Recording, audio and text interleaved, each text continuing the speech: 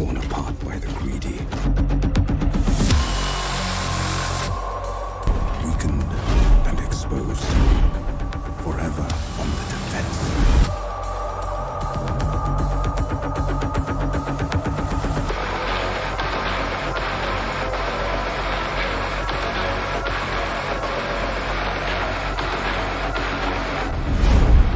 No longer.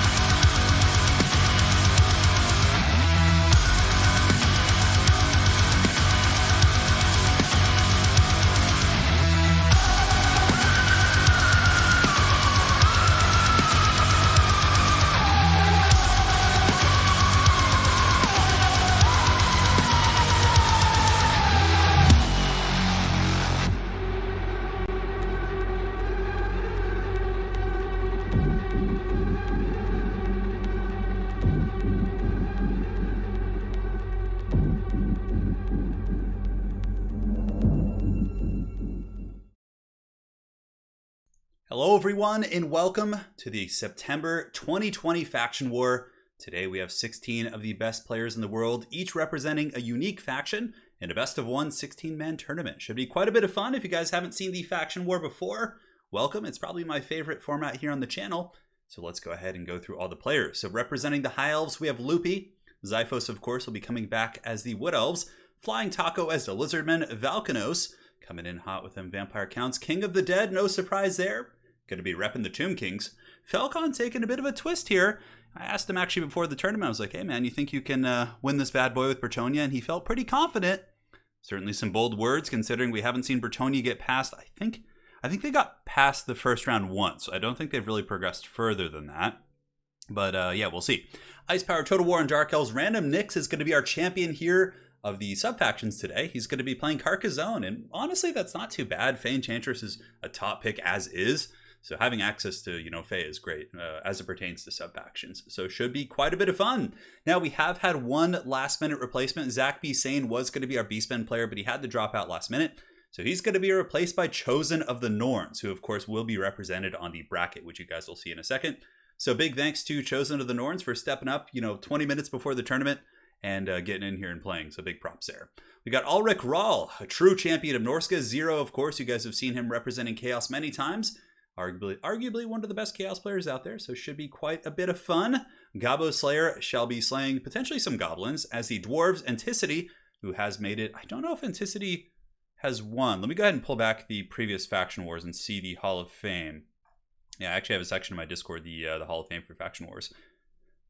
Yeah, has Coast won yet? Yeah, Vampire Coast won the April 2020 Faction War, so Anticity is a returning champion with his Vampire Coast. Imperator is going to be representing the Empire, and Empire has won Faction Wars as well. The Empire won the first Faction War ever, and that was played by Talaxlan Soothsayer, who was not free to play today. But nonetheless, Imperator is a top-tier player, and I'm sure we'll be able to proudly represent the Empire. Hadri's on the Skaven, another returning champion. Hadri's was able to win the March 2020 Faction War with his Skaven against Norsca in the Grand Finals. And last but certainly not least, we have Vicious Satsuma, the pride of the Greenskins. And yeah, Greenskins have yet to win, but again, they got their DLC recently, and yeah, we'll see how it goes. So previous champions are January 2020 with Soothsayer with the Empire. February 2020 was Lizardmen with Felcon. March 2020 was Skaven with Hadri's. April 2020 was Vampire Coast with Anticity. And then we had a little bit of a break, and then June 2020 was Felcon. So the only person to win twice was Felcon, but we've certainly had a pretty diverse set of winners. Every single faction war has actually had a different winner, which is quite cool. Yeah, neat stuff. What's up, guys? Welcome to the stream.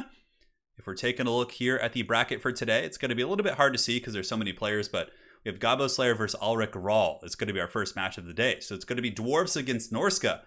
So let us know in chat, guys. Are you a son of Grungni? You looking for the Dwarves to finally advance on and earn their rightful place in the Grand Finals? Or you all about that Warhammer Viking lifestyle? You want Norsca to advance? You here for the Dark Gods? Let us know in chat as we get this first game ready. A couple donations coming in from Soren, Krieger, Anderson, Wynand, and King Agizal. Thank you guys so much for your support here on the channel. Now let us go ahead and fire this bad boy up. Jump on over to the battle scorecards. Get rid of the wolf. And we'll do it to it. So again, welcome. Yeah, for Sigmar. All right. The Empire's not up yet, but they will be at some point. So you guys can see the live brackets there. Those will be getting updated throughout the day. Yeah, it seems like we got some pretty, I mean, Dwarves are certainly very popular here on the channel. So I expect to have a pretty solid community there for those guys. Start when ready. So this is our first match. It's going to be Ulrich Rahl, who has played these tournaments before, and he's always done pretty well for himself.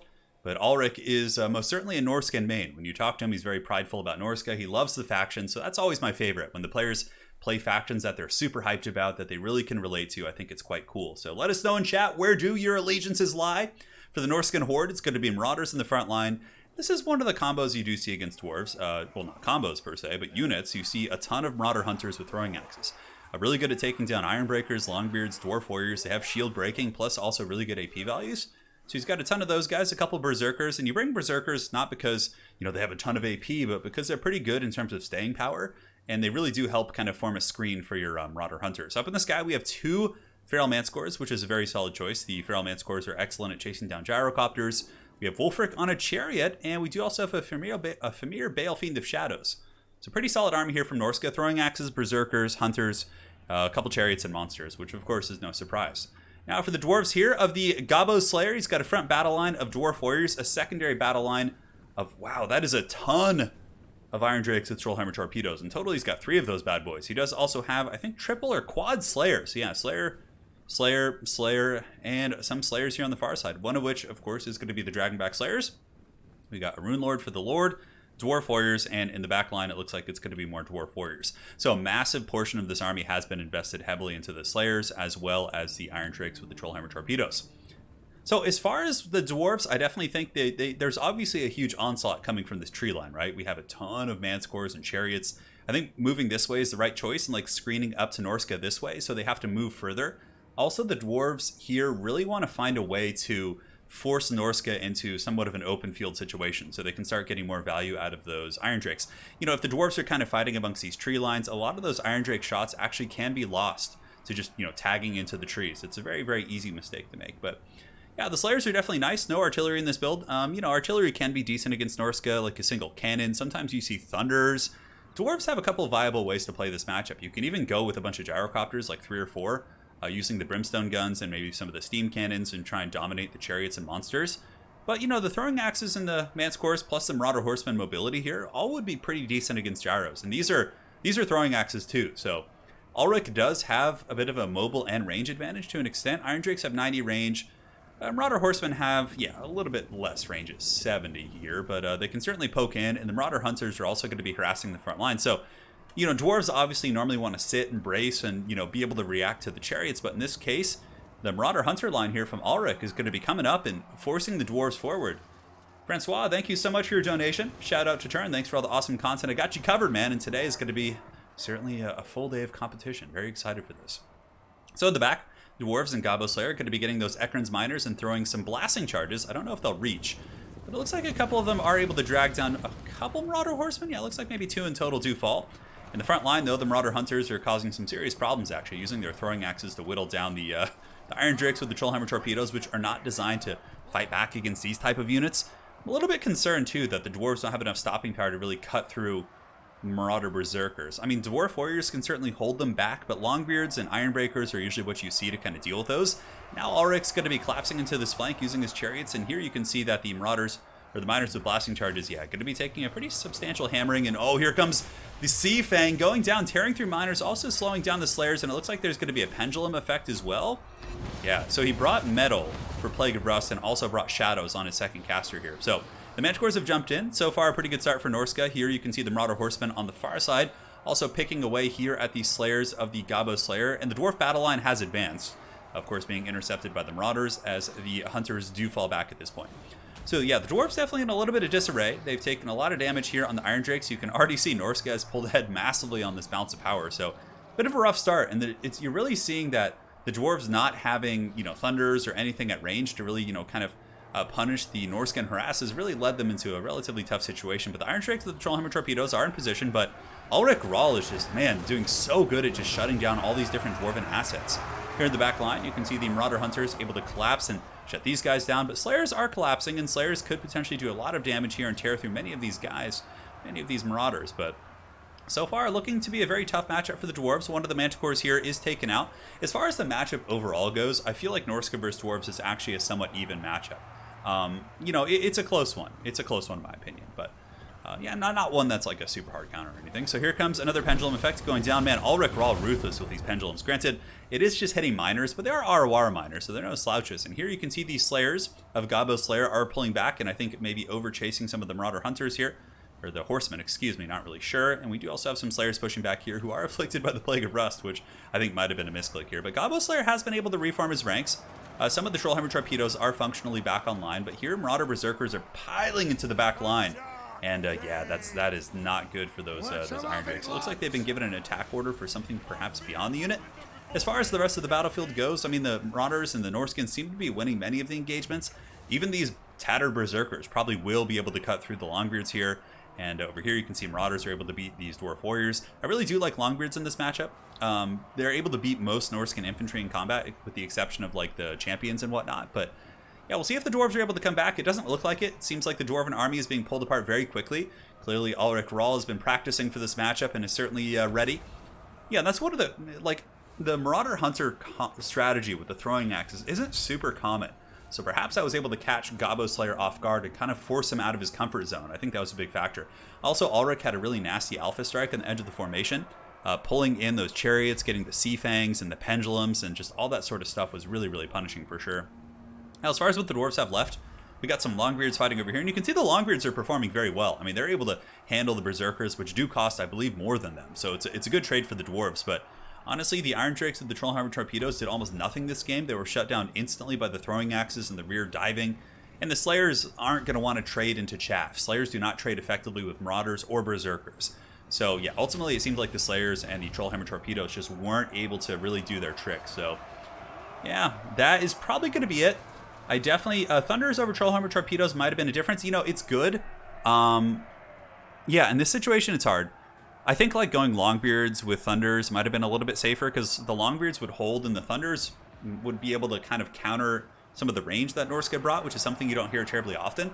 But it's easy for us to say in hindsight. Obviously, I think that Gobbo Slayer's build was quite good. I think it had really good tools against chariots. It had good tools against manticores.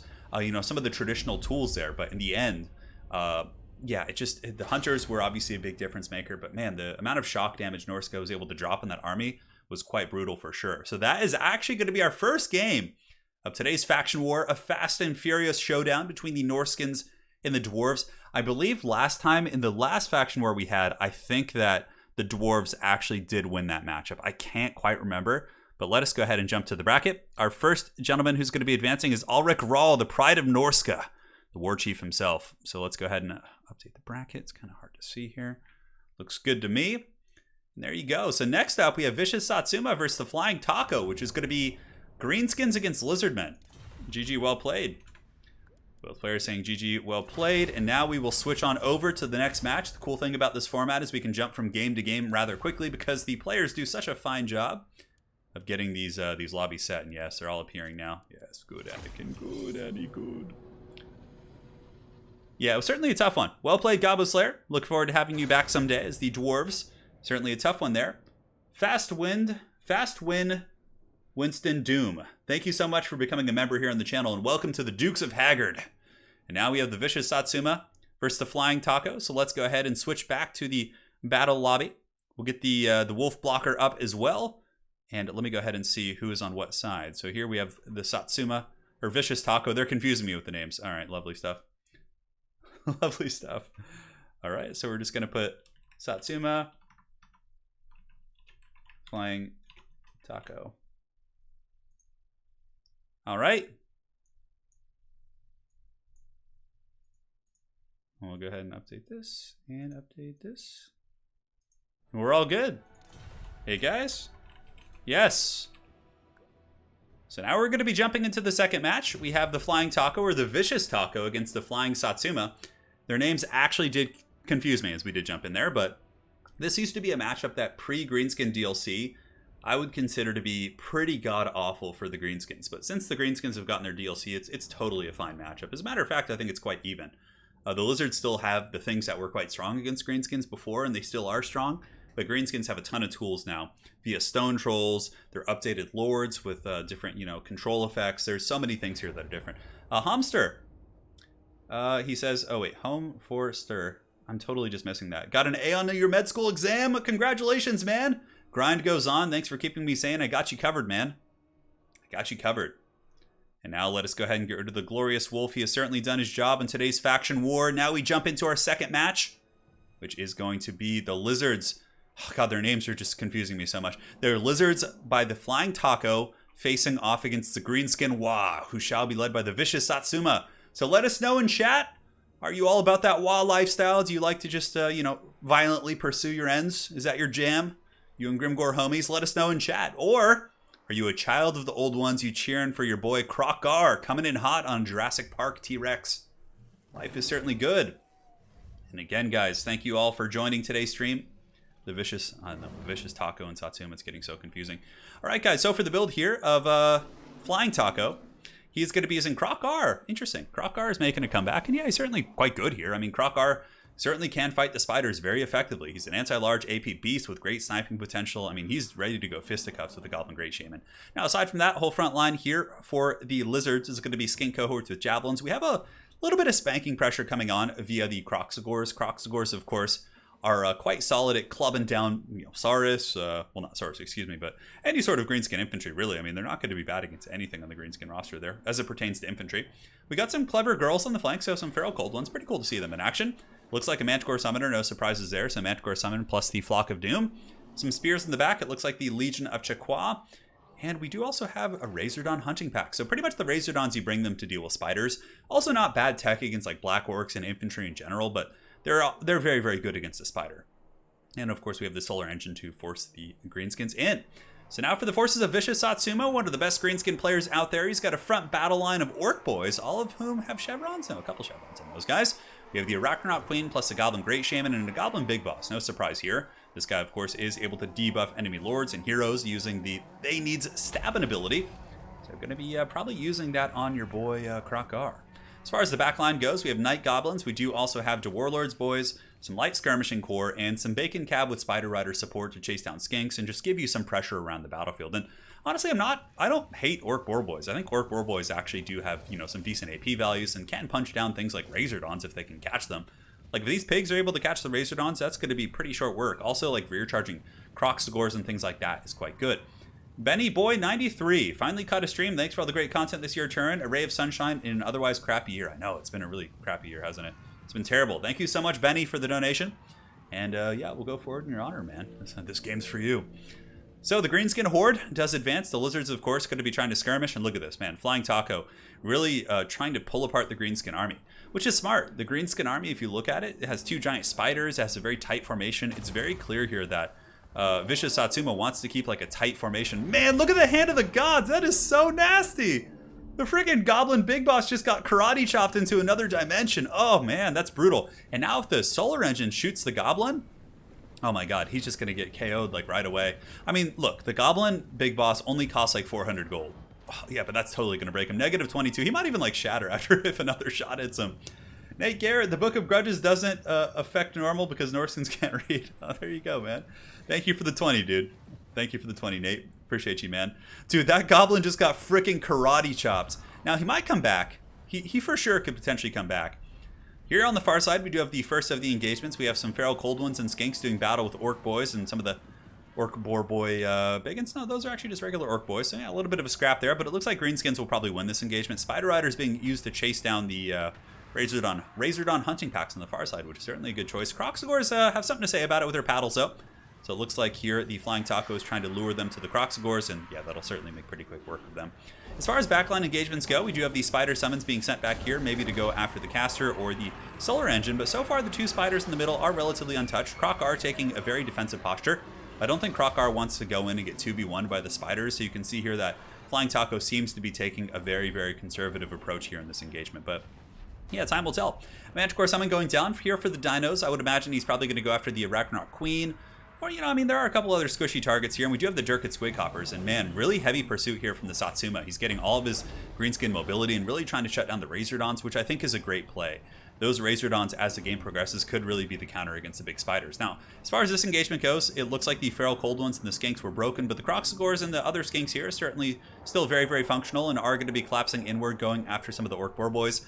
And really good kiting here by Satsuma. The Manticore Summon obviously really wants to get into combat here, and there's actually a pretty good blob opportunity, but man, a nice surround by the Greenskins. Here the Croxagores and Skinks are heavily swarmed by Orc Boar Boys, Spider Riders, Squigs, and yeah, the Croxies will last quite long, but the Skinks here are probably going to get taken out rather quickly here by just the brute force of this engagement. This is actually a huge win here for the Greenskins. Granted, a Manticore Summon could be something that could save it. Maybe get some terror outs on these guys, but a huge wall going down, which is going to give immunopsychology to that entire force there. Nasty, nasty stuff. Now, in the back line, the Razordon hunting pack is caught by the big old Goblin Great Shaman, which is now in mortal combat here with Croc-R, who is buffed by the Shield of Chaqua, but not going to help him too much. I mean, a little bit against the Goblin Wolf Riders and some of these other assets here, so this is big, though, because I feel like Flying Taco has had a couple tough engagements. I mean, losing the Croxagore force over there with some Skinks is definitely quite rough. He still has the Solar Engine, but it's trapped in combat. I think Croc-R needs a win right here, and Croc-R going fisticuffs with Sacred Spawning of Zodal. And are the Razordons going to be able to shoot? I have to say, man, Satsuma's doing an excellent job of pressuring this Razordon. I mean, he has not taken the pedal off, although it looks like some of these little goblins are finally going to break. But yeah, Taco definitely needs this win here. But, I mean, Satsuma definitely advancing aggressively, keeping those mobile forces going, and really doing a great job with the Orc Boar Boys and Spider Riders. And so far, the Lizards have been able to protect these Razordons pretty effectively, but I feel like they're kind of running out of resources to do that. Here you can see the Orc Boar Boys and other lads going to be jumping in, but the Razordons do. Oh man, and the Hand of the Gods blasting the Goblin Great Shaman right in the dome, and Croc-R going in for the death blow.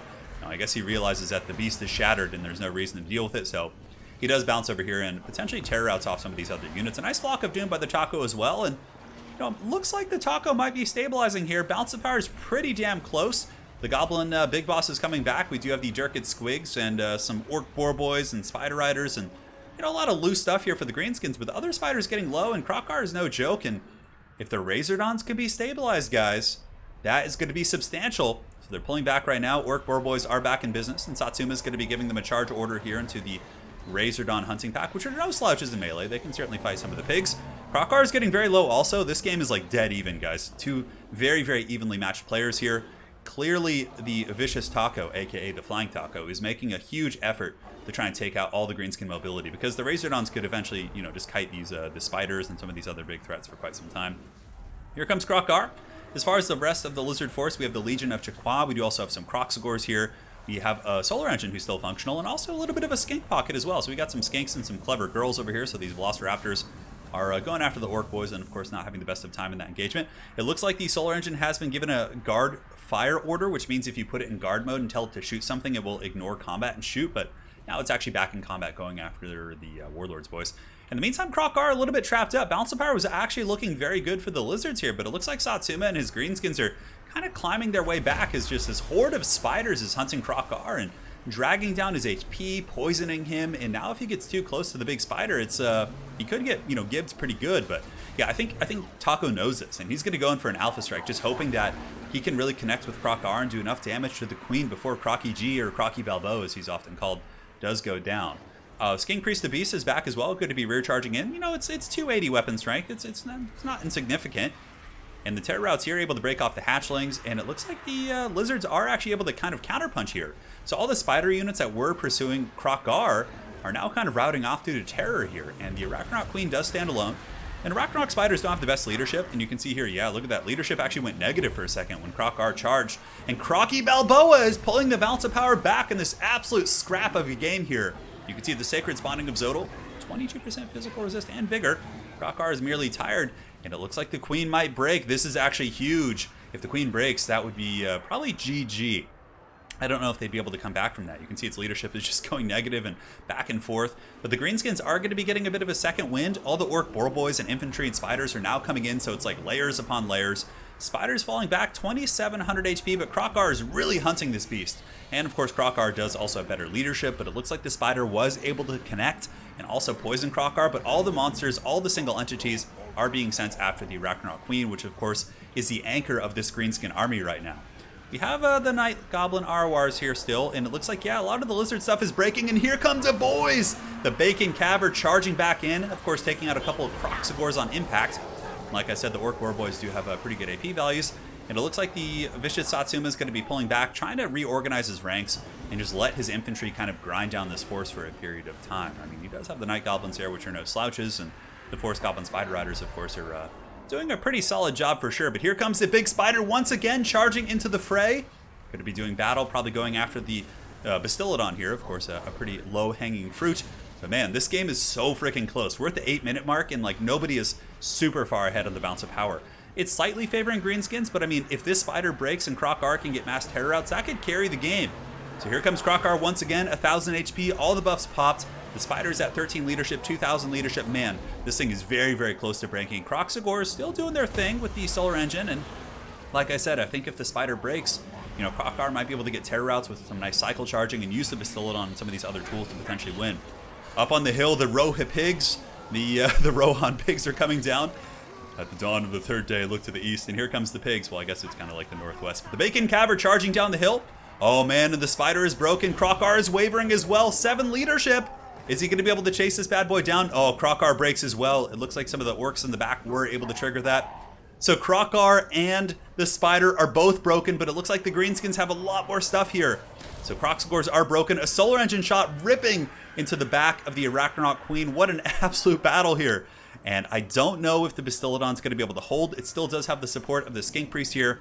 And here you can see Vicious Satsuma is doing his best to chase down the Krokar. He's got some Wolf Riders, and it looks like he should be able to. And you know, the thing is, the spider could potentially come back. I mean, its leadership is pretty bad right now, but oh my god, and look at this, the Dino's able to break that pocket too. Vicious Taco, man. The Flying Taco able to break those guys. There's a couple Goblins and Orc Boar Boys charging back in, but that Bastillodon is such an anchor piece, man. 140 armor, like all the good AP for the Greenskins is gone. All they really have are these Walmart Orc Boys, and dude, oh my god, this is insane. If that spider comes back though, and also guys, my apologies, there might be some construction. There is some construction going on next door, so you guys might hear that a little bit during the stream, but yeah, hopefully it won't be too much. But dude, look at the Greenskins getting a mass rout! No freaking way. Let's look around the battlefield. So yeah, the Greenskins have a ton of stuff, but like, it's all so damaged and so beat up right now.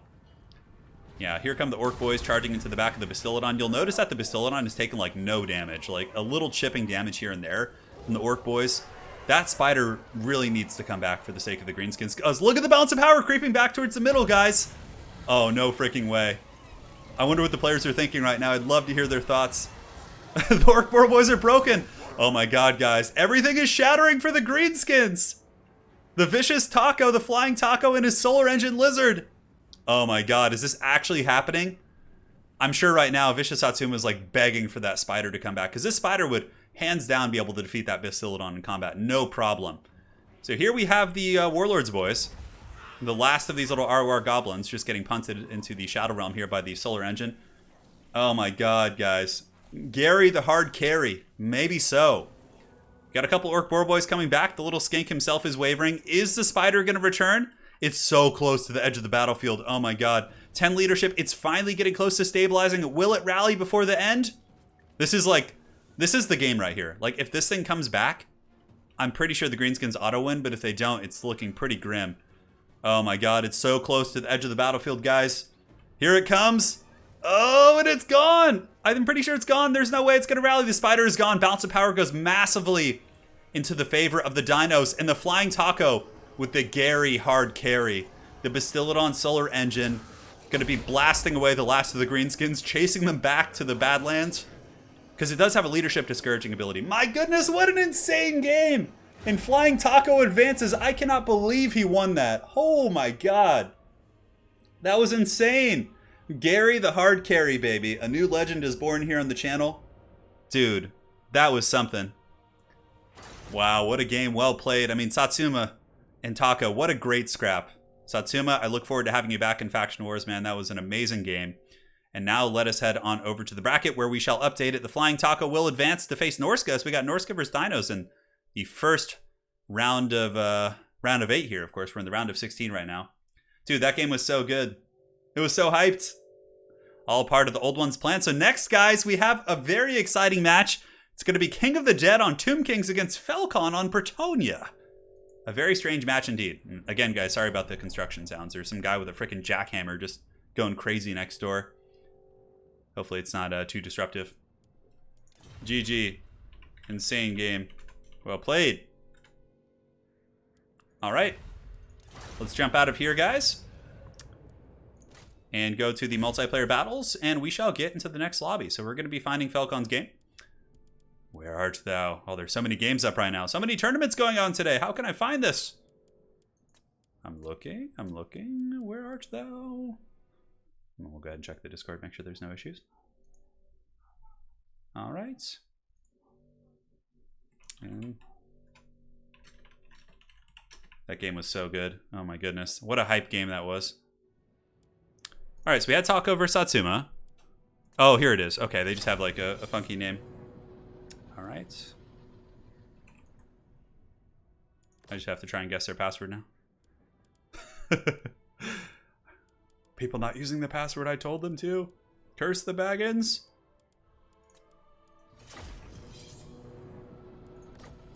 Okay. Man, guys, I am that's going to be a hard one to top today. I think that's going to be pretty sweet. Yeah, it's going to be a pretty sweet one. But yeah, we'll do our best. Ah, I guessed the password. They didn't even have to tell me. I just guessed it because I'm that used to it. All right, guys. So now let us go ahead and get these scorecards all set. It's going to be Felcon on Bretonnia facing off against King of the Dead on Tomb Kings. Certainly very unexpected. Believe it or not, many people consider this to actually be an even matchup. So we'll see how it goes as we do load into this next battle. Yeah, Greenskins are a top tier faction for sure. I mean, it was a good scrap. Honestly, that match was super even. It just came down to a couple little things at the end. You know, a couple tiny little nuances. That spider being broken, like I said, was the straw that broke the metaphorical camel's back there. All right, so let's go ahead and get Felcon's name here and King of the Dead. I'm going to be working on some new interface too for scorecards, so it's like a little bit more fluid. All right, so we're loaded in. And now, guys, we have Felcon leading the Noble Knights of Bretonnia. So let us know in chat. You guys rooting for Bretonnia? I think you guys are. It's pretty hard to like not root for Bretonnia or a human faction. So let us know in chat, guys. Are you here for the lady? Is that what your life's about? You all about oppressing peasants, all that sort of good stuff? Let us know here in chat, guys. Thank you so much for joining again.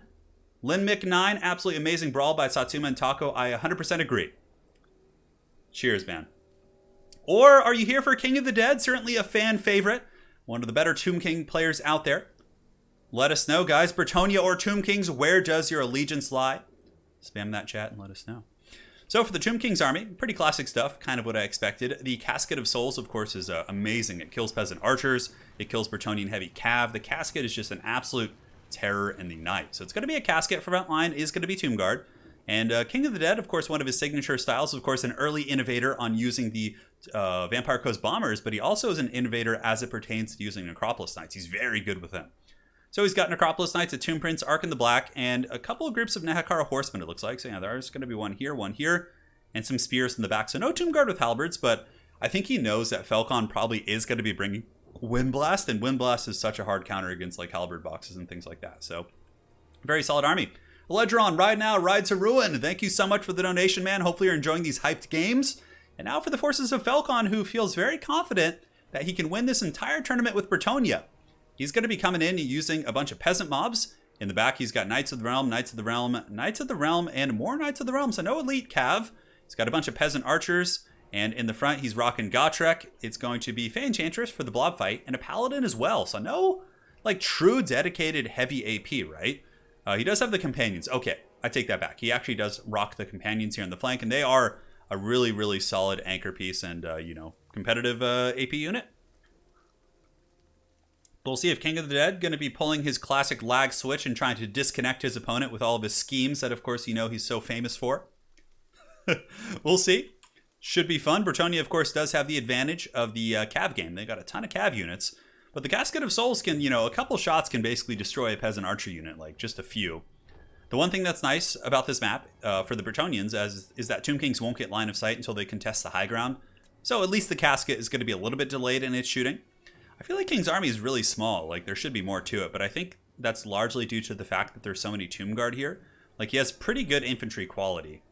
He's also a Tomb Scorpion, yeah, a couple single entities, and Necropolis Knights with halberds are not cheap. Those bad boys are quite expensive, so. Anyways, here, the horsemen up on the high ground are able to get their sights here, and the first Casket shot going to be ripping into some peasant mobs, and I'm sure these peasants a couple days ago were not thinking they would be here getting blasted by some ancient witchcraft from the Tomb Kings, but, such is the life in Warhammer Fantasy. These peasants going to be charging up the hill. They got their pitchforks, their rakes, their shovels, their hoes. They are ready to go, man. A little bit harassed coming in from Falcon. He does, of course, have the Fey Enchantress and the Paladin lurking on the wings, and the Casket of Souls is raining some hot fire into the Knights of the Realm and the Companion. And it looks like Falcon is going to be using the tree line to hide. Fey Enchantress is really nasty for blob fights, because what's probably going to happen is I think Falcon will just ignore the spears and just charge in, probably, and bank on the fact that the Fey Enchantress debuffs and his peasant mobs will be enough. But, of course, King of the Dead sees it coming. He's got his big cav force, his Necropolis Knights, and his Nehekara Horsemen ready, and it looks like he's going to be taking a fight here, actually, with the Fey Enchantress and Paladin. And, yeah, you can see the Board Ascension effect is going down here. That's going to be a little bit of a light drain here on some of these guys, but Falcon is committing to the blob fight. I think he feels confident he can win it with the Fey Enchantress. So here you can see Knights of the Realm charging in. We do get the Companions, who are intercepted by the Nehekara Horsemen, then blasted by the Casket of Souls. And King of the Dead able to drop a really, really nice summon behind those Knights of the Realm. Man, King is playing a really, really tight game right now, guys. Getting the better jumps on Falcon's cav forces here. So the Companions are buffed up. They got the favor of the Fae, but yeah, very, very messy fight for sure. So here comes more cav. Knights of the Realm going to be intercepting these guys. And we do get more Knights and Peasants charging into the flank here, which is certainly strong. So it does give Falcon a bit of a second wind here. And the favor of the Fae really is paying off. They're able to get some solid kills here on the Horsemen, and now should be able to start cutting through the Necropolis Knights with halberds with their bonus first large. From here, you can see all the peasant archers going to be shooting into the Casket of Souls, just trying to wear that guy down. But really, the big epicenter of the battle is over here. The Fey Enchantress draining with the Paladin support, some peasant mobs. And it looks like Knights of the Realm are kind of healthy. Falcon pulling back, really nice play by Falcon there. He pulls back, he sends in the Spearmen to intercept Necropolis Knights, and he's probably going to be able to turn around, pull back, and then countercharge the overextending Necropolis Knights, and you can see just that. Falcon grabs Fey Enchantress, grabs Paladin, goes back, but King of the Dead with a really good response as well. He tries to pull back Necropolis Knights, but no, they get trapped. And now they're taking some pretty substantial charges, and I really did not expect that fight to go so well for Bretonnia. Peasant archers still trying to range the Casket of Souls, but of course you can see King of the Dead is falling back with this bad boy. And as far as the blob fight goes over here, the big epicenter of battle, you can see the Necropolis Knights with halberds are being worn down. Knights of the Realm doing the trick, man. Skeleton Spears, how are they still doing? It looks like they are at 86 models, and those bad boys still are fighting. Peasant archers falling back because, of course, the front line of Falcon is pretty fickle. It's mainly just Spearmen at Arms and peasant mobs and whatnot, so we'll see how that unfolds. In the back line, a bit of a diving attempt. The companions do push back here to try and shut down the Casket of Souls. Certainly a worthy play if that Casket is alive in the fourth quarter of the game. That's going to be a huge problem. It's going to start destroying a lot of stuff. And honestly, Falcon is starting to take this game over from the looks of things. All of his peasant archers are shooting. If the companions do break here, it's really not that bad. They've already pretty much crumbled this Casket, which probably will crumble down and or move into range of the peasant archers here. And yeah, it looks like, I think Gotrek is in here also. I mean, that's going to be a tough blob to break, but it looks like Ark and the Black and the Tomb Prince are going for a bit of a sniping attempt here on the Fey Enchantress. If they're able to get the Fey, that could be something to potentially get the Tomb Kings back into a very comfortable position.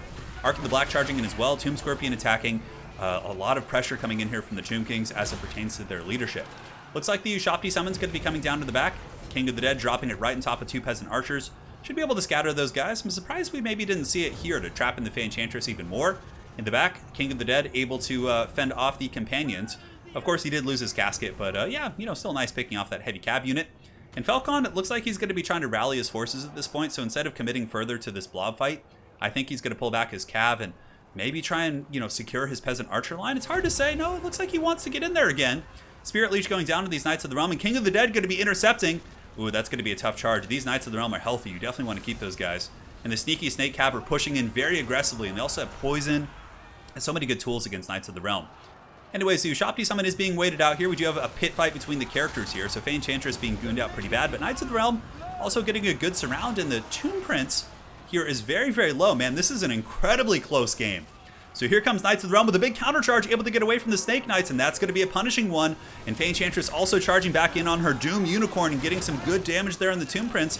But yeah, a lot of the Tomb King's assets here are very trapped up, and now you can see it looks like Falcon is pulling ahead in the game. He finally gets that good engagement and surrounds all the Tomb King forces.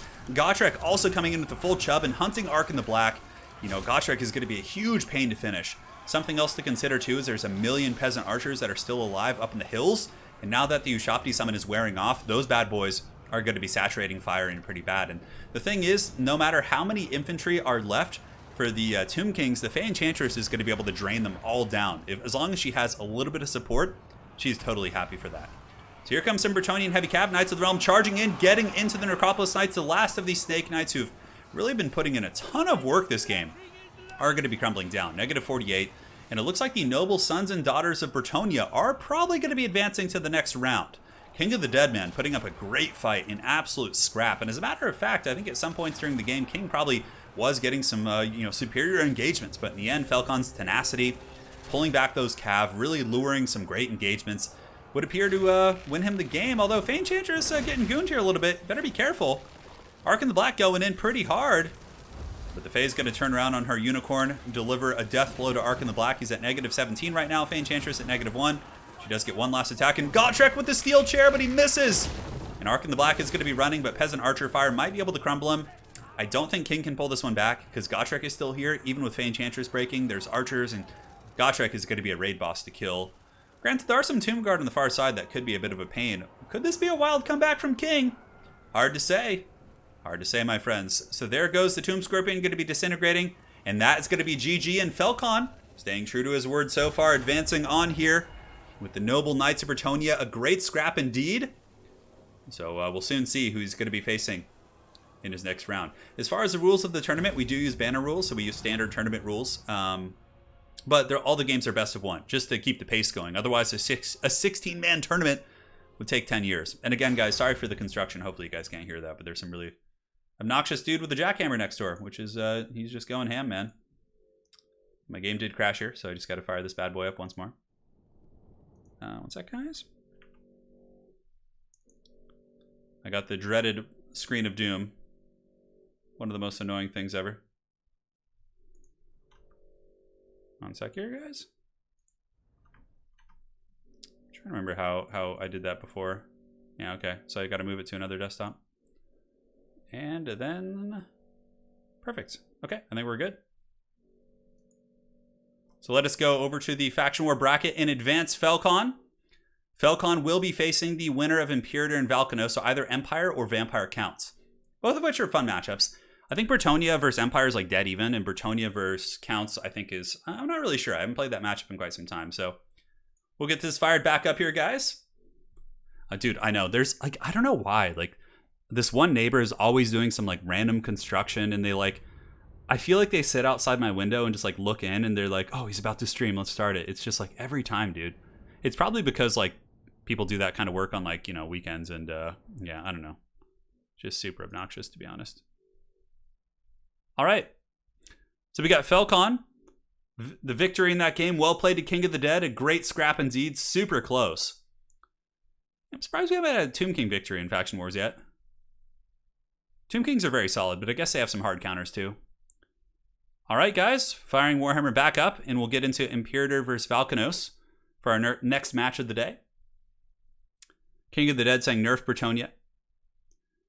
Shetland Apache says Vampire Counts versus Bretonnia is super Brett favored. Good to know, Shetland. I know you're certainly one of the best Bretonian players out there, so appreciate that feedback there, because that's a matchup I'm not terribly familiar with.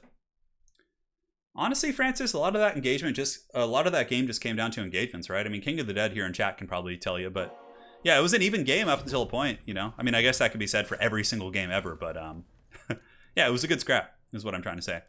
All right. We're joining the next lobby. You guys can't hear a thing, great. He's streaming, go, go, go, yeah. All right, so we got Valkanos here on the left side, so we're gonna be upgrading the scoreboard here. I always think it's Valkanos, but it's Valkonos. And Imperator.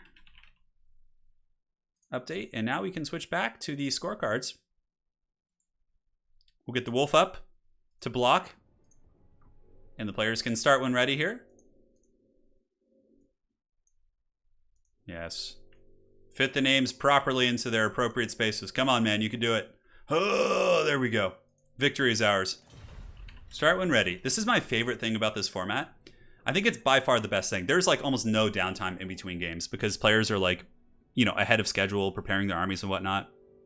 Yeah. Maybe it's better to get faction emblems near the name of the bracket. Yeah, for sure. Deacon Scalesinger, I'm going to be updating a bunch of the faction war graphics and things like that for the next one. Shetland Apache saying, I think Dawi is the hardest for Bretonnia, but Dawi won't get that far. Lizards can be pretty hard. Yeah, Dawi versus Bretonnia. I'd rather... With Bretonnia, let's see. What would I rather face? Yeah. It's hard to say. Skaven warp grinders in the walls, I know. The Dwarves did lose in the first round, unfortunately, but, you know, it was a pretty brutal Norscan effort.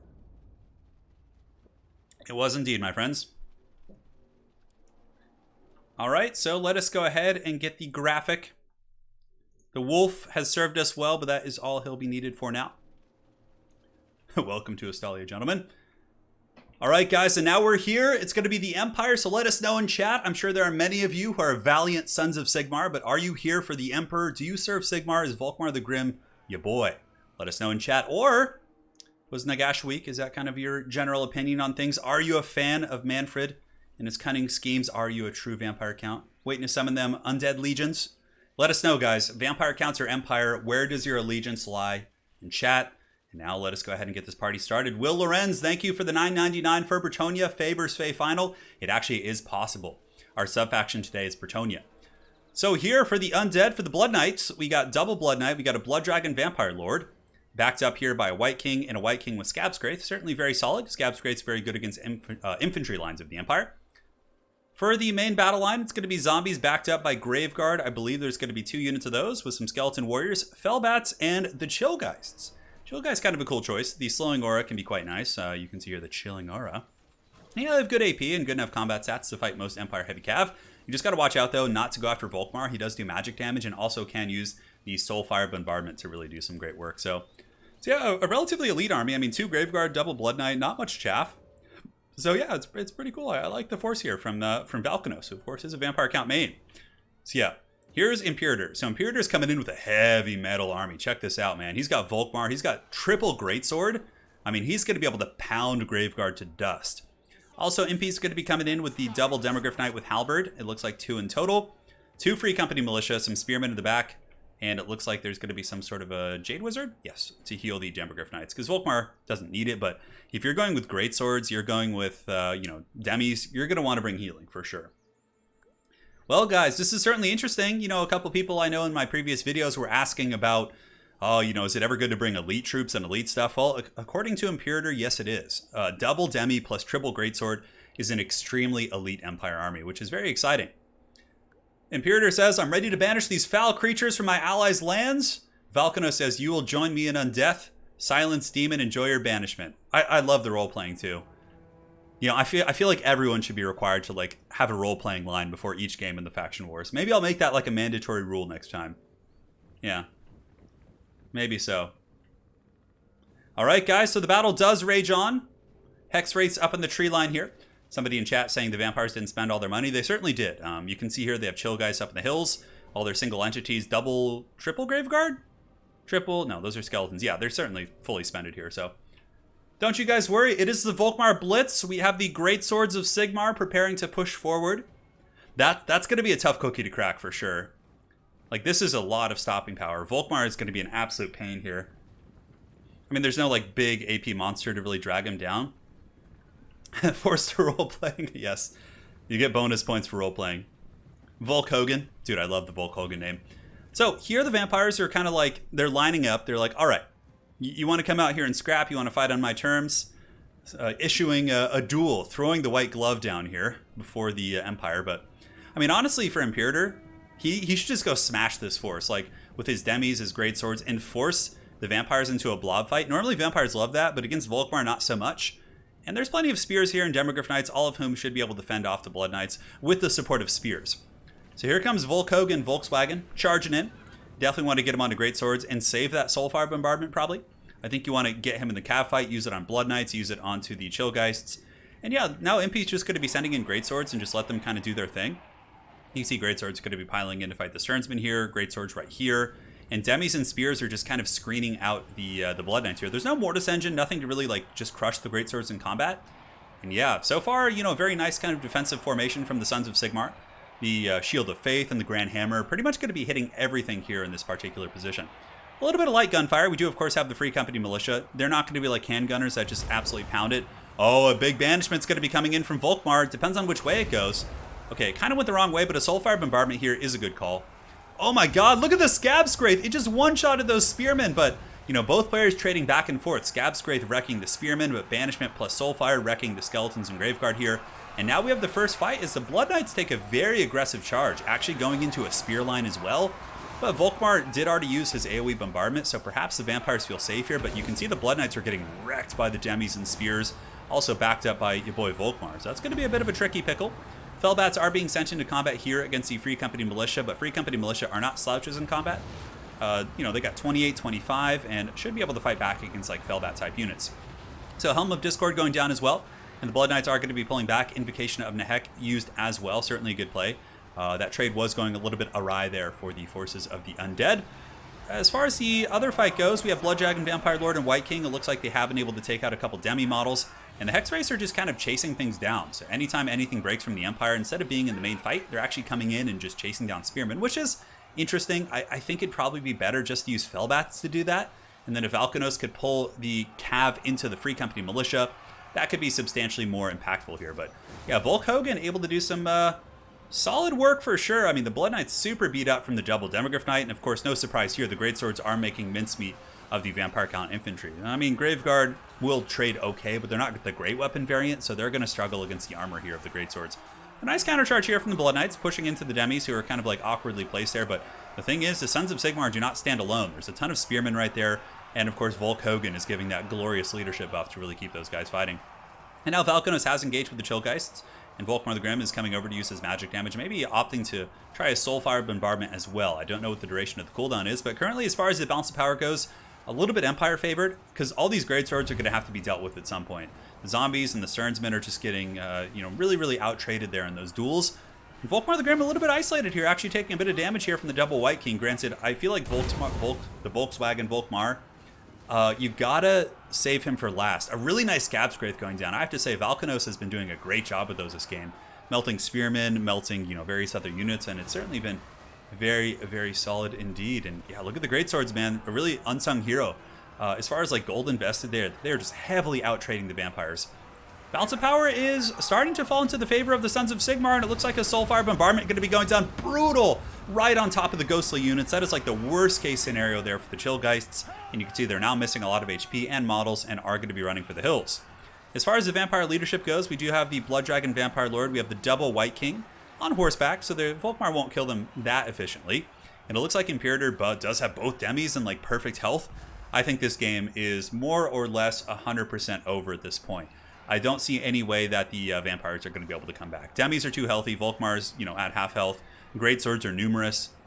And even the greatswords could probably grind this fight out. Like, without the demis, let's say the demis weren't even in the battle right now, I think the greatsword units probably could win this just with Volkmar and some spear support. And that is going to be it. Once again, the vampires will be banished back to Sylvania. Volkmar the Grim on his crusade here. He's like not letting them vampires get into the High Elf lands, apparently. He hates them that much. Grand Hammer of Sigmar and Shield of Faith is going down. A massive buff. The entire Empire army going to be quite sauced with ward save and melee attack. And the Blood Dragon Vampire Lord is banished upon the rocks here by Volkmar the Grim.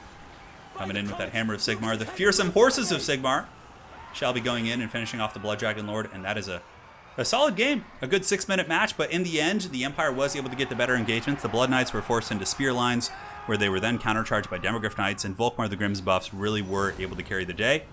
That is a thick old Empire build. Well played to Imperator and Valkanos. It was a solid scrap. But in the end, the Sons of Sigmar prevail, the Empire endures, and here we go, my friends. All right, guys. Certainly a great match for sure. The Greatswords were a surprise pick. Look at the kills. 118, 181, and 118. Those Greatswords just went deep in the Vampire lines. Like, as far as like the gold traded here, man, those Greatswords just got so much value. But on top of that, it was actually triple demi. The Demogryph Knights also just were able to wreck the Blood Knights. But head-to-head, Blood Knights would trade well, but the fact that he kept the spear lines like supporting so well with Volkmar, it was brutal. Ephraim Va, always good stuff. Keep it up. You chaos-worshipping heathen. Thank you, man. Really appreciate your donation, Ephraim. And now we head on over to the bracket once again. So we got Bretonnia versus Empire. That's always a fun matchup. It's very like Cav-focused. Quite a bit of fun. So you can see the first of our round of 8 is all set. And now we have the Chosen of the Norns against our sub-faction, Carcassonne. GG, well played. Yeah. He says, you fought well, Vampire. There's a necromancer in chat. Oh, that's me. All right. Very cool. Yeah, man. Take notes, guys, if you're looking to play some multiplayer. These are great builds. I am very excited for this next match. We got Bretonnia against Beastmen. One of my favorite matchups in the game. I just love watching and casting this matchup that we have coming up here. All right. Cool. Let's jump in here.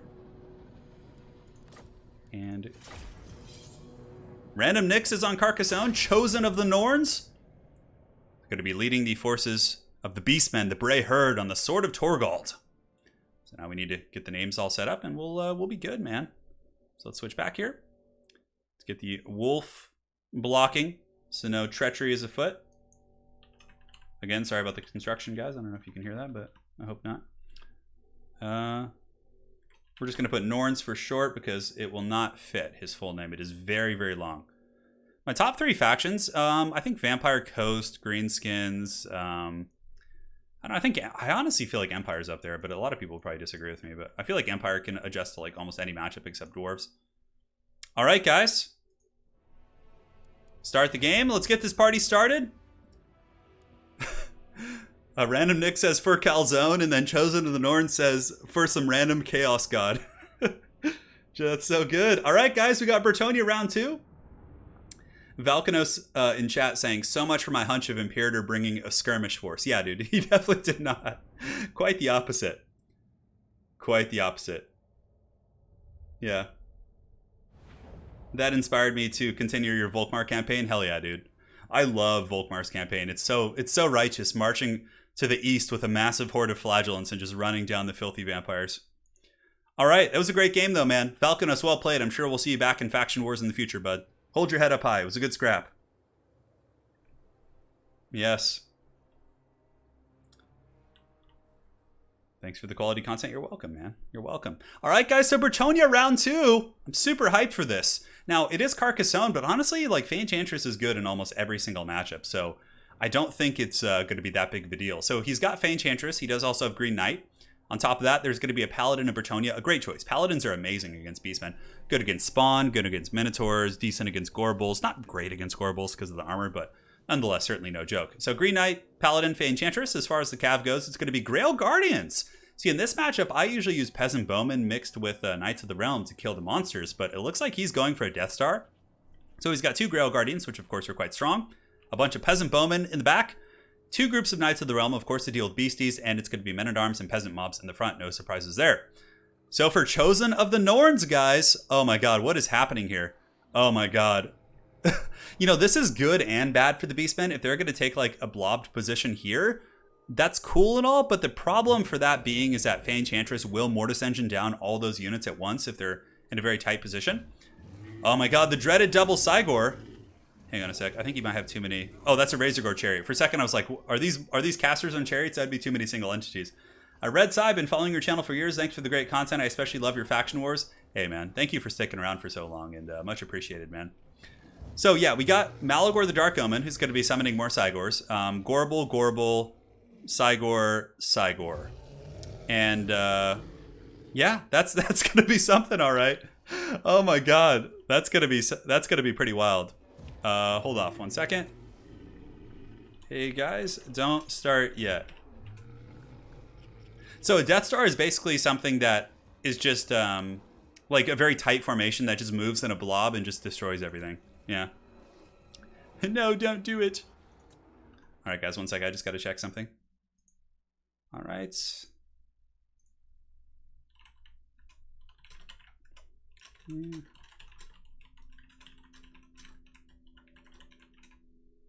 Just checking on a rules inquiry. Just want to double check something before the battle gets started to avoid having to restart.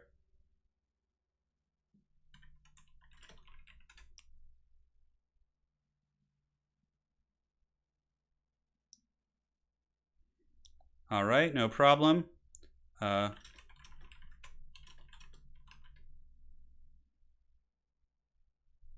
Yeah, the Beastmen army is legal, but there's something about summoning too, because okay. Oh, so he...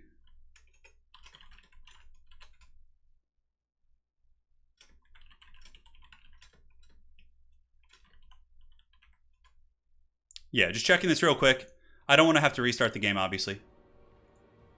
Because I can't remember if you bring 2 Cygors, I can't remember if tournament rules allow you to summon more on top of that. So I'm just checking. It might be that one of the Cygors needs to actually die before you can summon another one. I remember back in the day on Ladder, there used to be people who'd bring like 3 Cygors and then summon 2 more, and there would just be like 5 Cygors just dropping boulders on your army. So oppressive. Yeah, so we're just double checking real quick. So bear with us, my friends. It's going to be a glorious scrap. I'm very, very excited for this one.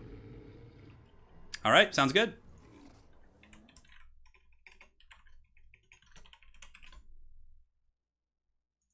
All right.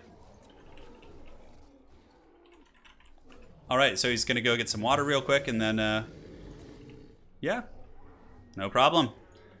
Certainly going to be a fun scrap. Beastmen against Bretonnia, always a good time. So basically, as far as the single entity rules, so I'll take a moment to explain it to you guys. You're allowed to have 5 single entities, but only a couple of those can be rare single entities. So like rare single entities are Cygors, or big monsters, or like giants, whereas Gorbles and like your Lord, they only count as towards the 5, but not towards the rare single entity count. So you are allowed to have double Gorble and like double giant mixed with your Lord, which is totally fine. Yeah. And yeah, so basically what's going to happen is Chosen of Norsca, dude, he's going to march it. That is so troll. He's marching his Cygors here, but like, I'm a little bit concerned for him because I don't know if he's going to have the best angle to fire from. Like, he's going to be sitting right here throwing boulders, but Random Nyx has like a ton of peasant archers who can like sit over here and shoot up and over at the Cygor. So like, yeah, it's an interesting choice for sure. Like, Fey Enchantress Grail Guardian will also be quite good against this because the Mortis Engine effect will drain down all these bad boys. Dude, that is such a funny usage of terrain. Oh my god. So the first boulders are coming down, going after the Knights, obviously. Yeah, going after Grail Guardians. I don't think I've ever seen anyone take this posture like this before. This is some next level stuff. The dreaded tactics, yes. But like I said, Fey Enchantress and Peasant Archers, like, they can hide behind these buildings. So, like, though it is decent for Chosen of the Norns to sit here from not being surrounded, like, Random Nyx control him back just as good. He can sit right here and just be like, you can't hit me. And my Peasant Archers are going to be able to happily shoot over and just tag those Cygors. And now Cygor boulders are being used to, like, throw up men-at-arms and just, like, chaff units, which is definitely not... Arisademo says, what abomination of a game is this? Oh man, it's so funny. So yeah, now the peasant archers are just gonna like start unleashing on the Cygor, which is just gonna have to take it. So the position may come back to bite the Beastmen in the rear here. Randomix, I'm sure, quite happy to shoot. These are Ungor Spearmen with shields. Random needs to make sure to get these guys shooting at the proper target. Definitely going after the Cygor is fine. Moorsleep's going to be a little bit trickier to bring down, but it looks like the Grail Guardians now are going to be opting to get in there. Cygor is definitely not being terribly efficient so far. Maybe deploying an open field would have been a little bit better for them. But we'll certainly find out. So, you know, because once the Ungor Spearmen start to break, it's going to be a bit of a tricky pickle. And Randomnix is actually trying to force his way through. Interesting choice. All the peasant archers, if they just sit and shoot at the Cygor, they should be able to eventually kill it. I also think Random should probably move up his other forces here, but he's actually taking the blob fight. Looks like a Cygor summon has been used here by the forces of the Beastmen. But yeah, look at that, man. The Awakening of the Wood going down, the Cygor's just getting pounded by all these freaking arrows. And yeah, the Beastmen, of course, will have a balance of power advantage while the Cygor summon is active, and it looks like there's going to be a Vile Tide going down. Ooh, that was a really good cast. That nailed those Grail Guardians. Didn't kill any models, though. And what do we have here? So we have the Paladin, and it looks like Green Knight in here is also going to be tough. Green Knight is doing a ton of damage to the Butchers of Kalkengard. And yeah, the Peasant Archers are really wrecking the Cygors, who don't seem to be doing that much work. But oh, look at this. Hounds coming in the back. That's actually really, really not good. If those Hounds are able to run rampant through the Archer lines, dude, that is going to be a huge, huge blow to the Hordes of Bretonnia. The Hordes of Bretonnia. The people of Bretonnia. But yeah, Bretonnia is like, their build is kind of made for this. Like, the Grail Guardians plus Green Knight plus Paladin are able to really grind through these forces. And yeah, the Peasant Daka, of course, is really starting to add up. And yeah, we have more Knights coming in, although it looks like these Knights of the Realm might go deal with those Hounds, which I think is probably of the utmost importance. The Peasant Archers are super needed here, and they've been able to take some pretty good damage off that one Cygor. So here comes some more of the Bretonnian Knights. Looks like the Razorgore Chariots are going to be slamming into the back as well. Totally forgot those things were in the game here, but I think Bretonnia might be pulling back a little bit here. They did do some pretty good damage to both Gorbals and the Minotaurs as well. Cygor's still throwing them bows, and the Cygor summon should be wearing off here in about 20 or 30 seconds. Remember, there's going to be another Cygor summon. Minotaurs do push out to go after the Enchantress, but there's a full health group of Knights of the Realm here, which are charging into the Hounds, and Peasant Archers are actually shooting in here. Yeah, I think both Peasant Archers need to be going after the Cygor, 100%. That one's like shooting at some like loose Hound target over here or something. So Cygor summon is gone, and now suddenly, you know, these Ungor Spearmen herd are very, very much alone here. And the Razorgore Chariot's starting to be worn down as well. Bounce of Power pulls back to the middle, obviously. Once the summons are gone, it's going to very much normalize the situation. Knights of the Realm, pretty healthy. We got Grail Guardians with 24 models here. Many of the Grail Guardians are quite beat up at this point, but they're so durable. Grail Guardians take freaking forever to go down. And it looks like an Awakening of the Wood from Bretonnia. Certainly going to be awakening some of that Beastmen wood there. Those guys are going to be taken down. And the second Cygor summon is used, but that's always a rough sign for the Beastmen. When they use their summons and they don't go ahead on the Bounce of Power, that's a pretty feel-bad thing for sure. I'm not sure if it is Zablaski, but I talked to Felcon and he checked for me and said it wasn't. So here comes more Knights of the Realm, full health too. A full charge here from Carcassonne into the back of these Beastmen, and their leadership is getting low. And if, you know, the Ungor Spearmen herds break and those monsters are left alone, that is going to be a tough pickle. And Peasant Archers are about to finish off that Cygor. Talk about a value trade for sure. Cygors weren't able to do too much with their boulders in the beginning. And Random Nix is doing a great job just cycle charging back and forth. He's just got to make sure he doesn't lose like Green Knight to the Eye of Moorsleep here. You can see Green Knight's getting pounded pretty good. But Enchantress did not bring regrowth. Very interesting choice if you're going to have the Green Knight. But this Cygor is at 20 leadership. Many of the Ungor Spearmen are starting to break, and Bretonnia still has plenty of reserves. 3 Peasant Archers are online now. And it looks like this Cygor is at 472. Enchantress dropping some fat drains, and the Cygor summon is going to be reaching its second threshold now, which means it's going to be getting pretty close to crumbling. And it looks like Bretonnia is pulling ahead. Butchers of Kalkengard are broken. It looks like the Green Knight was able to really chop through those guys pretty well. And Grail Guardians, yep, Cygor falls. The other Cygor probably not going to be long for this earth. I mean, they're Walmart giants, right? And so much of the Beastmen army is in mass exodus here. You can see the Ungor Spearmen herds are running. The Paladin grinding down the Cygor summon. And here we have the Enchantress in a duel of duels, actually. An attempted assassination attempt by the Gorbals here on the Enchantress. And it looks like we're potentially going to be having two... We're going to be having two Bretonnian players making it to the round of 8. The Dwarves shaking their fists angrily in the corners as the Bretonnians, the one of the factions that generally doesn't make it, advances on. And yeah, I don't think the Beastmen can do much now. I mean, they've blown their load, they've used their summons. Their Gorbals are quite beat up. The Grail Guardians here are just super meaty. And there's still a fair amount of Peasant Archer fire as well. Yeah, and Green Knight's not going to be easy either. And yeah, I don't think that the Beastmen are going to bring it back. A valiant effort, a very interesting tactic, but I kind of felt like the Cygors like didn't do as well because they were behind this rock face. Like they didn't get to throw a lot in open field. They kind of just got a couple loose shots off on peasants. And yeah, the Bretonnian archers were able to do some great work as well. And Malagor is no raid boss. He's not Morker. He's going to be taken out here pretty quickly. And yeah, Green Knight I think is still functional as well. The big boy here, the Eye of Morsleep is actually quite good against Green Knight since he does magic damage and hits very hard. But the Perpetual Poison is so strong. And yes, a lot of people in chat raising the good point that since Poison no longer does friendly fire, Bretonnia has become a much stronger faction. It's very, very good. Because normally, like, the spray fire would poison their knights and their peasants and things like that. But Random Nyx is going to be advancing on. The Grail Guardians and the Fey Enchantress Blob. Able to do it, man. Gallahan, thank you for the $10 donation. What can mere beast do against such reckless chivalry? I do not know, my friend. Bretonnia OP, apparently. I know. Faction War bracket. So, Random Nyx will be advancing on. Well played to Chosen of Norns. Guys, let's hear a round of applause for our Beastmen player as well. He stepped up last second to replace someone who dropped and had a great, interesting build that I thought was quite a bit of fun to see. So next we have Ice Power Total War against Loopy. It's going to be a High Elf Civil War. So I'm sure that Loopy is dreading the next match. Of course, Bretonnia is very good against High Elves. So yeah, we'll see, guys. The die is slowly, it's not cast yet, but it's unfolding. The Cygors looked obstructed, yeah. GG, well played. The ditch play was clever, says Random Nyx. I know, I've never seen anybody do that before. Yeah, it's pretty funny. So let us get into the next battle, my friends. Thank you all for joining on the Faction War September edition. If you guys are enjoying, please do make sure to drop a like here on the stream. And now we are here for the next match. It's going to be Ice Power Total War versus Loopy in the Elvish Civil War. Dark Elves versus High Elves, guys. The classic Warhammer 2 battle. Always love this one. Hey, Jeff Hyde. Welcome to the stream, man. Welcome to the stream. All right, so let's set up the scoreboard here. And we have Loopy on the left and Ice Power on the right. Cursed freaking construction outside. It's just triggering me into the Shadow Realm. I'm just glad you guys can't hear it. And I'm sure it's very faint. Jack Daniels, thank you for the stream. Can I get a hell yeah, brother? Of course you can, dude. You deserve it. There you go. All right, guys, we're loading into the next match. It's going to be the Elvish Civil War. Thank you guys for your donations, and thank you all for joining the Dukes of Haggard as well, our membership group here. Kyle Taylor, thank you for the $5. Glad I finally made it to a stream. Love the content as always. Hey, Kyle, man. Appreciate you. Thank you for joining here on the stream and supporting. You and Jack Daniels, man, and Gallahan, you guys going hard in the paint.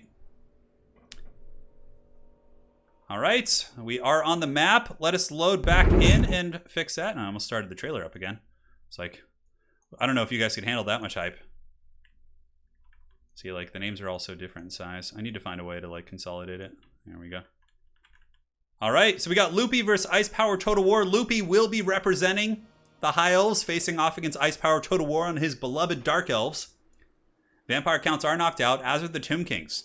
Most of the undead are gone. Anticity is the last chance for the undead. So for anyone who's a fan of the spooky folk, you got to bank your bets, hedge your bets on the Vampire Coast in the last match, which is going to be facing off against Xiphos on the bottom of today's bracket.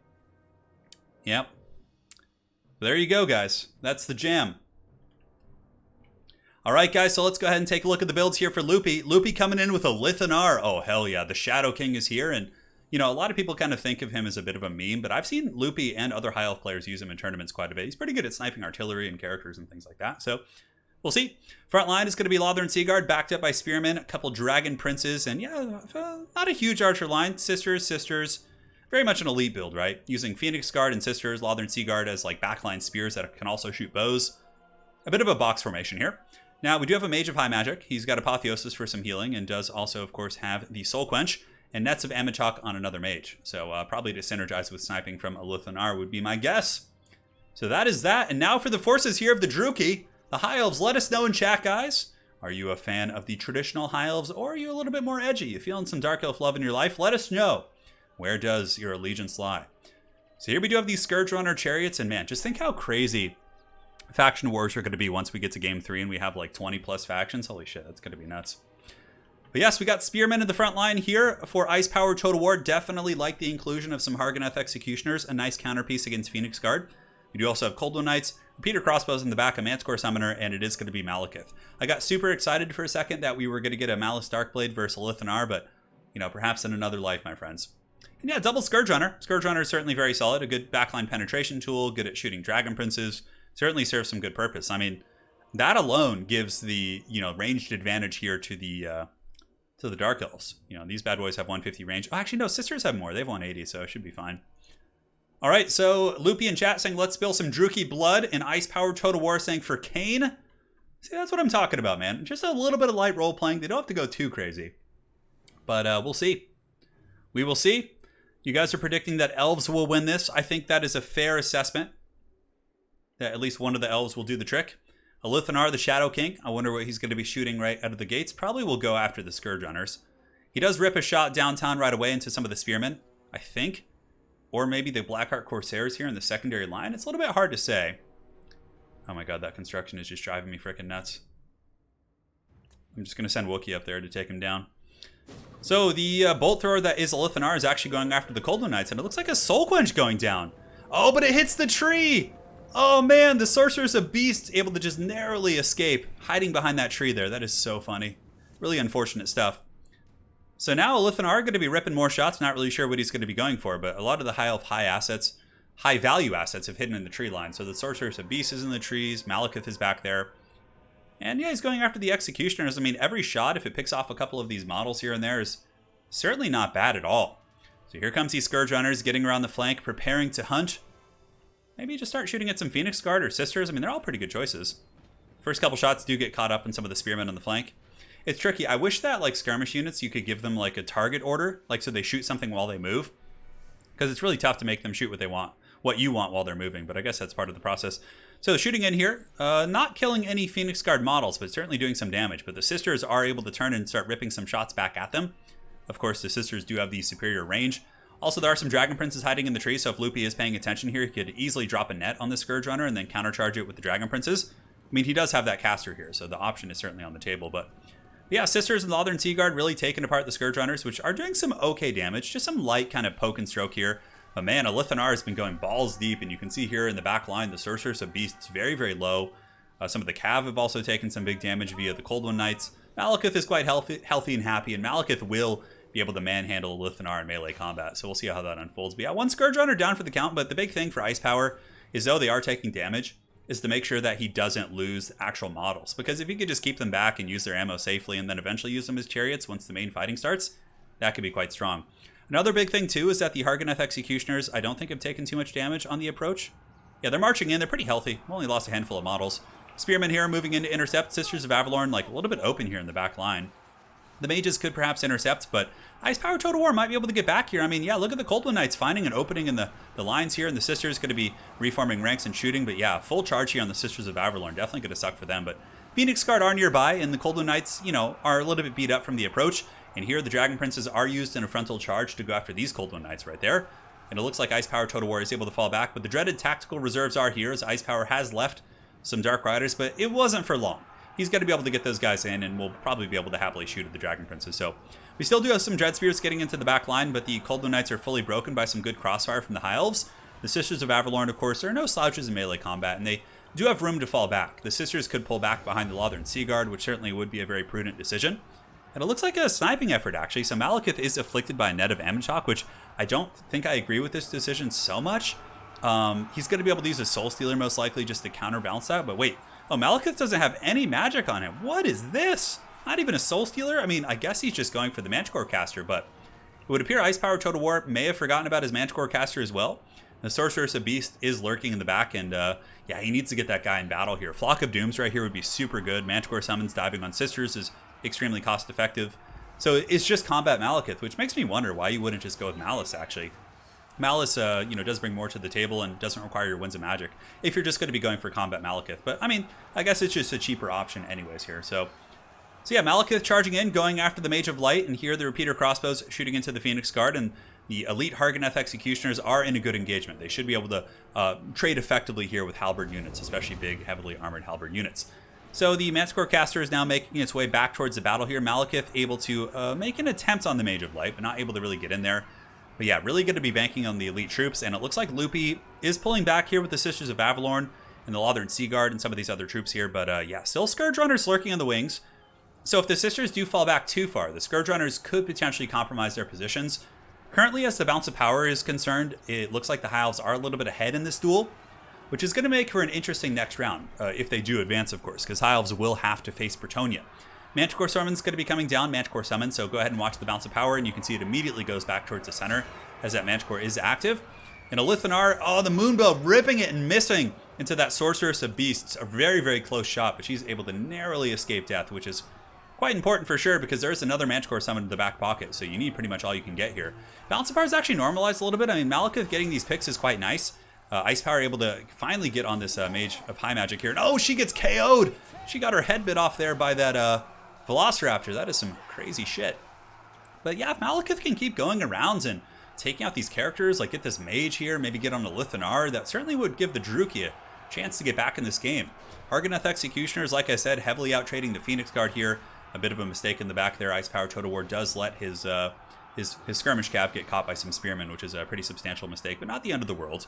Yeah, Malekith's still here. There's going to be another Manticore as well here in the battlefield, and it looks like some of the Dragon Princes are getting a little bit worn down. Nice Flock of Doom coming down there from Ice Power Total War is able to hit pretty much the entire High Elf army. Man, it hits all that stuff. And guys, look at the Bounce of Power creeping back. Though Ice Power Total War has made some mistakes here in this game, he is really scrapping here in the late game and is getting some great picks. And now you can see the Harganeth Executioner push plus the Flock of Doom and the Manticore summons seem to be breaking the back of this High Elf army. I mean, all they really have left here. Loopy has some Phoenix Guard. He's got a Mage here, but it's looking like just over the course of like 30 seconds, you know, the Malekith assassination plus also the Harganeth Executioners breaking through and the Archer line being compromised by Manticore summons and just Chariot pressure in the fourth quarter seems to be pretty big. So here comes, there's Sirens, there's Jackhammers going down here. It's just insanity, man. But the Mage of Light, -13, -16. It looks like the Manticore are able to get a nice blow right there. And this Mage of Light might be in some serious trouble, guys. And it looks like the Druki are pulling ahead in this game. Elithanar is going to have to pull some major MLG plays here because Malekith is swiggity-swooty coming for that booty. And this Velociraptor will absolutely handle Elithanar in combat. I mean, he's a little bit damaged, but Elithanar, in my experiences, though his stats are good in melee, I find that he always just loses in these type of melee fights. And now we have the Skull-Faced Executioners moving in to take out the Phoenix Guard here. I think the Harganeth Executioners are going to be able to easily cut through these guys, especially since they're largely distracted by the spears and the Blackheart Corsairs that are fighting them on the other front here.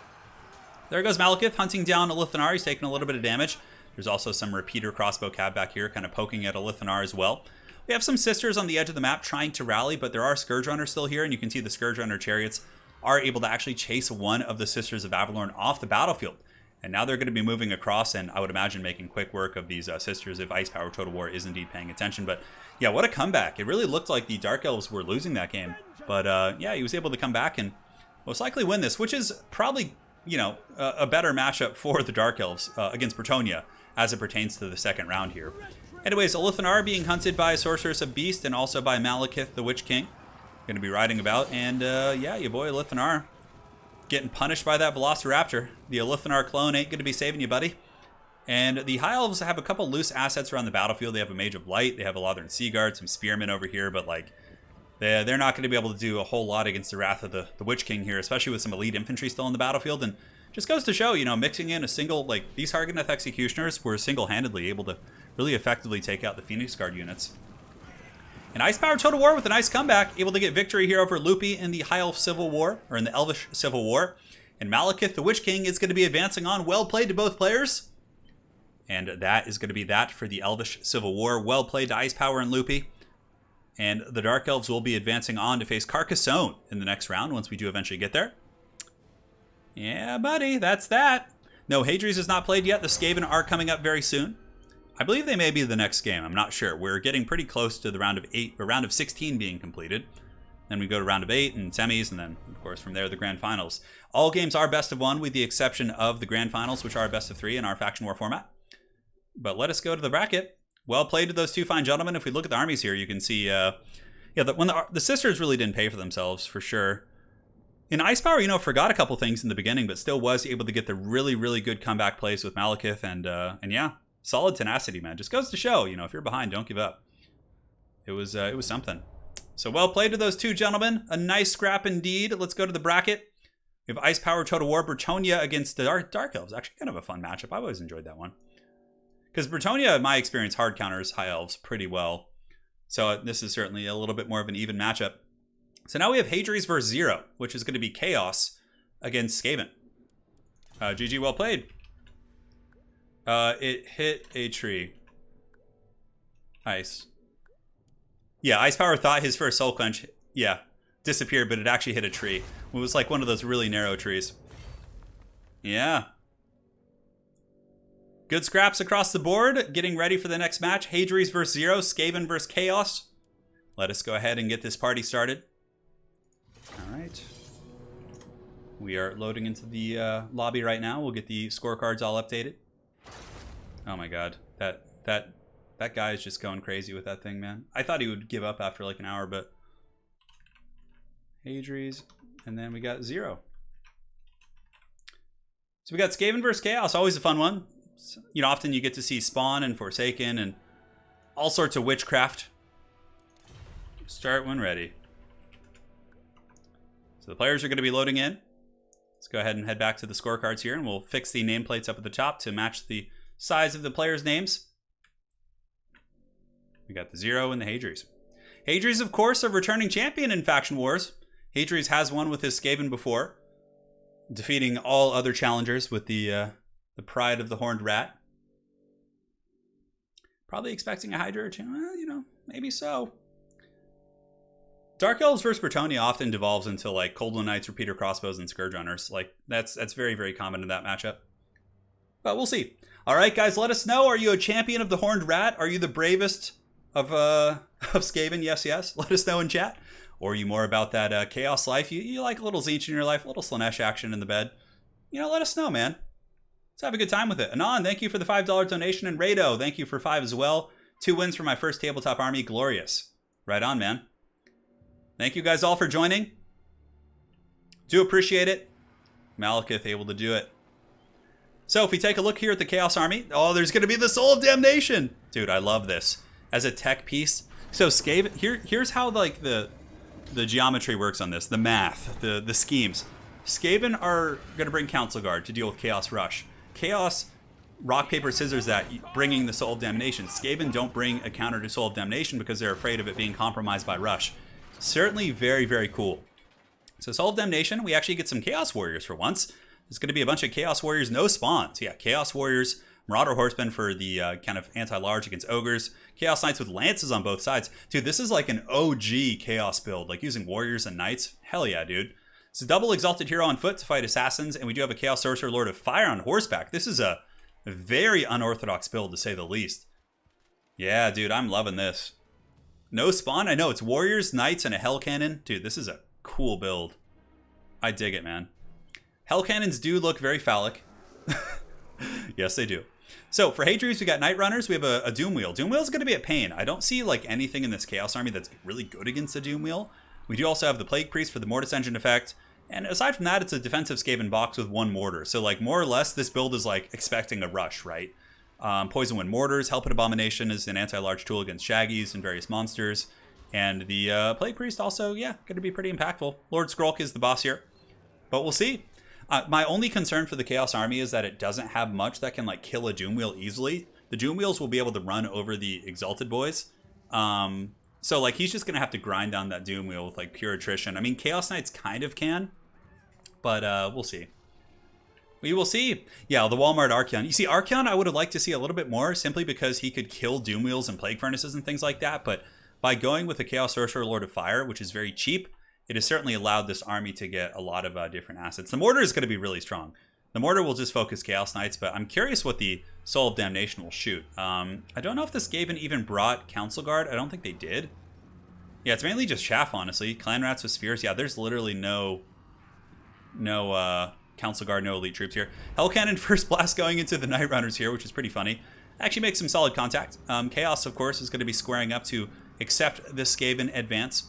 We'll see what schemes Zero has. Zero has, of course, qualified for the ECL Grand Finals as well.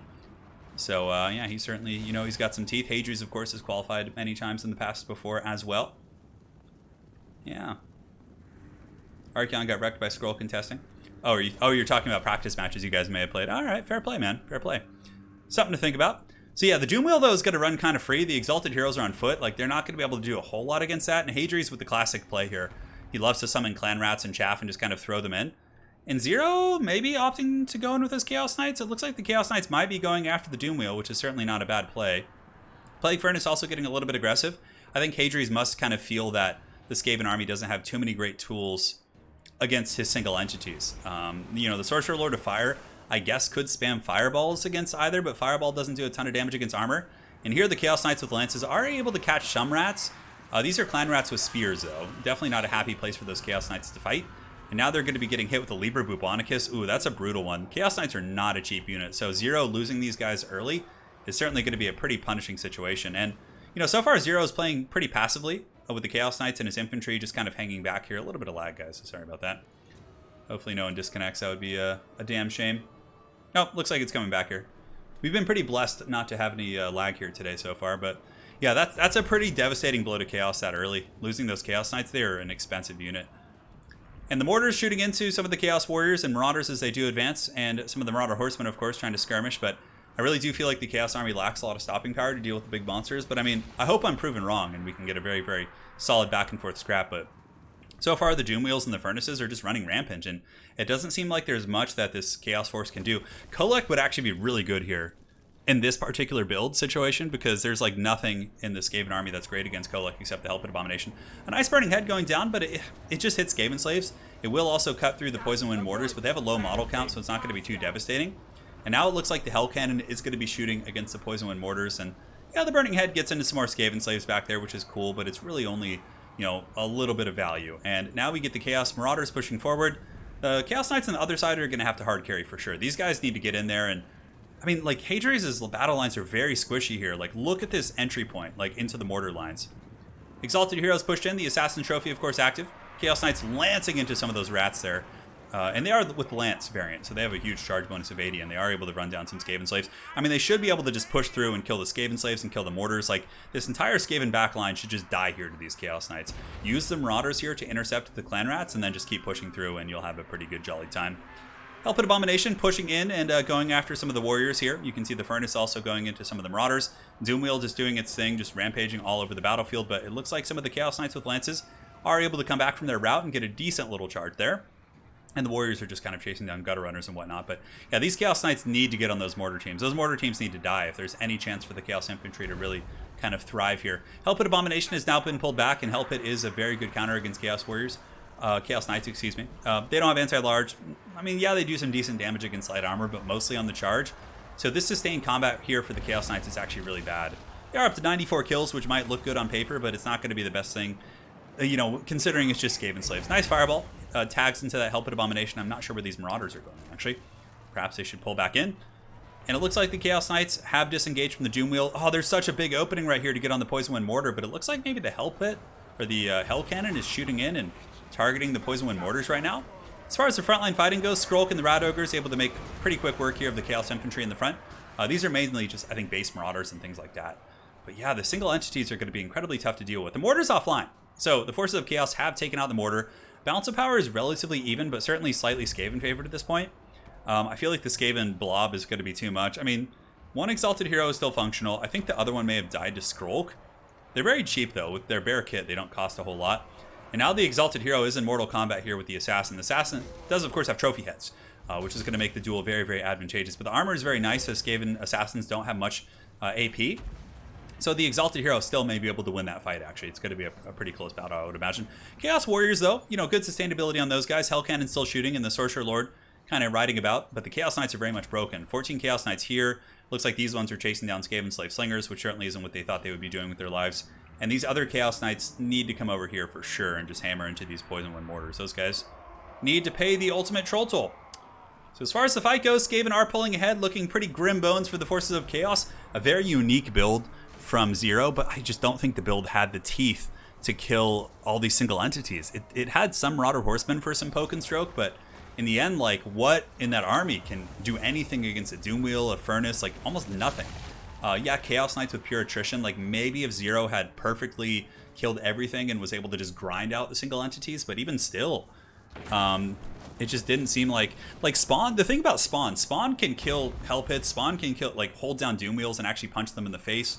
Manticores are also quite good in this matchup. Manticores can fight against Hell Pits. They can fight like all these different things. Like, I feel like you need something like Exalted Heroes on Manticore, Spawn, maybe a single Dragon Ogre Shaggoth to fight against some of the monsters, because Chaos had no answers for those tools. A very cool build though, nonetheless. But yeah, the Skaven build, of course, very proven stuff. I mean, Hadri's knew what he was doing. He knows how to beat Chaos, and certainly was able to execute his game plan very well. Here we have some Chaos Knights charging about, going after Skaven Slaves. Some Marauder Horsemen loosely just going to be throwing in at whatever they can, but Balance of Power is getting danger close to the point of no return, and as these Chaos Knights and Warriors are kind of worn down here, I think that's going to be it for them. A nice chase here by Zero, able to get his Chaos Sorcerer Lord and hunt down those Ogres. Pretty good here, and it looks like the Assassin was able to defeat the Exalted Hero in combat. Yeah, the Trophy Heads is really big. I have a feeling he got some help when we weren't looking also. Maybe like some Witchcraft or some others. I think like the Furnace was attacking him also. A nice Fireball from the Chaos Sorcerer Lord. Gets a little bit of damage on the Hell Pit Abomination, which certainly is taking some skirmishing poke, but Hadri seems to have this game more or less in the bag. I think it's just kind of a matter of time. Got some Chaos Knights here on the retreat. A couple Chaos Knights here happily chasing off some Skaven Slaves. But yeah, the Skaven are only getting stronger as that Hell Pit Abomination heals. And that's going to be GG as Hadris is back in business with his Skaven, showing the Skaven are truly a powerhouse faction, and he is a powerhouse player, and they are going to be advancing on to the next round. Palpatine. Yes. The stream is sponsored by Chaos Spawn Trademark. It is. Some Spawn would have been good. Dude, what a cool build by Zero, but it certainly just didn't have the teeth to deal with that Skaven build. Did not indeed. All right. So let us go ahead and go to the Faction War bracket. Find those bad boys. Hadris will advance on to face the winner of Anticity and Zyphos. So it's could be Skaven Coast, could be Skaven Wood Elves. We will certainly find out. So now we have Anticity versus Zyphos, the last hope of the undead. Not something you hear terribly often. The Skaven do emerge victorious. And Zero in chat says, good luck versus Coast. Hadris, the smiling face. All right, guys. Let us move on to the next scrap here. And we have Anticity versus Zyphos. Zyphos is actually quite nervous about this matchup. Although, you know, the Zyphos being our Wood Elf player was saying he doesn't like this matchup. He doesn't feel confident in it. But interestingly enough, in the last Faction War, Wood Elves actually won this. Falcon was able to defeat Anticity's Coast. So there's certainly a roadmap for it. Zyphos and Anticity. So will the undead be taken out? Will this be the last stand of the rotten folk? Looks like the names more or less fit. Just need to do a little bit of spacing here. And we'll get the wolf up just in case their armies are visible. Hey guys. Start when ready. So we got Zyphos, the only person aside from Falcon to ever win an Eternal Challenger League championship. And Anticity, who of course has won Faction Wars and is also in the grand finals of ECL. So clearly both of these players have some serious accolades to their names. Jan, I'm not sure. Yeah, maybe. I don't think so. It depends on which Discord you're talking about, but we'll have our mods dropping Discord links today as well. So if there are any mods here in chat, if you guys could drop some links to the Discord, that'd be greatly appreciated, to the multiplayer Discord. Treyboy says, or Tayboy says, so Turin, what do I have to do to be in these tournaments? Because I've always wanted to find a way to play Warhammer. All you have to do is join the Discord and sign up for tournaments. This is an invitational tournament that I do just to kind of, you know, more for entertainment. But yeah, like most of the tournaments are all open to sign up. Professor Screw-Eyes, always love your Faction Wars. Thanks for all the hard work making Warhammer multiplayer scene so entertaining and accessible. And we do our best, man. Thank you so much for your support. Yes, yes, the wild hunt begins.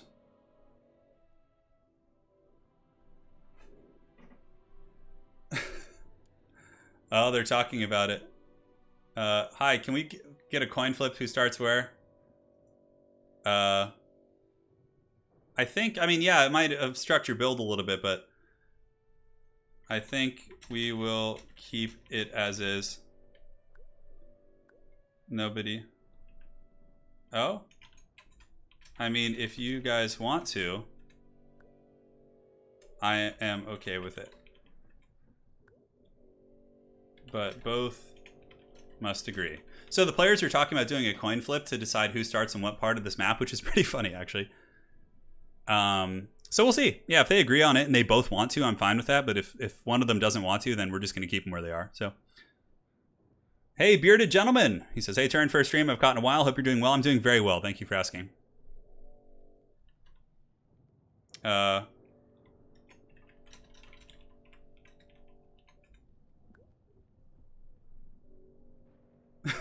They want me to flip a coin?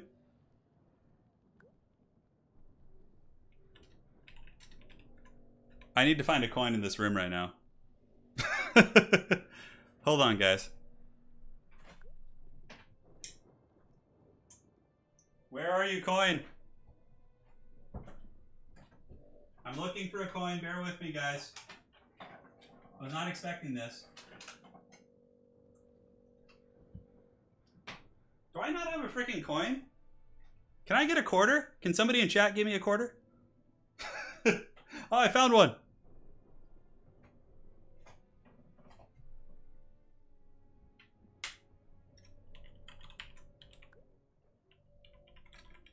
All right, here it comes. The dreaded coin flip. All right, it's heads. I flipped it and it like flew on the bed. I mean, yeah, all right. I could use a website, but it's way more fun to actually flip a coin. All right, guys, here we go. So the battle's underway. Antiquity saying that's huge. All right, that's cool, man. Go ahead and get those builds. Misha, I actually wanted to flip a coin, though. I actually wanted to flip one. Yeah. Well, you know, I was looking for some pennies. I mean, here in the bedroom, if I had gone into the living, ask the jackhammer bro. So, guys, honest question. Can you guys hear that? Like, during the battles, like when I'm doing commentary, can you hear the jackhammer guy? I'm tempted to go out there and say something to him. It's so obnoxious. Anyways, I'm going to have some tea for a moment. Flip the bed. Oh, my God.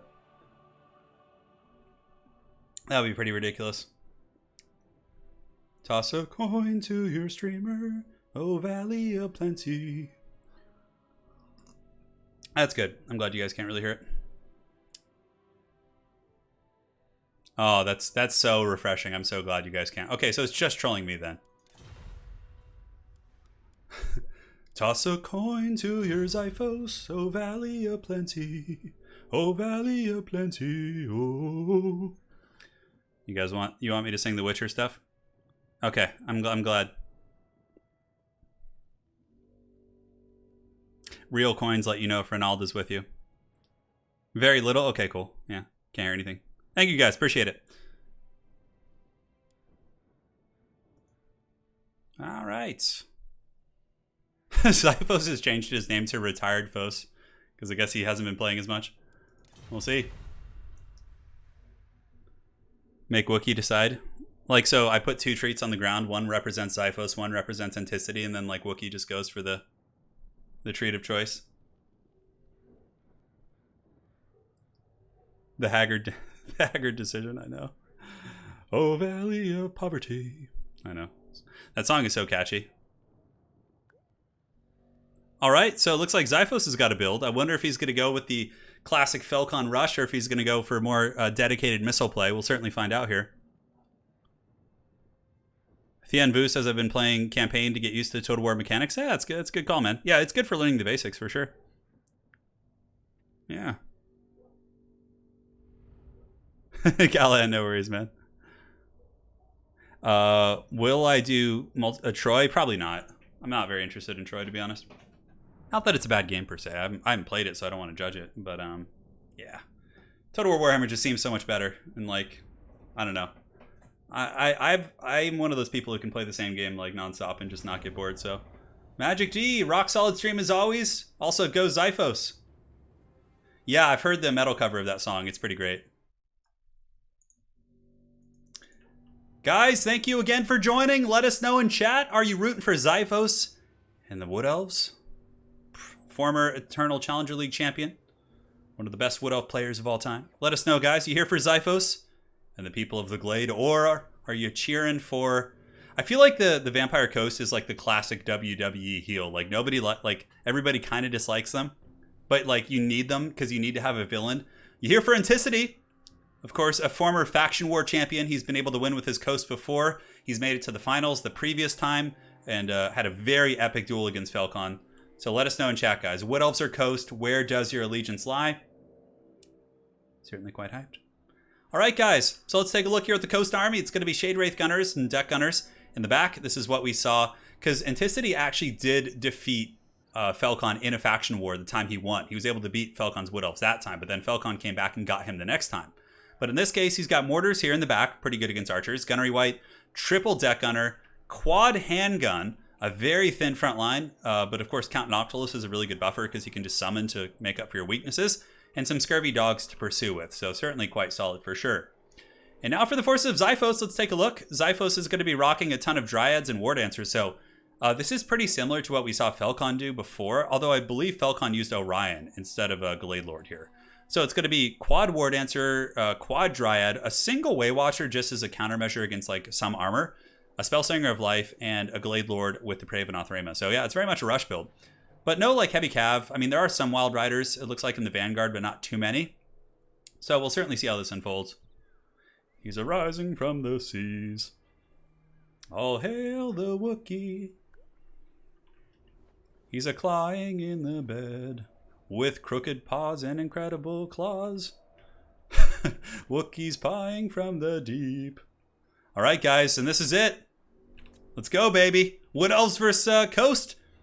I've actually felt this is an even matchup, believe it or not. But I guess it depends on who you talk to. You know, some people aren't comfortable in certain matchups. It's just the nature of the beast. But I've seen Wood Elves win this matchup many times. I've seen Coast win it. Seems to go pretty back and forth in my experience. Coast is hands down one of the best factions in the game. Very, very strong stuff. Yeah, only one Way Watcher. Certainly very... But, you know, against this, like, Way Watchers would just get pounded by the Deck Gunners. So having just one is good. You guys like the rendition of the Broken Sails shanty? Yes, here you can see the Dryads and the Wild Riders are waiting on the wings, getting ready to force their way in. Certainly some big openings. I mean, this is classic Anticity. Like, he doesn't, like, defend his back line in the traditional way. Like, if you look back here, you're like, oh, where are the halberds defending everything? But in this case, like, he defends it with his handguns. Like, you go and attack something, and then all the handguns just turn around and gat you right in the face. And on that note, it's really important for Xiphos to engage at the same time with everything. Like, he needs to make sure to Alpha Strike.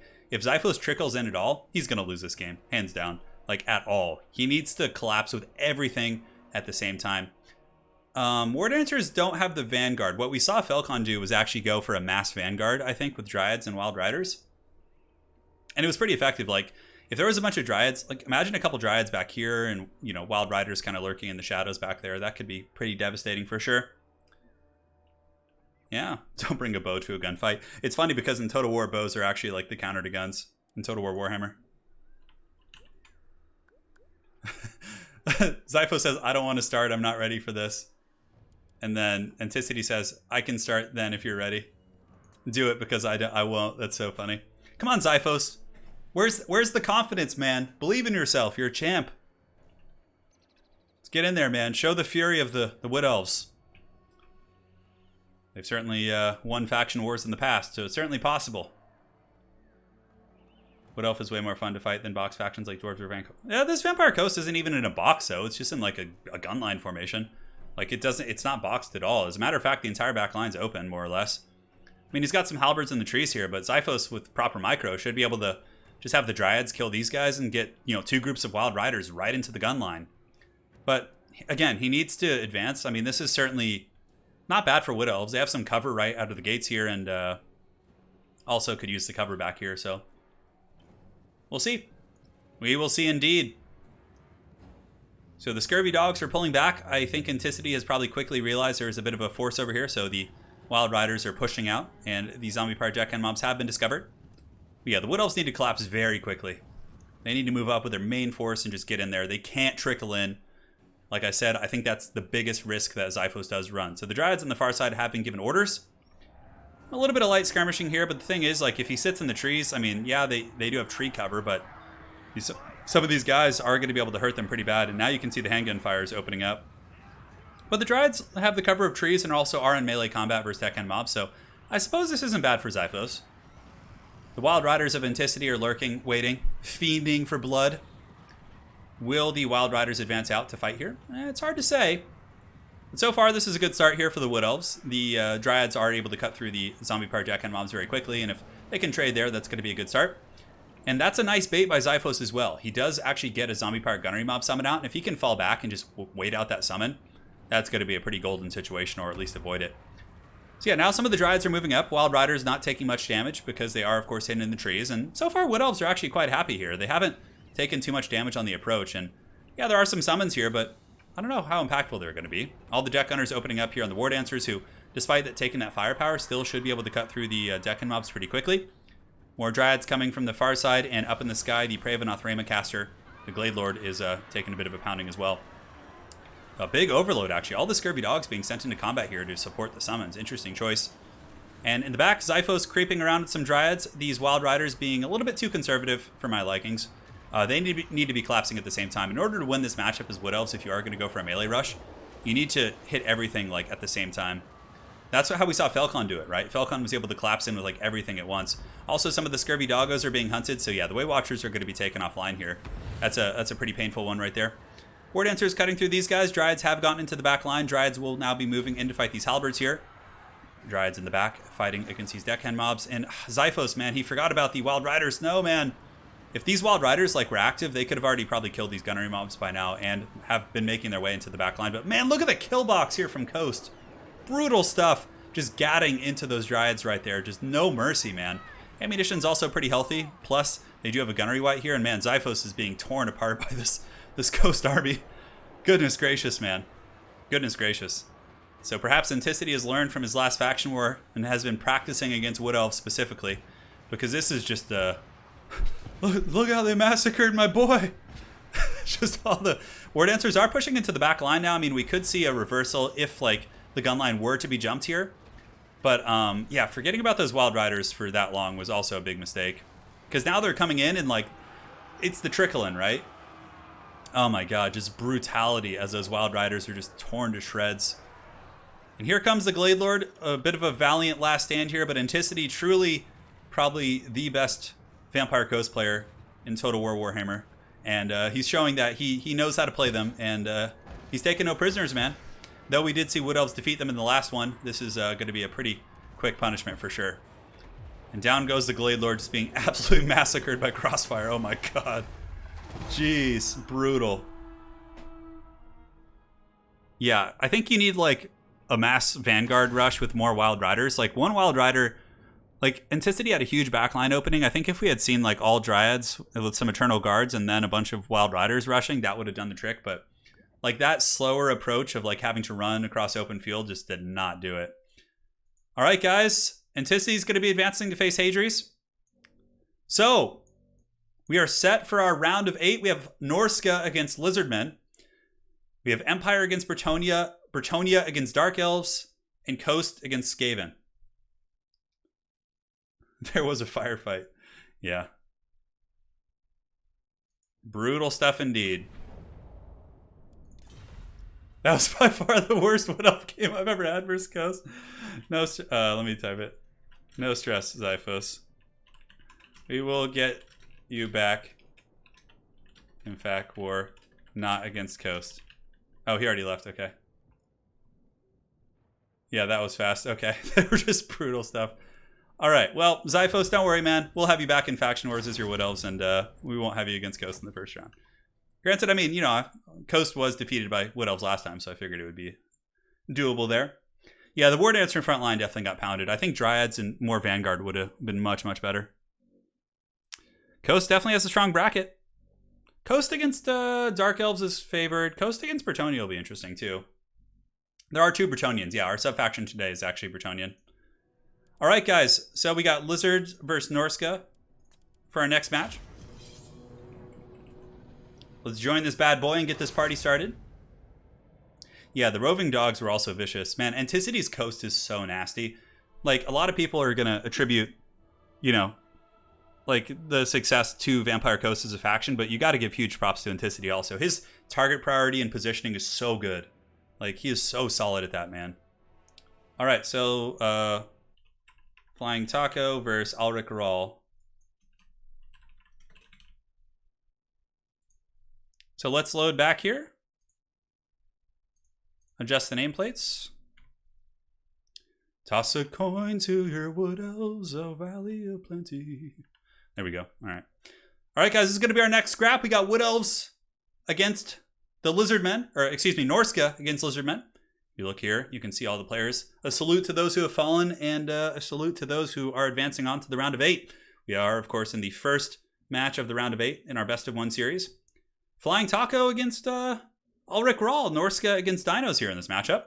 So let's go ahead and load back in. Get this party started and have some fun. Perhaps a Dread Saurian, you never know. Yeah, man. That is something indeed, my friends. Somebody in chat saying, I hate watching sports, but this is cool. I'm kind of in the same boat. The only sport I still watch is MMA. Like, I don't care for team sports because it's just too much of a mercenary thing, right? Like, there's no loyalty. They don't really care about what they're like the teams they're playing for. I mean, some people do, but yeah, it's just my vibes. Anyways, guys, let's take a look here at the forces of the Vicious Taco. His name in honor to his former opponent with whom he had an amazing game. Anyways, the Pterodon Air Force, just for some poke and stroke. He does also have Footgar. Yeah, he's got Footgar, Bastillodon, Legion of Chaqua with some Saurus Warriors, but double Solar Engine. Perhaps expecting them to kill trolls and, you know, Throg, and also maybe deal with Skin Wolves with their fire damage. We will see.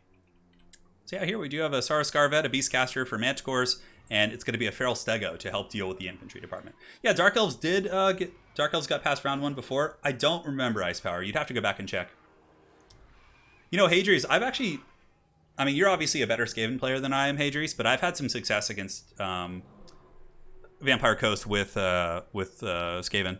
I was playing in a tournament against Exploding Hamster, and he played Coast against my Skaven. I was able to do it using like just Mortars and Giselles, and then a couple of Night Runners and Gutter Runners, and then just defending the Scurvy Dogs with Rat Ogres. It was pretty strong. Mortars are really strong against Coast in my experience. It also depends on the map, but of course, I'm sure you have a scheme. Like I said, you're a better Skaven player than I am, so I'm excited to see what you bring. But I really think Skaven can beat Coast. It's maybe a little bit Coast favored, but it's doable. All right, guys. So if we take a look here at the Norscan hordes, it's going to be Marauder Champions, actually. 2 in the center. No, 1 in the center.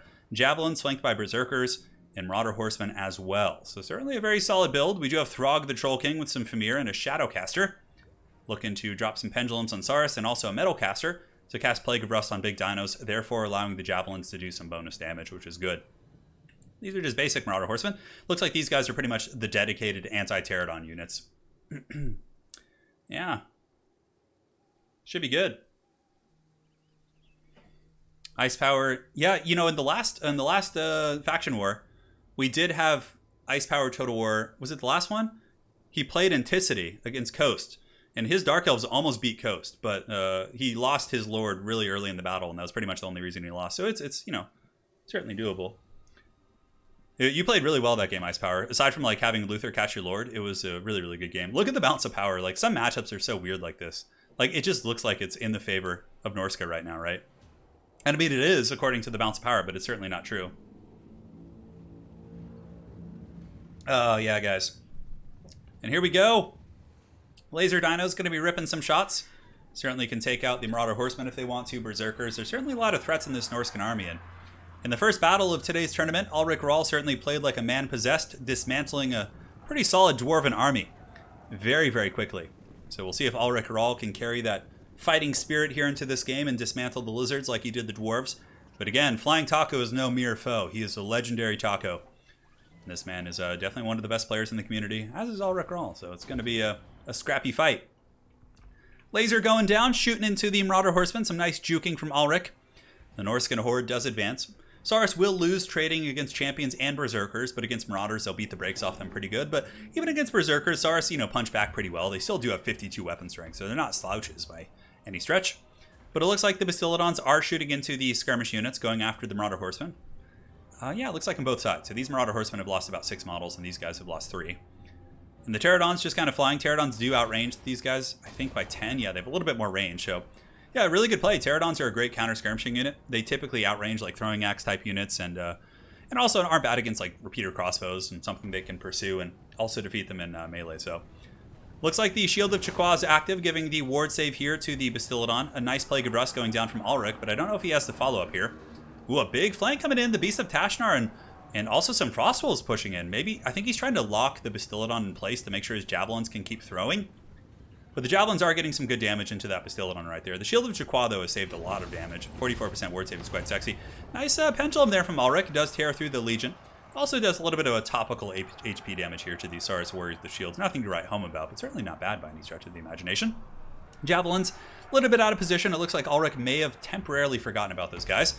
He did have an attack order onto the Bastiladon, but I think if he scoots them up and starts throwing at the Famir Warriors with great weapons, he'll certainly have some very, very good results. But now the frontline fighting is underway. Marauder Champions should be able to defeat Saurus in a vacuum without any support. Berserkers, of course, will do well here. And you can see the Pterodon Goon Squad is now coming into the back line to try and cause some disruption, maybe drop some rocks on top of the Javelins, which is good. Javelins are a great counter against some of the big threats the Dinos have, so we will see. Manticore Summon coming down from the Vicious Taco. Feral Stegodon is rampaging. Throg the Troll King, of course, is a solid anti-large beater here, and he can definitely get through that big old Stego. Throg karate kicking some of the lads as well. And Balance of Power is still where it started, more or less. Yeah, it looks like it's a little bit Norscan favored, but that's just kind of how it is in this matchup. But yeah, Norsca with a couple of really important breaks here. You can see the Beast of Tashnar are probably... Oh, they're actually broken as well. Okay, but the Stegodon's broken, and it looks like the front battle line of Saurus is broken as well. Champions and Berserkers are into the back line, and Flying Taco is actually having to run with his Bastiladons now, which this early in the battle is definitely very tough. Players saying, good luck, have fun. The Flying Air Force in the back is doing okay. Just kind of poking, getting some free real estate on the Berserkers. Not really sure where they're flying to, though. It looks like they're like, peace, farewell, our mission is completed. We're leaving this Earth now, but Solar Engine still ripping some shots. Really, really nice play by Ulrich, though, man. He's able to get the Norscan Ice Wolves, and now he's chasing down this Feral Stegodon, which is a huge grab. Feral Stego isn't cheap, and the bad boy still has 2,000 plus HP, so that is an amazing grab for sure. Throg is in mortal combat with Krokar, and it looks like Throg is losing the battle, but he has a lot of support nearby. And the Manticore Summon, of course, helping against Throg as well. But the Lizards seem to be also losing the infantry fight to an extent. I mean, oh, but look at this. Nice play there by Flying Taco. He's able to get his Scar Veteran and actually take out the Caster here. That is a big play because the Caster would have been nice. Oh, and the Balefiend actually goes down. Doesn't even get a chance to escape. Because, yeah, I was going to say, it looks like the Lizards are struggling in many of the infantry fights, but taking out the Caster there is certainly going to be huge. It will get rid of Pendulums, which are a great answer against, like, Saurus Blobs. So, yeah, we got a scrap on our hands, guys. We got a good, solid scrap. You know, it's kind of happened in the first game, too. It looked like Taco was in a lot of trouble, but, man, he just always finds a way back. Such a solid scrapper here. So we do have the Manticore Summon doing battle with Throg. It will disappear shortly, but Throg is still going after this beastie, but also taking a ton of damage in the process. Throg doesn't have the most armor, and Manticores, of course, do have 400 plus weapon strength, but looks like that Manticore is broken. And the Solar Engine, at least the one on the far side that is embroiled in combat, is being given guard mode orders to go after Throg Daddy. And it seems like the Lizards might be stabilizing, actually. The Pterodons here, look at this. Flying Taco able to get his Pterodon Air Force and dive onto the Javelins. On top of that, the Powhawks of Sentinels could probably go in and goon out the Shaman Sorcerer if they want to. So Taco really, really fighting his way back in this game and getting a lot of good engagements, my friends. A lot of good engagements indeed. Troll King, still quite functional. 2,500 HP. He's got some good healing. Definitely needs to get in combat and start beating on that Bastiladon here. Ulrich able to get a nice little concave of fire. He does have 3 units of horsemen. Plinking away at the HP of this Bastiladon, but even with Overcasted Plague of Rust, this frickin' Bastiladon still is rocking 80 armor. That boy is a big, thick boy, and he certainly is quite solid indeed. Some Marauder Berserkers are piling in, but Footgar doing his thing. The Skink Priest of Beast is broken, but I believe he got both Manticore summons, so it shouldn't be too big of a deal. And Flying Taco appears to be pulling ahead in this game. It's absolute insanity, man. The Pterodon Air Force was able to cause some massive disruption in the back line. Norsca does have a fair amount of troops that are on their way back, but, you know, Footgar is still going deep, man. And it looks like that Shaman Sorcerer got karate chopped by Footgar as well. And the Berserkers are getting a little bit lower in numbers, but the Saurus Spears are holding well. Of course, they have really, really good melee defense, so no surprise there. Ulrich Rahl doing some nice cycle charging, and for some godforsaken reason, Throg is close to breaking. I don't even know what is, you know, threatening him here. I guess just the poking from the Pterodons. But yeah, Ulrich Rahl falling behind. The Lizards are making a epic bastion here, just holding firm, and somehow these Solar Engines are still shooting. Yeah, that's what it must be. He's getting roasted by the Solar Engines, and he's weak to fire as well. Don't call it a comeback. They've been cold-blooded for years, says Hadries in chat. A very accurate assessment, man. Flying Tacos showing no mercy here in the fourth quarter of the game as the Pterodon Riders swoop down, attacking the Shaman Sorcerer. We got some frost spools from Ulrich Rahl coming in to intercept these Pterodons, but we'll see how it unfolds. Flying Taco able to claim victory, man. What a comeback. Ulrich looked to be doing some brutal damage. He cracked the front line super quick.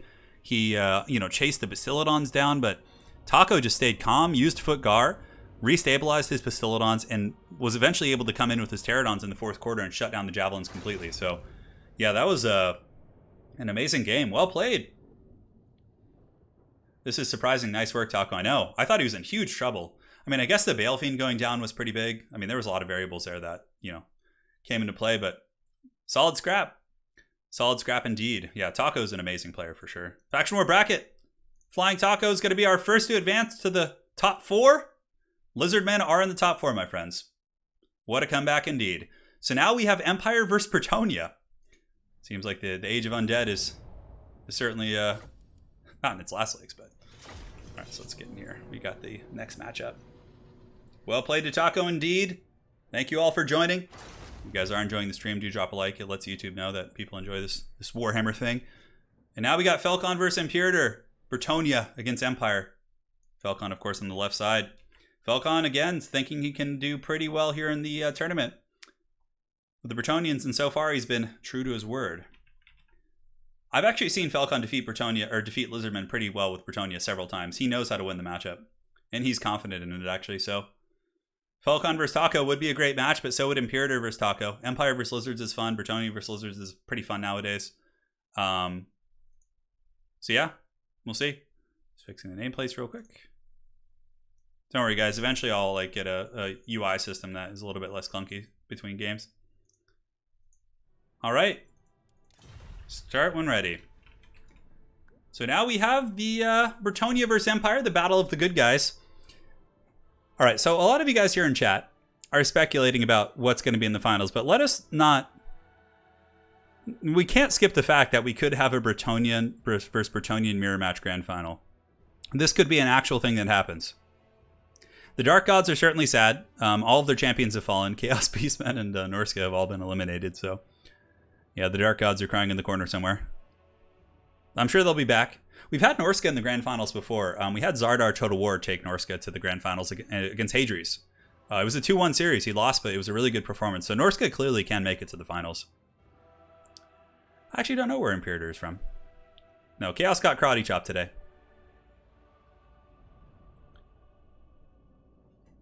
All right, guys. I know people in chat are like, rooting for Falcon is hard sometimes because I feel like he always wins, but also he's playing Bretonnia, so he gets the underdog vote. We get a Fae Enchantress mirror match final. Oh my god. Please don't give it to us. Random Nix, man, you're the one to make that happen, so. You and Falcon here. All right, guys. And Legion, I did get your message, and we can definitely make that happen, so. All right, my friends, let's take a look here at Imperator's army. Oh, baby, a steam tank. Oh, yeah. Look at this. Dude, I got a slight chub. We got a steam tank. So we got a Jade Wizard, and it looks like an Arch Lector as well. Interesting choice there from MP. In the front line, he's got a bunch of Spearmen, some Swordsmen as well. Demogryph Knights with Halberds. Clearly, he likes his demis in the Royal Altar of Gryphite. So triple demi, steam tank, Arch Lector, and there's going to be some grenade launchers as well. Yeah. Get at me, I know. Karate Chop's just... It brings me back to the Austin Powers, remember? Where he's like, Judo Chop, whereas in Judo, they don't even do chops. It's so funny, man. Yeah. And now, guys, let's take a look at the Hordes of Bretonnia for Falcon. It's going to be Mass Questing Knights. Going to be Triple Trebuchet, Knights Errant, and the whole battle line's going to be Peasants with King Louis up in the sky. And it looks like a Manticore Summoner plus a Lifecaster. Seems to be a pretty common thing we're seeing these days. Manticore summons are just too good not to bring, but yeah, Trebuchet, Questing Knights, Archers, Peasants. Classic stuff. So who will win, the Blessed Field Trebuchets or the Glorious Steam Tank? Let us know. Where does your allegiance lie in chat, with the Steam Tank or the Trebuchet? It's a tough one because normally you would pull for the Steam Tank, right? But I mean, Trebuchets are pretty great too. Yeah. It's a tank. I don't know how I feel about the Empire build. It's pretty good. It's certainly not, it's not bad at all, my friends. It's not bad. This battle is going to come down to the cav engagements. Who's going to... Because Lewin can easily kill a steam tank. So it's going to come down to who gets the demographic engagements, who's like cav units get trapped, who get charged. That's going to be a big as a judo Jan grade, Austin Powers hurt my ears. I know, Jarko, man, it's so funny. Like, I remember as a kid, because I watched the first Austin Powers movie as a kid, right? And you know, they have the judo chop bit, so I always assumed judo was like kind of like karate when I was a little kid, and then as I got older I learned. Yeah, dude, it seems like everybody is pulling for the steam tank more or less. Yeah, like there's a couple trebuchet fans in there, but the meme tank is quite a powerful beast. You don't get to see it as often. Trebuchets are somewhat common nowadays, whereas the steam tank is just a rare sighting. So Imperator is definitely a fearsome foe. No matter who wins, the tank already won. Oh, yeah, it's a very fair assessment. So let's see what the meme tank is going to shoot. I mean, the idea behind this strategy for Imperator is that the steam tank is going to be shooting the knights. The knights are forced in. The Demogryph knights countercharge them with spear support. So we'll see how it goes. Hey, Luca, welcome to the stream, man. Yeah, Demis with Archlector is pretty good. I mean, it's like Volkmar Light, basically. Yeah, like Demis with the support of Hammer of Sigmar and Shield of Faith can certainly beat Questing Knights quite badly. But again, like, on that same coin, Bretonnia has King Lewin with Sword of Couronne. They also have Healing and Manticores. So there's, like, a lot of equalizers in that sense. And it looks like the meme tank is actually shooting against the trebuchets. Interesting choice. But Felcon is probably keeping his knights back. Yeah, Felcon's keeping all of his knights back. So what does he have? Questing Knights... I think 3 Questing Knights, 4? Yeah, 4 Questing Knights, 1 Knights Errant is going to be his total army run there. Here in the front, we do have your boy King Lewin jumping in after that steam tank, showing it who's boss, able to get some damage. And you know, what's really funny about trebuchets is they are actually not terrible against demis. Like, if the trebuchet boulders get lucky and just slam the demis, it can do some big damage. So yeah, in the meantime, trebuchets being focused by the steam tank here. Felcon coming in with some nice harass, showing that he's not going to take it. You're not going to take it. What's the name of the guy from Twisted Sister? I always forget his name. Definitely a pretty funny song. So yeah, I mean, Royal Altdorf Griffites are being pounded by the trebuchets. They've already lost a model, actually, which is pretty substantial for such an elite unit. Empire Army pushing forward. A little bit of grenade launcher harass on the far side is always welcome. Definitely can punish peasants and or spearmen at arms, but yeah, spearmen at arms definitely would be the proper choice, and or peasant bowmen. It looks like 1 peasant bowman here for Felcon. He's going to be switching the peasant bowman onto his outriders with the grenade launchers, so we'll certainly see how that unfolds. Trebuchet shot shooting in, going after the Demogryph Knights. Luca, thank you for joining the Dukes of Haggard. May Chuck Norris bless your ascension to Haggardness. Welcome, man. Thank you so much for becoming a channel member. Is it D. Snyder? That's what it is. Thank you, guys. That was going to trouble me if I couldn't remember. Now, Felcon's going to be coming in for a frontal charge on some of the swordsmen. I mean, Imperator braces, but it doesn't matter. Swordsmen don't have charge defense. He probably thought it was one of his spear units. So these spears are going to be collapsing in, but man, Felcon just going ham with these Knights Errant. Oh, these are Knights Errant. So Demis will intercept the Knights Errant, maybe pick a couple models off, but so far, oh my god, it is devastation! I look away for 1 second, and the Royal Altdorf Griffites are completely flattened by the trebuchets. Oh my god. And Felcon is just such a dark lord in this game. Jesus. Look at the Griffites, they're just getting destroyed by the trebuchets. Xiphos cheering for Imperator, cheering against his own Bretonians. But yeah, the Knights Errant and peasants are holding back this horde, but dude, I can't help but think this game is already over. Like, with that much damage on the demis, Lewin comes in for a balls deep charge, and now the Questing Knights are just like gonna hammer them down. And these numbers, like how unhealthy they are, dude, like those trebuchets are just brutal. Soulfire Bombardment going down from the Empire is quite nice, but Questing Knights are zerging, and like there's no way an Archlector is going to be able to out Death Star here. Like, Lewin is just going to be able to just murk them brutally. Lord Farquaad, I remember you defeating me in Bannerlord. Thank you for becoming a Duke of Haggard. You are actually a Duke already, but thank you so much, man. Welcome to the channel, Chuck Norris Shell. Bless your ascension. And Imperator withdraws. It's over. It's over. The bounce power there was no returning from that. Felcon just deleted the Empire source code from the game. And Imperator is like one of the best players out there. He is super good. Dude, man, Felcon proving that no matter what he plays, he can make it work, man. Welcome to the Dukes of Haggard, man. Thank you so much. Shit, man. That was crazy. The trebuchets just wrecked those demis, dude. I don't know if I've ever seen such a brutal display of trebuchet punishment. All right, guys, let's go update the bracket. Felcon is going to be facing Flying Taka. We got Bretonnia versus Lizards. That's the true test. If Felcon can beat Lizards, he deserves, like, to be in the finals. Oh my god. Dude. What can man do against throwing a 90-kilogram projectile 300 meters? Oh, man, that was brutal. Oh, boy. Bretonnia is out for blood today, my friends. They're out for blood. You know, a more traditional Empire build would have been better there for sure. Like great cannons with, like, you know, a bit of a wider army. Like, that army really got countered by Falcon's build pretty well. Yeah, it seems like the elite playstyle wasn't the way. All right. So now we have Random Nyx versus Ice Power Total War. It's going to be Bretonnia against Dark Elves, or Carcassonne, our sub-faction. We'll see if the dream of the Bretonnian Grand Finals can be kept alive. All right. So just updating the nameplates here. Ice Power Total War.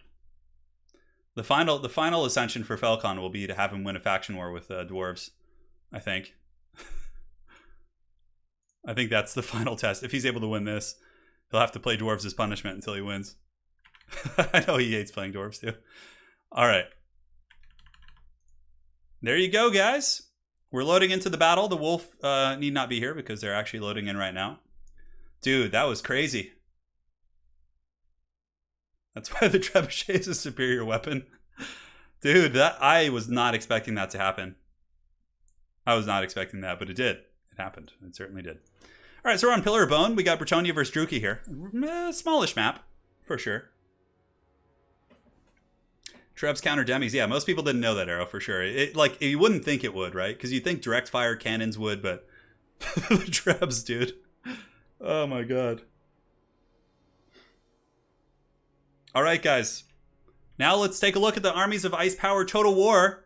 Certainly a very solid performance and comeback from him earlier against Loopy. It's a great game between those two gentlemen. I love seeing the Lithanar in action, Loopy, if you're watching. Big props, man.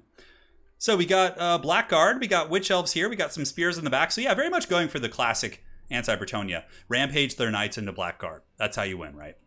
We do also have the Marathi Death Star. So Ice Power coming in with the Marathi debuff blob with a Hydra, a Canade Assassin, and no Hag, actually. So not going for the Death Hag, going for the Master instead, for the Guardian. Guardian's very good because it also supports the other characters nearby. So pretty straightforward here. Pretty straightforward. Luca says, remember Luca, Brashin guys, just started playing but have StarCraft 2 background. I will win a Turin tournament. Mark my words. Luca, looking forward to seeing it, man. It's always happy to have some fearsome challengers join the community, especially from the StarCraft scene, because StarCraft is certainly a good training grounds for RTS games. Luca, again, thank you for becoming a member, dude. All right, guys, we got Spearmen at Arms for Random Nyx, some Peasant Mobs, Peasant Archers. The dreaded Trebuchets are back. 2 of them, baby. We got Questing Knights, of course, and it looks like more Questing Knights here. Bretonnia, after being crushed in many faction wars, apparently on quite a run today on both fronts. So we got Fey Enchantress and Double Paladin up in the sky. Paladins aren't bad here. They can certainly, fight against Dark Elf Cav and can work on a Hydra with their anti-large, so yeah. We'll be dropping Discord links. Yeah, we got to update the Discord link. That one was giving us some grief. Don't worry, guys. We'll be getting you Discord invites throughout the stream. And yes, my friends, here the Dread Spears prepare to do battle. The Witch Elves lurking in the back, looking to rampage. Trebuchets are certainly really good here. They're going to pound those Blackguards super hard. Because, if the Blackguard are down, Witch Elves aren't going to be great against Knights, Questing Knights in their armor and, combat stats. So,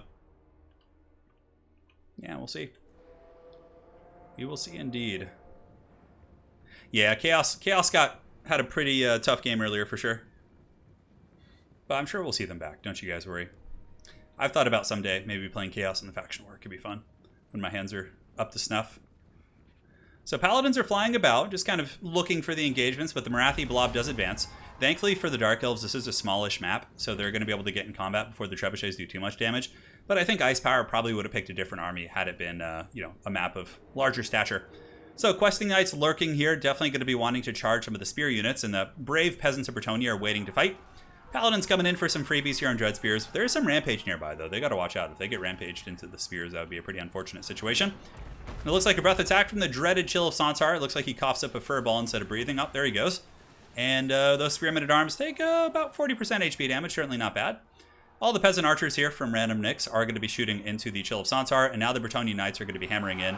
into Witch Elves, mind you. So there are Witch Elves here. I mean, these Knights could be rampaged at the snap of a fingers, which would be disastrous. Is Ice Power able to get the Blackguard rerouted? Again, if these Questing Knights get rampaged, dude, that's going to be bad news bears. Now, over here on the far side, we do have a big flank overload, so it looks like random nicks. Even though they are spears, if you put enough pressure on them with Fey Enchantress and Mortis Engine effects, you can certainly bring them down. So these Dread Spears are pretty much going to be taken out of the equation. The Questing Knights are able to get away, though, before they get rampaged, which is nice, and another group of Questing Knights does replace them. The Chill of Sauntar are being focused on heavily by the Peasant Archers, and now the Dark Elves are pushing through the Peasant battle line, and the last kind of bastion of Bretonnia is being forced to fight. Otherwise, the Trebuchets would simply just be taken out, and it would be a pretty bad situation. So spears are broken here, and now comes the dreaded blob here of random nicks. Not even a blob, really, but Questing Knights and Paladins. Paladins definitely could finish off this Hydra with a little bit of face support, but it's scary. You know, we do also have Witch Elves and Blackguard here, so it's not fresh fish. It ain't no free fight. Yeah, Chill of Sauntar is breaking. I mean, if you could break it here and chase it off the battlefield, that would be a huge win for the forces of Carcassonne. That would be a massive win. And the Fey Enchantress aura is certainly very good here. It's going to be draining Blackguard, draining Witch Elves. You can see they're being afflicted by the Mists of the Lady. You can see in the aura tooltip.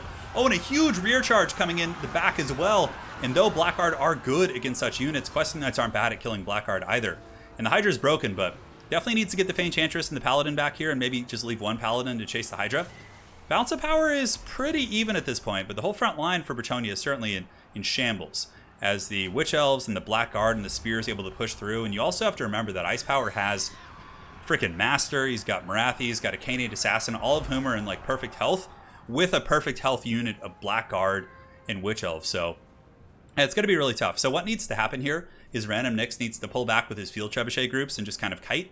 And, try and lure the Dark Elves away from the Trebuchets, at which point he can maybe get them back online. Random, of course, has won this fight here. He's been able to crush the Blackguard and the Dread Spears. And also, the Chill of Sauntar is being chased off the battlefield. It actually shattered. And even still, in its shattered state, it's still healing. But, yeah, very well played by both players so far. This is a very, very even scrap. Both guys, duking it out to the best of their abilities. Peasant Archers, of course, unleashing some nice fire into the Blackguard and Dread Spears. Won't do much damage, but it still sends a message. And, of course, does apply the poison effect.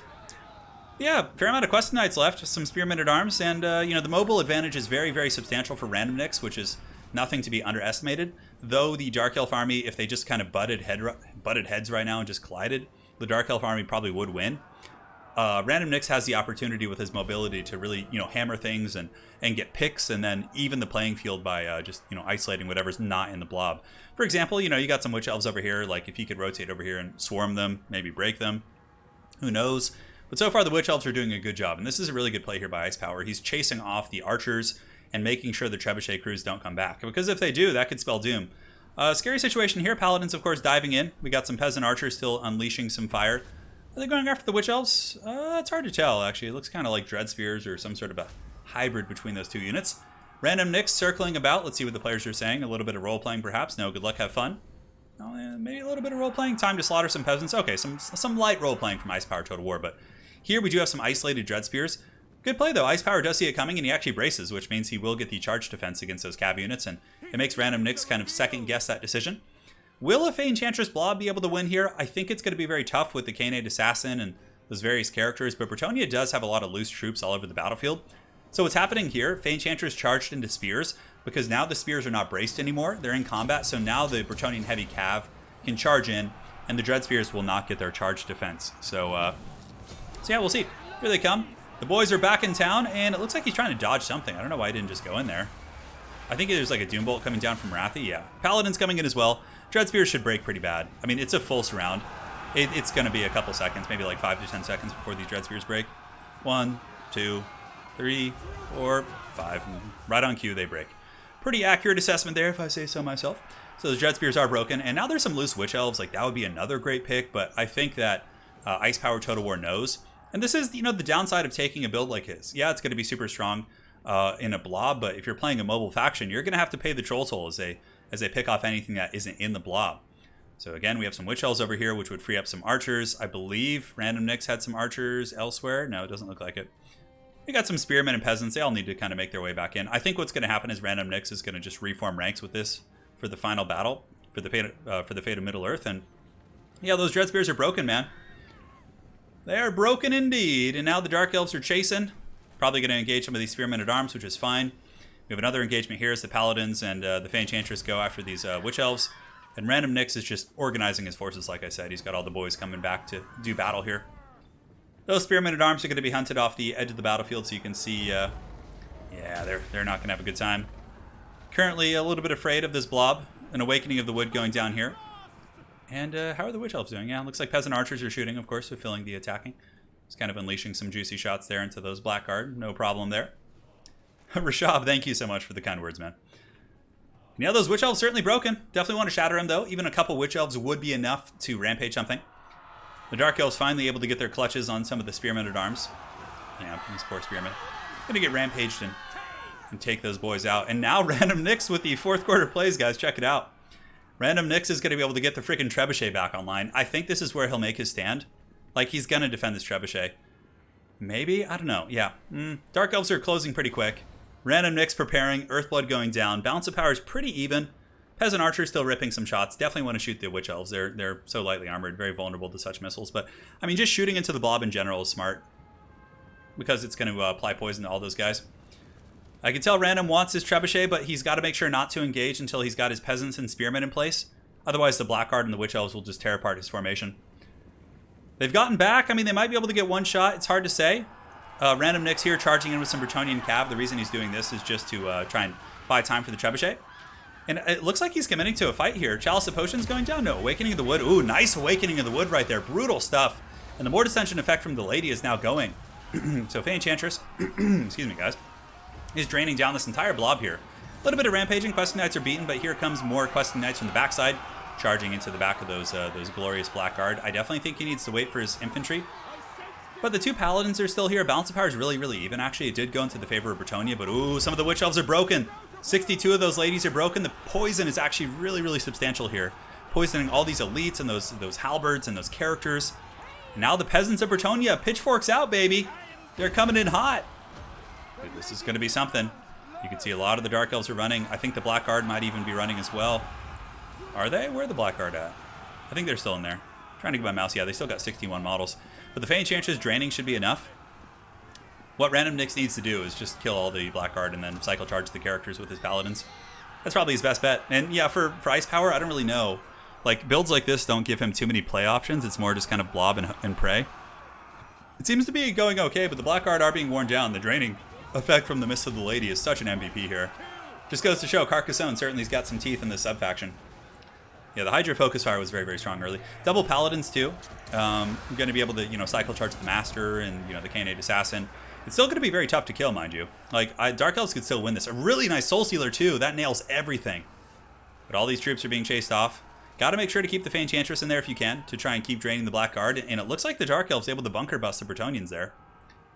But the Soul Stealer, of course, very powerful. I don't know if Ice Power Total War is saving more of those. Regardless, this has been a very, very even and solid game between these two players, so well played. Looks like it's the Ladies' Night. Maybe so, Hadries. But here we have the Paladins preparing to cycle charge back in. Those Blackguard really need to go. Without the Blackguard, you can kind of just saturate these characters and bodies. And also the Questing Knights are coming back as well. That's going to be a lot of meaty bodies to get through. Some nice AP as well. That'll probably break the Blackguard when they charge in. So here comes the draining effect. Immediately all the Dark Elf characters go after Fey Enchantress, which is smart. Assassin's Trophy is active.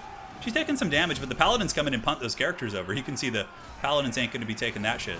Not going to be letting the ladies have those problems. Blackguard being shanked down by 100 haggard peasants. And, that's actually a proper usage of that word. And the Blackguard are running for the hills. Master is getting broken as well. Bretonnia pulling ahead in the Bounce of Power. Definitely got to be careful with Faye, though. If she were to go, the Dark Elves might be able to carry with their characters here.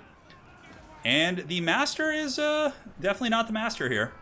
He's running for the hills, and any number of units can now chase him off. Oh, look at this! Random Nyx getting the Trebuchet back online. Sending a message. And the Master is at 9 leadership, getting hunted by the Paladins. Questing Knights charging back in. Probably just use your injured Paladin and then just, keep hammering down these other characters here. I think that'd be fine. But yeah, it looks like, he's really trying to take out that Master, who's very, very low. Negative 22. I don't think there's any way Dark Elves can win it, but man, well played to Ice Power Total War. He had a great run in today's Faction War, but Random Nyx is certainly a fearsome foe. And knows his Bretonnia, man. The ladies' will shall be done today, says Zyphos, for sure. 2 Bretonnians in the top 4. Apparently they need some nerfs. Yeah, and there goes the Master. Oh my god, a double Bretonnia final. That would just be so troll. Jesus. I hope it doesn't happen. It's possible. It's possible. It is indeed. So well played to those two fine gentlemen. Random Nicks going to be taking Carcassonne up to the next bracket of today's tournament. Let us go ahead and minimize and update the juicy bracket here. So you can see we got Bretonnia versus Lizardmen, and then Bretonnia versus either Skaven or Coast on the bottom side of the bracket. Unchivalrous Brutes. Man. All right, guys. Let us go. Peasant finale. Hydra wasn't long for this world. Random mistakes, but yeah, if you had it in the blob, I think you would have won. So players giving each other some nice advice there. Solid stuff indeed. So now let us go. And Hadries versus Antiquity, Skaven versus Coast. I guess Skaven counts as chaos, right? To an extent. Like in their own way. So yeah, you know, there's something to it. There it is. Bada bing, bada boom. We join the next lobby. It is time for two of the only evil factions remaining to do battle. I will do it for the calzone, says Random Nicks. Faye is the best Mortis engine in the game. She certainly is a very powerful Mortis engine. All right, so if Hadries on the left, Random Nicks on the right. And no, not Random Nicks, excuse me. Antiquity, sorry. Sorry, his name was just in my mind there as he just played. Get the Glorious Wolf up just in case the armies appear. All right, guys. Horned Rat versus some zombie pirate vampires. Start when ready. So we got Skaven. I'm digging the build. Interesting. Interesting build there from Hadries. Turn, we need just 2 sweaty hordes of ranked up peasants going at it in the final round. Yeah, so like 19 stacks of fully Chevron peasant mobs. Yeah, for sure. I really hope we don't have a Bretonnian final though. Like I really do.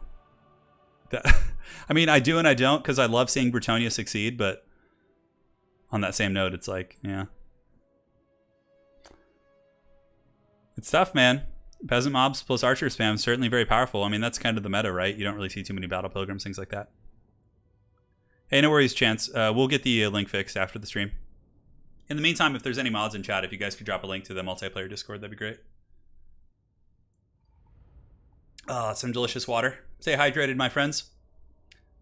Now we load into the next match between these two fine gentlemen.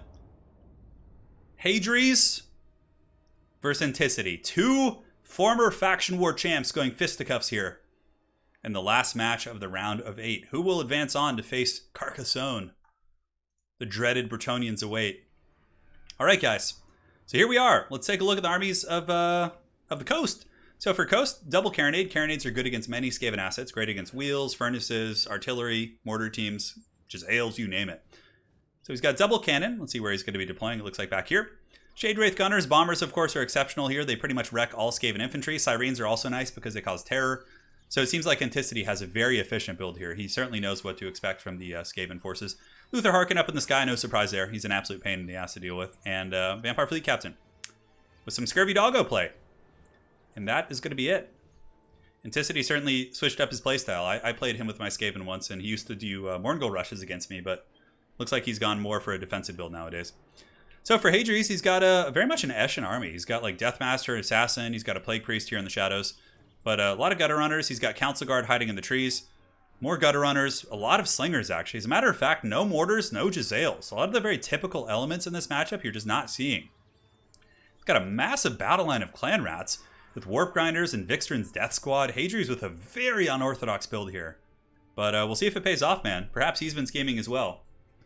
Perhaps he has. We'll see. Yeah, Bretonnia in the right hands can certainly be quite good. I mean, Bretonnia's a hard faction to play, in my opinion, but if you have, like, solid micro, like Random Nicks and Felcon, for example, and control and game knowledge, like, they can do pretty well. Yeah. So the coast is here. They are prepared to party. Luther Harkin flies in the sky, waiting to feast on the souls of rats. Certainly quite nice at that. I have some water here real quick, guys. It's so dry in California right now with all these damn fires. The whole state's on fire. It's crazy. That was some good stuff right there. Yeah, the Hydra last game certainly got punished, but he tried. You know, the Chill of Santar at least got to breathe on someone.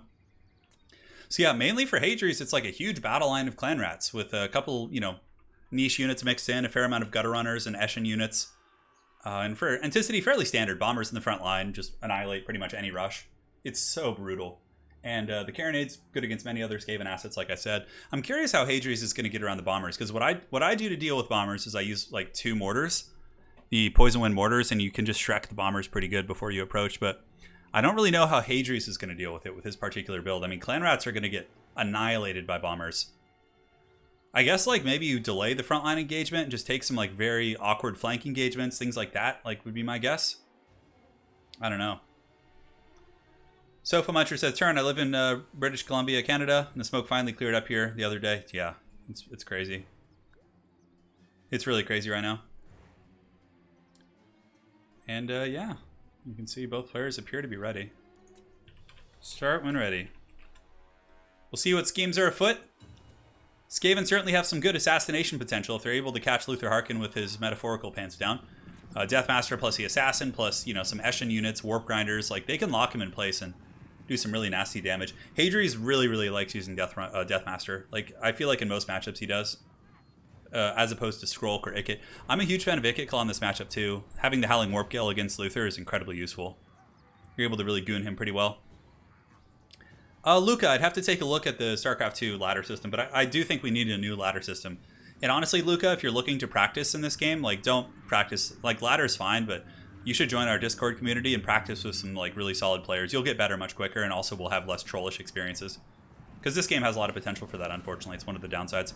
All right, guys. So, Night Runners are advancing in. It looks like we do have some pressure from the Sirens emerging from the tree line. A little bit scary, honestly. Deathmaster is going to get jumped by Luther here, but is this an opportunity? No, Luther actually pulls back up, which is smart. And the Clan Rat battle lines are just kind of standing and chilling, which is good. You don't want to advance in the bomber line. I think Hadries needs to win this engagement. Ooh, a nice breath attack right there from the Plague Priest. He's able to just Shrek those Sirens pretty good, but a really good invocation response as well from your boy Anticity. Now, from here, I think that the Skaven Clan Rat battle line needs to fall back on like every front, just pull back here, because as soon as the bombers get in range, if Hadries forgets to manage this whole front line, that could potentially lose him the game. Now, Warp Grinders coming in here. Warp Grinders, of course, do magic damage and also snare, so he's able to snare these Sirens and really punish them. So that's a really nice pick here from the Skaven. We do also have some Clan Rat summons being pushed in, and Deathmaster and the other Assassin are going in. So yeah, instead of actually running, he opts to take the frontline fight, so the Clan Rats are pushing in, despite the bombers, and you can see some massive casualties on the Clan Rats on the far side, but we'll see. I mean, some of the Clan Rats should be able to squeeze through right here and right here. There are some openings for them to start weaving into the back line, and one unit of Sirens is fully trash canned here, so Hadries certainly has got some schemes. Ooh, this could be a power play. The Vikstrin's Death Squad, if they're able to kill both cannons and the Shade Wraith Gunners, that could be, you know, the straw that breaks the Vampire's back for sure. Another Invocation going down. Interesting choice on the Sirens and some Scurvy Dogs, and it looks like the Scurvy Doggos are going to be trying to intercept the Death Squad, or the Death Squad here, but Vikstrin's boys probably will be able to beat the Doggos and also kill the cannon. It's hard to say, though. I mean, they're taking a lot of damage. There's also bombers, but a nice little forest contingent as well. Hadries has a bunch of Night Runners and poking assets that are really doing a ton of damage against the deck droppers up in the sky, but we'll see. I mean, if the Vikstrin's Death Squad can kill at least this cannon before they're taken offline, that's going to be a nice grab. Skaven in the meantime pushing in. Oh, a Warp Grinder going down. Luther Harkin is actually snared, and there's a nice breath from Hadries, shrekking those Sirens right there. Oh man, and the Vampire Fleet Captain is being murdered by these Skaven Assassins. If you look at the HP bar, you can see just absolutely gooned. And there's no more healing for Vampire Coast. Luther Harkin is in some serious trouble. So we have the Assassin, we have Deathmaster, and he's going to be forced back. There is no more healing in that respect. So that cannon is done. The other cannon here for the Vampire Coast is also going to be taken offline. Vikstrin's Death Squad really tearing through the back line. Skaven Slave Summons also doing a good job. And it seems to be a pretty darn even battle. I mean, I even feel like Skaven are getting some of the better trades. If Vikstrins are able to kill this cannon plus Shade Wraith Gunners, that could be just devastating, man. Absolutely devastating. Still do also have Council Guard, but the thing is, you can never underestimate Luther Harkin. there's a chance Luther might just kill Deathmaster, and that's just going to be like, you know, the worst thing ever. But the Assassin is able to jump in front of Luther. Deathmaster is here as well. Yeah, I think you, at this point, like, you just kind of fall back, use your slingers to kind of poke Luther, keep Deathmaster alive, and only Alpha Strike when you have the snares available. And here you can see the Vixen's Death Squad was able to jump on top of the Shade Wraith Gunners, and also kind of keep some grips there on the Carronade. So that's quite good. But is Hadri's going to be able to actually finish off this battle and finish off this backline? We will see. Balance of power is pulling into the favor of Skaven here for sure, as Vampire Coast appears to be taking quite a beating on many fronts, from the Assassins killing the characters. The Vixen's Death Squad ambush in the back has hands down been an MVP. Like, balance of power would be even right now if not for this backline pressure. The Vixen's boys, you know, took out a Carronade, they shut down Shade Wraith Gunners, they killed Scurvy Dogs. The Assassins were able to kill the Caster, which is huge, meaning Luther Harkin isn't going to be able to just spam heal himself.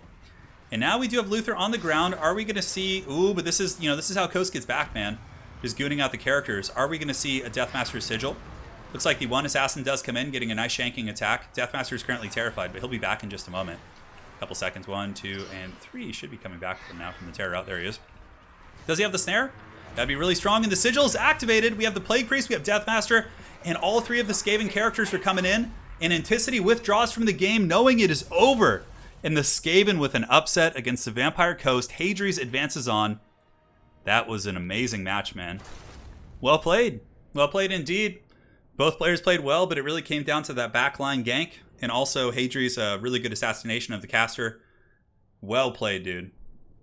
Well played. The Rats advance on. The Skaven are in the top 4. Hadri's well played, man. Well played to Anticity as well. Both players former champs. Always a shame to see them run into each other that early on. But there you have it, guys. Hadri's side, it was not going to go well, but it certainly did. That was poetry. I wanted to see the kill. I know. But that's that. So now, guys, we have Flying Taco versus Falcon on the top side of the bracket. Super hyped for this. It's going to be a scrap of the ages. So let's go ahead and load into that game. GG, well played. Anticity says, you brought a good build. Good luck. Get to those finals. Good sportsmanship all around. Solid guys. All right, so let's go ahead and get this all set up here. We have Taco against Falcon. It's a shame that the two pals have to play each other. They're pretty good friends. But, yeah, you know, it's Anakin versus Obi-Wan. I don't know who's who, but we'll decide here in a minute. Deathmaster is such a gangster. He is. All right, guys. So this has been a matchup that historically for Bretonnia has been considered to be pretty god-awful, but Falcon seems to think it's very decent for Bretonnia, so we'll see if he can prove us right against an amazing player here on the Flying Taco. Flying Taco, of course, one of the few players to have good success against Soothsayer in my tournaments. Well played, Hadri's. Bet that feels good, defeating the Vampire Coast. Well played to you, Anticity. Solid run today, man. A beautiful showcase in the first round. Now we load in. Get that going. Cool. And cool. We don't need the wolf. They've already loaded in. Lizardmen have not won a faction war, I don't think. Wait, maybe they did. Yeah, they did. I Falcon won with them, actually. Falcon is Palpatine. Well, I don't know if I would call him Palpatine, because Palpatine's always foiled or defeated in the end. Like, yeah, he's powerful, but... I mean, maybe he's Palpatine from, like, the Old Republic. All right, guys, let's take a look here. Yep, this is the exact build, I think, more or less, that Falcon brought. No! This is different. This is 100% different than what Falcon usually brings in this matchup. So before, Falcon didn't bring Mounted Yeoman. He spams a million archers, basically, like peasant archers, but I think he knows that Flying Taco knows his build, so he's, like, switching it up. So he's got Mounted Yeoman archers, Knights Errant, Grail Knights, Questing Knights, and Questing Knights mixed with more Knights Errant. Peasant mobs in the front line, 1 Poison Archer, King Louis, and he's got a Beastcaster. No healing, actually, so he's going for a Manticore Summoner. No, he probably has a second caster somewhere. Yeah, he does. Okay, it was hidden right behind it. Yeah, it's going to be a Damsel of Life. I was going to say no healing for Bretonnia. Definitely risky business.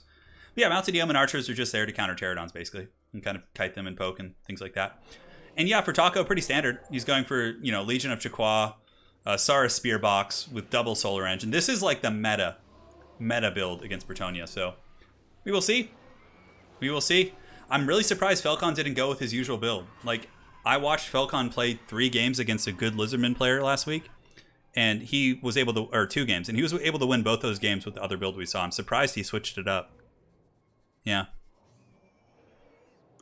Yeoman archers are, not the best in their class at what they do, but yeah, no Dread Saurian. Yeah, no, it's basically just let the solar engines blast the heavy cav, and then the peasants will just wash on your Saurus and get wrecked. And then at the end, the Bastillodons are still, decent anti-infantry pieces. So yeah, this is standard against Bretonnia for lizards. Like, this is pretty much what every lizard player will do. I've seen some alternate builds work with like Boxagors, so using like the Croxagors with the Power Fists to like, deal with the cav, but yeah, we'll see how it works. So the Laser Dinos will be unleashing their salvos soon, I am sure. And the Pterodon Air Force going to be going forward. Felcon preparing to skirmish with his troops, as is the Flying Taco with his Pterodon Riders. We will see.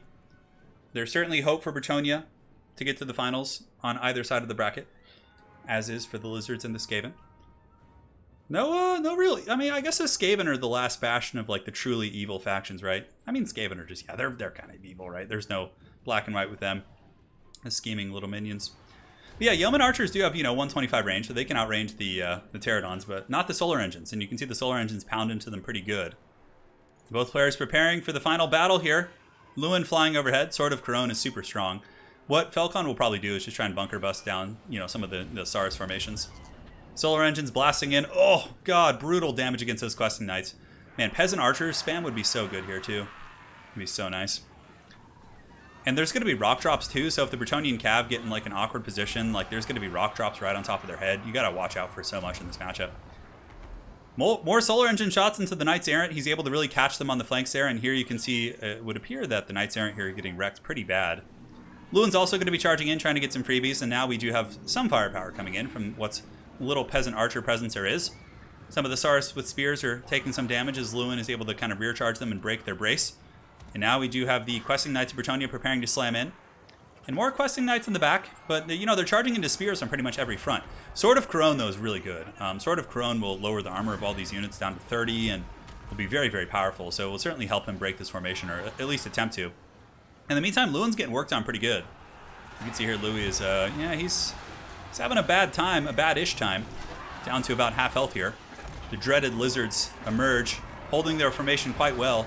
Felcon charging in with Knights Errant on pretty much every front, but hasn't been able to find much success of getting in. One unit of Saurus Spears is broken. That's actually pretty substantial. But the other unit, the Legion of Chaqua, is still in good shape, and both solar engines are still functional. Both players summoning Manticores, just showing truly how powerful Manticore summons are. Ooh, but nice pick right there. Flying Taco's Manticore able to come in and goon the prophetess, or the damsel of Felcon there. That's a really, really nice pick right there. In the meantime, the Bretonnian Knights continue to cycle charge in the back line, and you can see the Saurus Spears, the ones that were broken initially, are still broken. Questing Knights with some ample healing are actually doing some decent damage against the Legion of Chaqua. And some of the spears have actually been disconjointed from the main formation, which is like the worst possible scenario for the lizards, as now they're able to get isolated and swarmed. And Lewin appears to be chilling up in the sky. Lewin's actually going after the Pterodon Riders, which are flying overhead, but Pterodon Riders definitely with their poison darts could snipe a damsel. I think that'd be a really, really good play. But both damsels have stabilized here for Felcon. As far as Flying Taco goes, he's holding pretty well. Both solar engines are happy and healthy. Bounce of power here is pretty even. There are Manticore summons on the battlefield, so a bit of a false inflation, but it looks like Lewin, he's got to get busy for sure. And this is Footgar. Footgar is no joke. So maybe he's going to try and take out Crockgar. It's a bit of a bold strategy. Crocky is pretty tanky and also does have the anti-large. Looks like some of the solar engines are shooting into King Lewin. Peasants moving their way back in. We also have Grail Knights coming in for a rear charge. That's going to be quite big as well. Grail Knights have a massive charge bonus, so if they're able to get in there on the charge, they can decimate pretty much any target.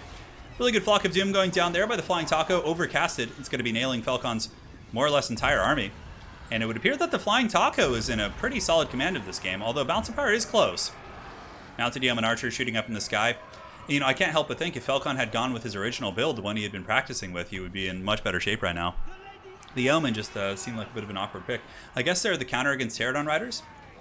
Yeah, I guess so. So peasant mobs fighting here. We do have a massive horde of Questing Knights making their way back in, but a rock drop could come down on their heads right here. Manticore summon from Lewin, of course, is active, and the Lion Shield is also active. I'm not sure what Lewin's fighting right now. I think he might be going after Bastillodon, but Lewin is getting ramrodded in here. The Saurus Scarvet plus the Bastiladon and some spears, and all the Pterodons are just like throwing darts at him. Lewin is in some serious trouble. And the Lizard formation is pretty healthy in infantry. I mean, you still have a ton of Saurus spears here, and warriors are pretty numerous. Questing Knights, of course, charging back and forth, doing a decent job, but Louis is having a really, really bad time. He's back up in the sky, and the problem is if Louis breaks, then Flying Taco is going to be able to chase him off the battlefield using the Pterodon Riders. I think an Earthblood might be going down here, hard to tell. Some sort of witchcraft. Earthblood or something or other. Oh, is that Sword of Crone? Yeah, I think that's Sword of Crone. Yeah, so that was what that was. Outside Yeoman Archer still shooting in quite happily. Balance of Power is becoming pretty Lizard favored here in this matchup. And it's the possibility of a mirror match Bretonnia finals is looking more and more grim. As it looks like the Bretonians may be eliminated here by the Lizards. Not enough Peasant Archers, I think, was the big problem. Like, against Lizardmen boxes, you spam Peasant Archers and Trebuchets and, you know. Lewin, of course, is very good still, but not enough Peasant Archers, man. I think it's going to cost Falcon the game. I think it has cost him the game here. Negative 18. And we have a Damsel in there, but that's going to be GG, guys. In the Flying Taco, eliminating Falcon's Bretonnia and advancing to the Grand Finals. Well played. Footgar is no joke, my friends. He is here to stay. Random Nick says, now that the dream of a Bretonnia Mirror final is over, I can happily lose against Hadri's. Come on, Random Nicks. Believe in yourself. I do. You and Hadri's are going to have a great, even match. Faction War Bracket. The Flying Taco advances to the finals. There you have it, guys. The Lizardmen have once again reached the finals. Very durable folk. Able to make it all the way there. Flying Taco with a solid performance. Falcon as well. I think Falcon had a build. The build was definitely lacking in some respects, in my opinion. Granted, he's a far better player than I am and knows builds better than me, but just my 2 cents. I think maybe he mind gamed himself. Not mind game, but like maybe assumed Taco knew about his other build, so he tried to switch it up. That would be my prediction. Oh no, the Jackhammer guy, he returns. He returns. All right, guys, let's get in there. Hadri's versus Random Nicks for our next match. Let's do it to it. All right. Are they in the same lobby? Oh, there it is. Okay, perfect.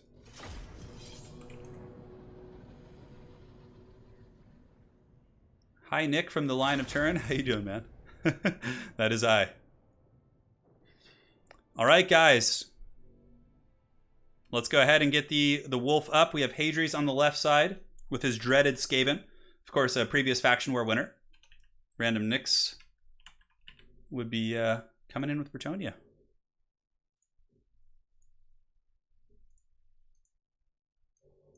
There we go. Random Nicks' name needs to be shrunk down.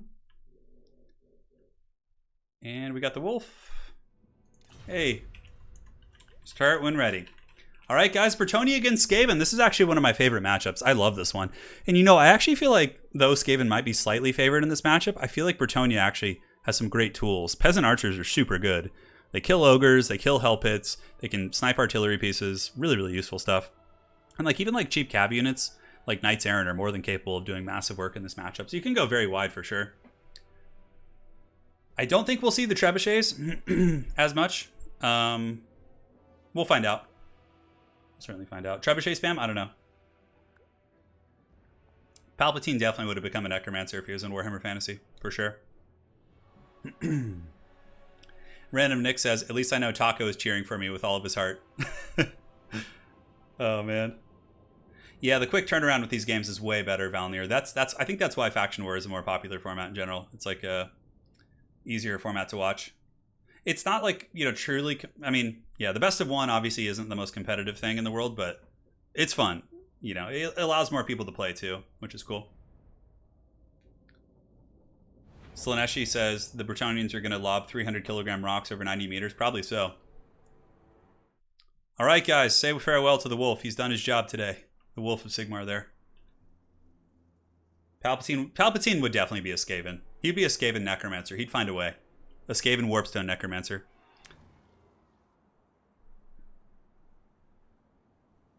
Yeah, but I feel like Manfred doesn't have the haggard meme element that Palpatine has, whereas Skaven do. The cackling and haggard scheming is totally a Skaven thing.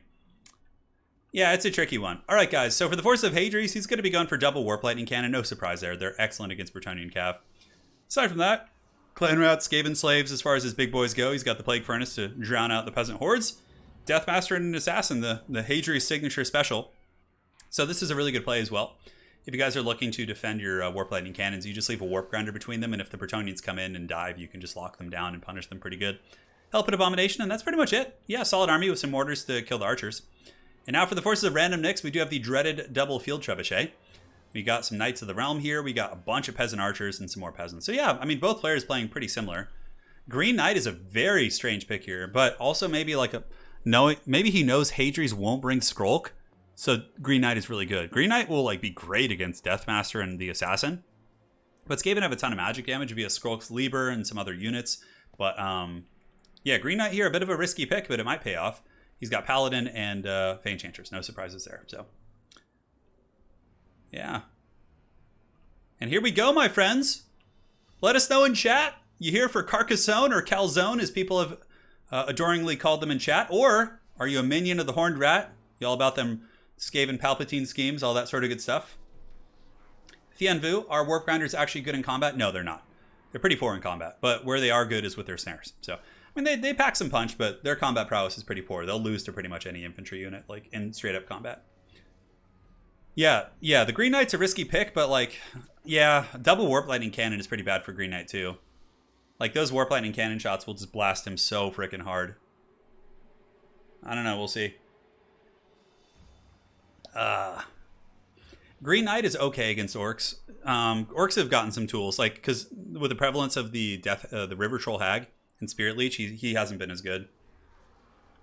All right, I see some mixed reactions. We got some Skaven fans in here. We got some Bretonnian fans as well. It's good, man. Nice and balanced.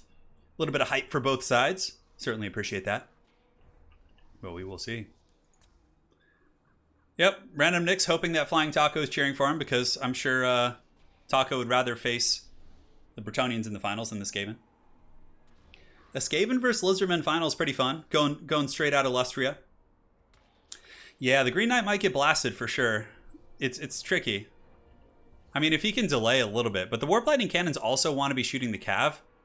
What Random Nicks needs to do, though, is keep his Cav and his elite targets back until his peasants can advance on this position, then push in. So, yeah. You're a fool for underestimating the power of the Horned Rat. Skaven are a really cool faction. I'm so excited for Old World to come back, man. So freaking hyped for that. I got my Empire models waiting in the living room. They're just looking at me like, please paint us, Anakin. I'm too weak. Yeah, kill the night things, I know. All right, good luck, have fun. Random Nick says, I'm going to make some rat dinners with calzones. Well, that's some creative smack talk for sure. Hadri's, I don't think Hadri's said anything. Usually Hadri's signature line is contract completed once he's able to take someone out with Deathmaster. That's his classic line there, so we will see. And here comes the dreaded Skaven Legion, moving, as is the Bretonnians. Field Trebuchets, how many do we have in total? 2. The Field Trebs are really good against Skaven boxes. Like, if they have, like, Council Guard or troops like that, they're exceptional. But I've noticed Hadri's, he did bring them against Coast, but I don't think he's brought them here in this. Oh, he did. Okay. So Council Guard are in the front. So definitely, yes, I do have 9 Demogryph Knight models in my Empire army. Yeah, shooting the Council Guard here is definitely the right choice. That's super, super good value. Hadri's, of course, with the classic summon. Just going to be dropping some rats and just throwing them at peasants. And yeah, it's a nice even duel between those units. But the Distraction Carnifex might not be as good as it usually is, because it looks like Bretonnia just doesn't want to advance. They're like, nope, we're good. We're just going to sit here and Field Trebuchet you into the Shadow Realm. And it seems to be working. I mean, they've lost 13 Council Guards so far, so that is quite good. Hold fast, peasants of Bretonnia. I know they're certainly going to be trying. But yeah, the guard are being worn down. The mortar's not quite in range yet. Warp Lightning Cannon's a little bit ranged as well. Certainly a nice little terrain slope here. And both players have it on their sides of the map. Like, there's one for the Skaven right here as well. But the Bretonnians utilizing the terrain to avoid the Warp Lightning Cannons is a very, very good play. So the first Skaven summon is easily dealt with. You can see here Green Knight plus Fey Enchantress and Paladin able to chase that off and really minimize the effect there. And now the Warp Lightning Cannons are actually sniping the Trebuchets, which is kind of cool. Because like the Trebuchets being shot means that the Bretonnian Knights aren't going to be getting pounded. You know, some clever tactics there. Hadri's with another summon. Oh, and a Deathmaster Sigil going down on Green Knight. Okay, so maybe he uses Deathmaster Sigil and now he's going to try and snipe Green Knight with the Warp Lightning Cannons. Yeah, that's what it looks like. Mortar fire coming in. You can see the assassin pushing after the paladin and the goon squad here, but it looks like Green Knight is going to get away. Enchantress takes one of the blows right to the face, but for the most part, the damage was really avoided. But yeah, Hadri's being really aggressive with the summons here, just spamming them out. Yeah, Green Knight's starting to get hammered pretty good now. You can see one of the Warp Lightning shots takes so much HP off him. So what you do with Green Knight is probably just run him up behind this little hill here and just hide him for now, until you're able to deal with Warp Lightning cannons, or until you're desperate enough to have to pull him out, because that's a big thing to lose for sure. But the Plague Monk summons have started grinding in the front, but so far Random Nick's being very patient, just clearing out all the Skaven summons one by one. The Bretonnia Knights have gotten around one flank, so if we look here, you can see Knights of the Realm here, but Hadri's is very well prepared. You know what's really interesting? There's no Rat Ogres in this build. There's no, like, traditional mass in that sense. Very, very different stuff for sure. Man, Random Nicks, you got to get that Green Knight out of here. Random Nicks has got to go hide the Green Knight. Losing Green Knight would suck so bad here, because Green Knight is kind of your answer against... is that Overcasted? Yeah, it's Overcasted Regrowth. Losing Green Knight is... I mean, he's kind of your answer against the Skaven characters, is essentially what I was trying to say in my excitement there. Yeah, no Trutch Graven Tailed, guys. He's not here today. The Dreadlord. Now the Bretonnians are going to be coming in for a big charge. You can see Knights of the Realm going to be hammering into Skaven Slaves on the flank. On the far side, the Knights of the Realm do get some decent shock damage on some Skaven Slaves, but not worth it for sure, as Hadri's is able to get his Warp Grinders and lock the Knights of the Realm in place, and now they're going to be paying the ultimate Troll Toll.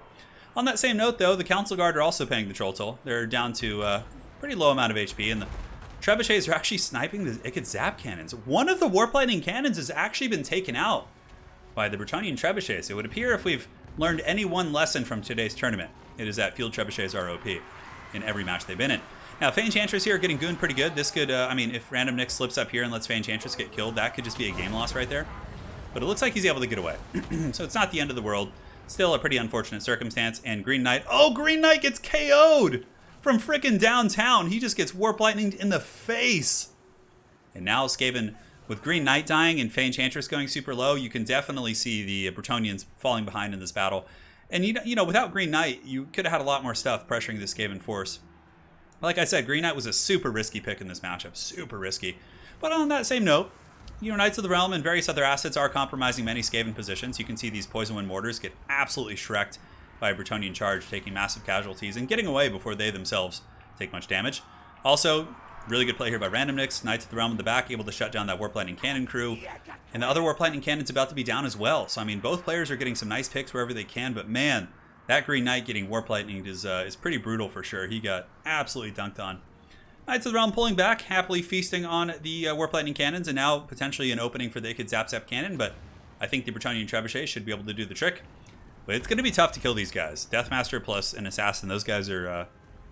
it's going to be tough to kill those guys without Green Knight helping. Green Knight, like, just hide him in the back of the map, man, and bring him to kill these characters later. That would have been such a good recipe for success. And how is the Ikit Zap Zap Cannon doing? Seems to be doing okay. We have Peasant Archers shooting into the flank here of the Council Guard, who are down to 60 models, give or take, 64. Battling a bunch of haggard peasants and spearmen at arms. Slaneshi, thank you. Damn, they went and put Green Boy on a t-shirt. They did indeed. Slaneshi, thank you so much for the donation. Really appreciate it, man. And thank you also for being a member here on the channel. Warp Grinders happily defending. Like, now, if Random Nicks wants to charge in and shut this cannon down, he's going to have to pay the Troll Toll to the Warp Grinders, which he certainly doesn't want. So I think... yeah, I mean, the Zap Cannon has 3 shots left, 3 volleys. Just leave it be, man. Field Trebuchets still have good ammo. I think what the Bretonnians need to do to win this game is split up their archers and start getting concave fire. But yeah, the Hell Pit Abomination is still a big problem, but as long as there's Peasant Archers, the Hell Pit, there is something that can kill the Hell Pit. Also, if there are some Knights of the Realm still functional, which there are, the Knights of the Realm could be pretty good at, you know, killing some of these big targets in an isolated kind of situation. But it's a really, really close battle, guys. Really, really close. Hadri is currently a little bit ahead on the balance of power, but it's certainly not point of no return. With the mortars, you know, being so beat up and the Warp Lightning Cannon about to run out of ammo, there's certainly some decent options here. But Random Nicks charges his Knights of the Realm into some summons here. Definitely should pull back and just kind of saturate the archers in a couple different directions. We'll see how that goes. And here's the dreaded Plague Priest. The Hell Pit Abomination causing some problems where they can. Ikit Zap Zap Cannon still ripping the last of its shots into those Knights of the Realm there.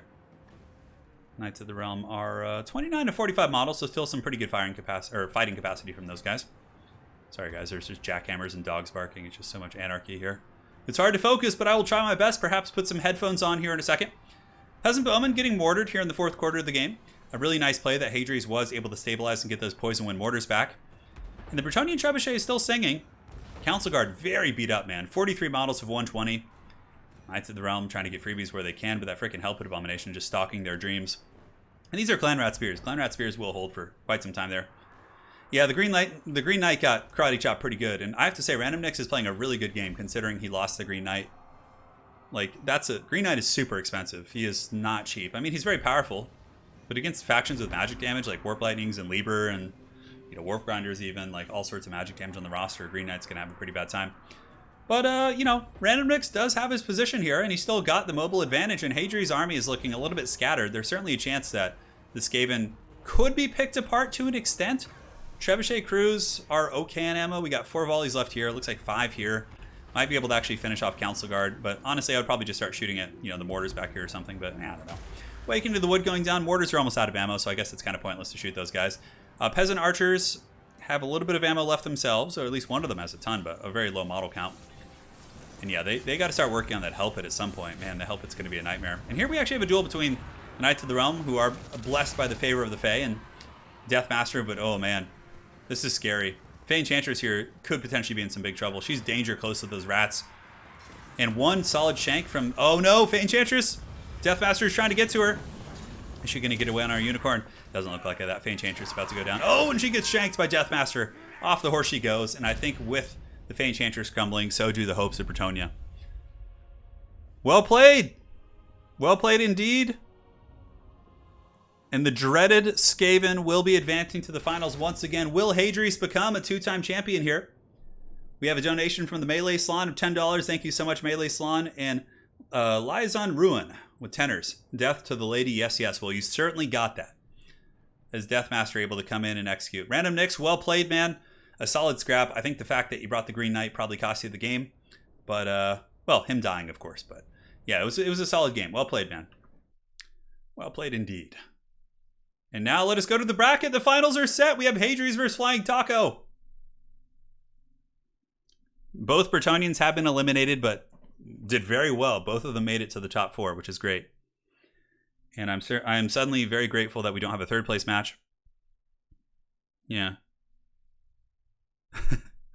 Carcassonne tried its best. A solid run. Honestly, that might be one of the best performances we've had from a sub-faction in Faction War. Oh my god, that Jackhammer guy is just driving me nuts. It's making me think some dark thoughts. Yes, I will. So, Taco and Hadri's, I'm going to host the finals lobby right now. And I will host it as a spectator so I can pick the maps. And cool. It is now hosted. The finals is best of 3 with the same faction, so it allows the players to kind of adjust their strategies and whatnot, which I think is quite cool. And what map do we want to do? What map shall we do? I'm trying to think of a map they haven't played yet today. You do Eschen, pretty small map. Eschen's actually a good map. We can do that one. Cool. So I'm going to get the players invited to the lobby. Make sure there's no issues. All right, 1 second. And looking for you. So Hadri's and Taco.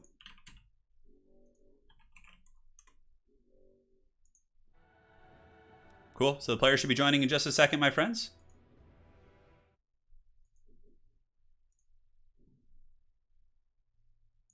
Very good.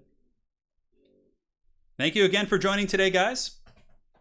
It's the warp. I know there's Skaven warp grinders in my backyard. We do have some Skaven back there. There's some like mice or rats that like live in this area behind my house. So little critters, we see them all the time.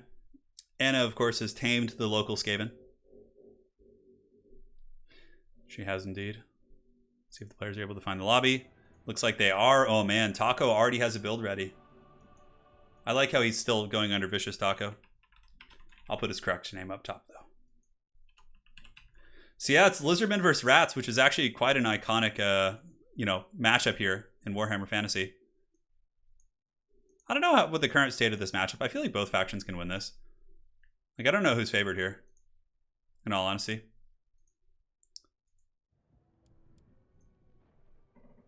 I have no idea, my friends. Rat Filth versus the Divine Signs of the Old Ones, who will win? I don't know, man. Skaven have won before, so have Lizards. They both won Faction Wars. If we were to take a look at previous Faction Wars, let me go ahead and check the winners for you guys. So going to the Faction War Hall of Fame. All right. So Faction War Hall of Fame, yeah. So Lizardmen won the second Faction War in February of 2020. And then right after that, Hadri's won in March. You know, believe it or not, we've only had one undead victory in Faction War. Like, I know a lot of people knock on undead, but we've only had one victory from them. Aside from that, a lot of it does come down to the pilots, too. It's pretty hard for vampire counts, I think. Yeah, it's a tricky pickle. Imperator's army today was really cool, that, like, super elite Empire army. So, obviously, there's a little bit more delay here because the players, of course, have to like pick their armies. Sorry, I was just reading something from chat. But yeah, it seems like we got a lot of Lizardmen fans in chat. You know, if I had to choose between Lizardmen and Skaven, though, I actually prefer Skaven. Like, in terms of lore. They're just such a meme, you know? Their units are just so ridiculous. Falcon has won 2 faction... Wait, yeah, Falcon has won 2 faction wars. Yeah, he's the only person to ever win 2 faction wars. If Hadri's wins today, he would be joining Falcon in that title there.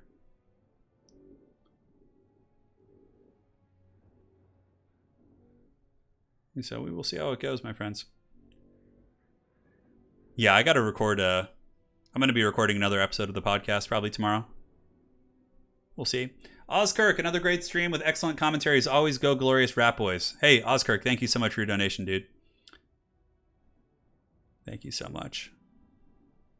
Go Lizards. Skaven will win. Yeah, I don't know. I feel like Taco is pretty proficient in this matchup. Plus, Taco did instant lock a build. Like, he's ready to party, man. He's not messing about one bit. This is best of 3. So a 2-0, you know, 2 wins would close out the series regardless. I think it's a proper... I mean, watching the same matchup in a best of 5 I don't think would be terribly fun. But I think best of 3 is good because you get to see, like, diverse builds. Like, when a player loses, they try and adjust. And then there's, like, the mind game of, is your opponent going to do the same thing or adjust? It's kind of a cool thing. Very much like StarCraft.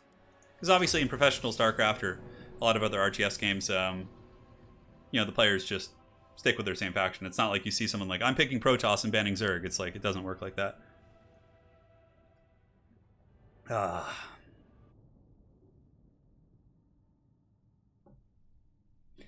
I'm kind of new, but how many faction wars have there been? I think like 5 or 6 or 7. Hang on, so I'll check for you right now, actually. Hold on. I'm actually curious. So as far as faction wars, this is number 1, 2, 3, 4, 5. This is number 6. Yeah, this is number 6. All right, guys, so let's take a look at the builds here. For the Lizardmen, we got Cold One Riders here on the flank. And I don't know if they're Spear Riders. No, they're just basically Cold One Riders. So a little bit better against infantry, obviously, a little bit more diverse. Andrea DeCarlini, thank you so much. I love faction war. Can we have some Sotek-style tabletop tournament? I think I'd be down to. I'll talk to Sotek. Maybe we could like co-stream one or co-cast. I think that'd be really fun. So yes, it is going to be skink cohorts, and we have some feral cold ones as well. But a lot of those bad boys. But yeah, massive cav army here from Flying Taco with skink support. And then we have a Dread Saurian, Footgar again, and a Skink Priest of Beast with Manticore summons. Pretty cool army. Oh man. We got a huge donation from Umthar. Umtar? I think is how you say that. Umthar? Fortunately, I had a recent windfall giving me the chance to contribute. Not only are you casting on your haggard wrist, but you also take the time to do faction wars on your birthday. Turin is truly the hero we all need. Dude, thank you so much. That is a fat donation, brother. And my haggard wrist certainly appreciates it, but hopefully it won't be haggard forever. But for now it is. Thank you so much, man. I'm glad you've had this financial windfall in your life in these dire times because it's tight for everyone, man. Thank you so much, and really appreciate your support, bud. That is a super generous one. Is it a golden Chevron Dread Saurian? Yes, it is. Oh, the gold Chevron Dread Beast, rocking 70 base leadership. The thing is ready. Now for Hadries, we have Night Runners. We have a Hellpit Abomination with Warp Grinders. a single Warp Lightning Cannon, and it's going to be a bunch of Skaven slaves. Yeah, I mean, Skaven builds often look quite similar, right? Oh, and Deathmaster once again with the Plague Furnace. These Skaven are certainly ready to party. Yeah. We're doing it, guys. Thank you so much.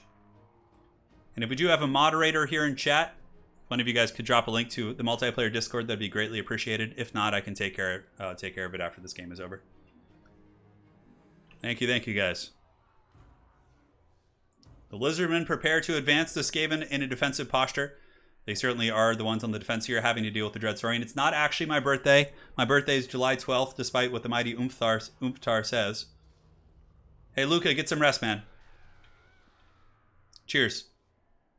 Hey, Aerocrastic, thank you. So, guys, Aerocrastic did just drop a link to the Discord, so for anyone looking to join and play some multiplayer, fire it up, man. Join the party.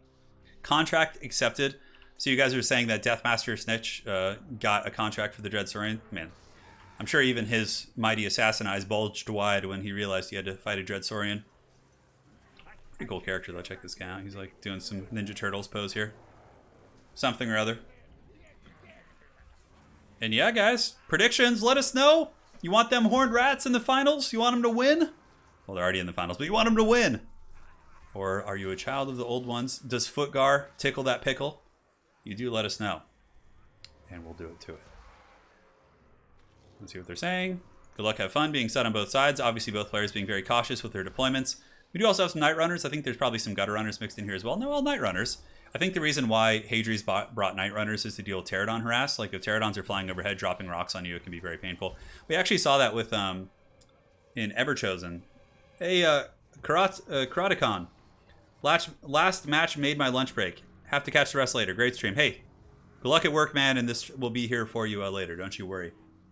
But, yeah, you know, one of the first times I truly realized how devastating rock drops could be from Lizardmen was when I was watching Falcon play in the Everchosen.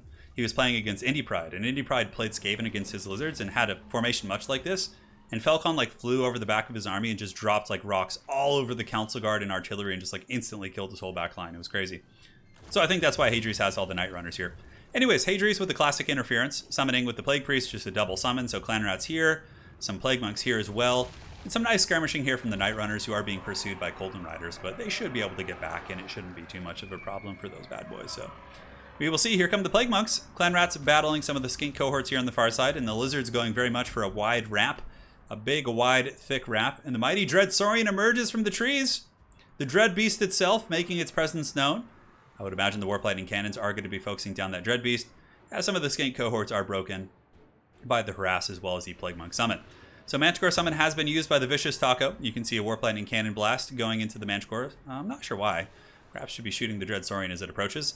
But, you know, obviously many of the engagements on the high ground are looking very good for Skaven. They've buckled off a couple skinks. They've really run some good interference. But here comes the Lizardmen response. Here on the low ground, we do have Coldman Riders blitzing in. And, yeah, they'll definitely be pretty strong.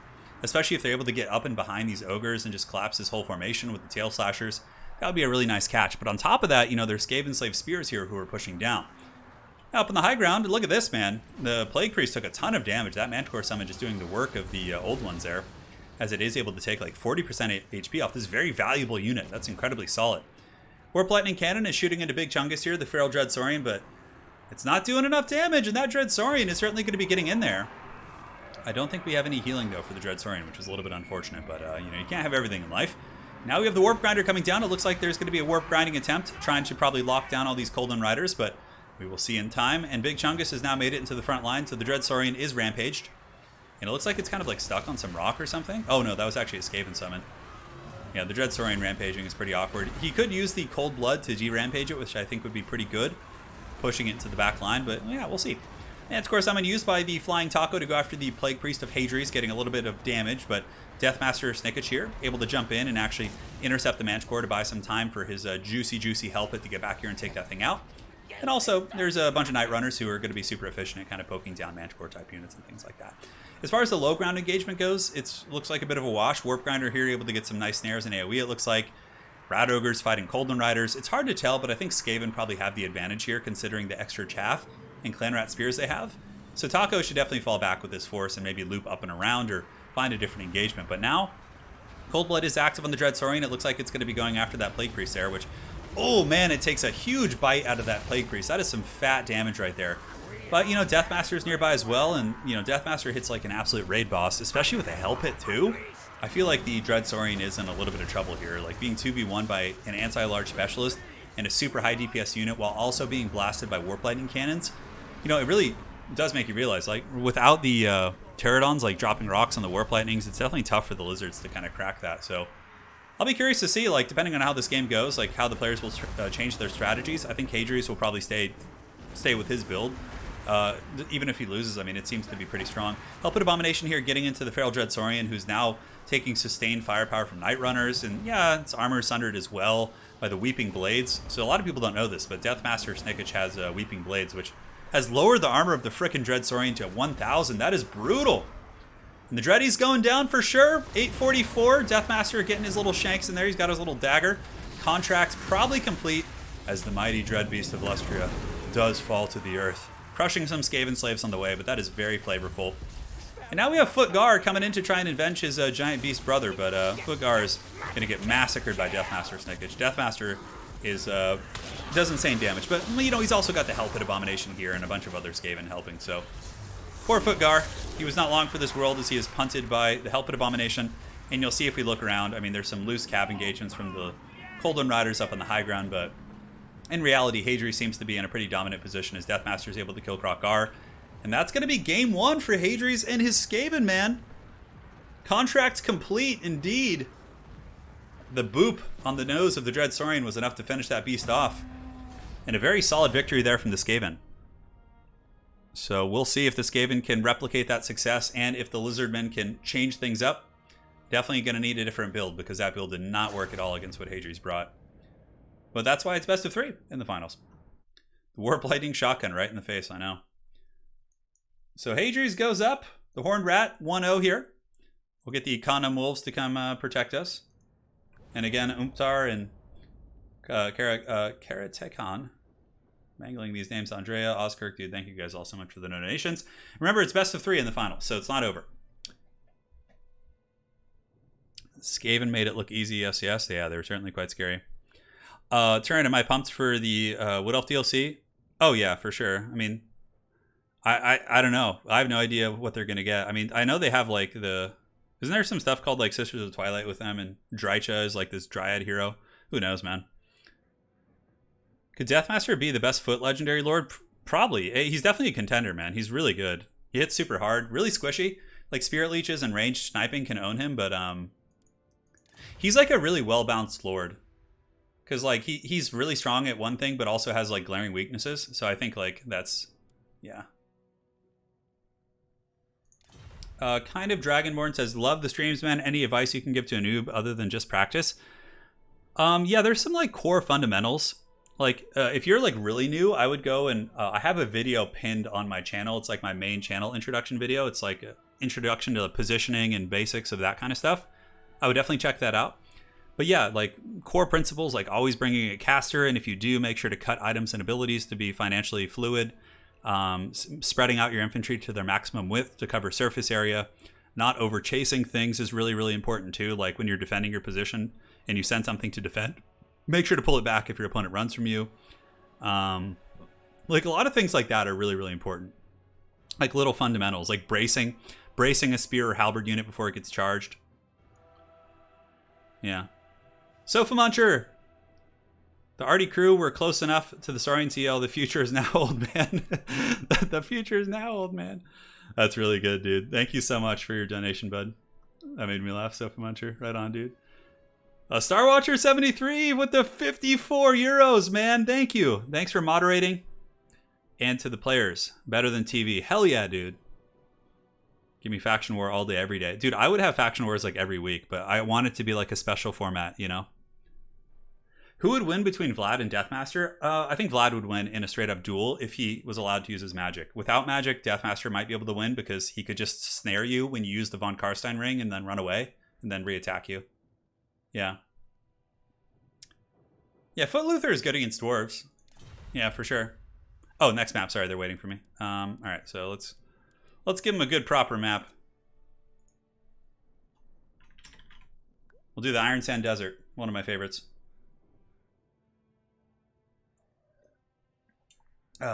Local Dread Saurian yells at Warp Lightning Cannon, yeah.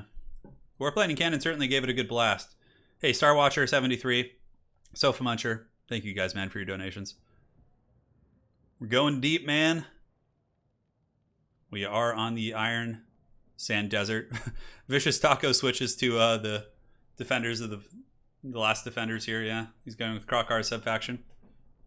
And Hadri's going with Clan Eshin because he just plays Deathmaster anyway, so you might as well look cool while you're doing it. So why don't Chameleon Skinks have invisibility? Okay, so Protoman, they do have stock, which is pretty much invisibility in this game.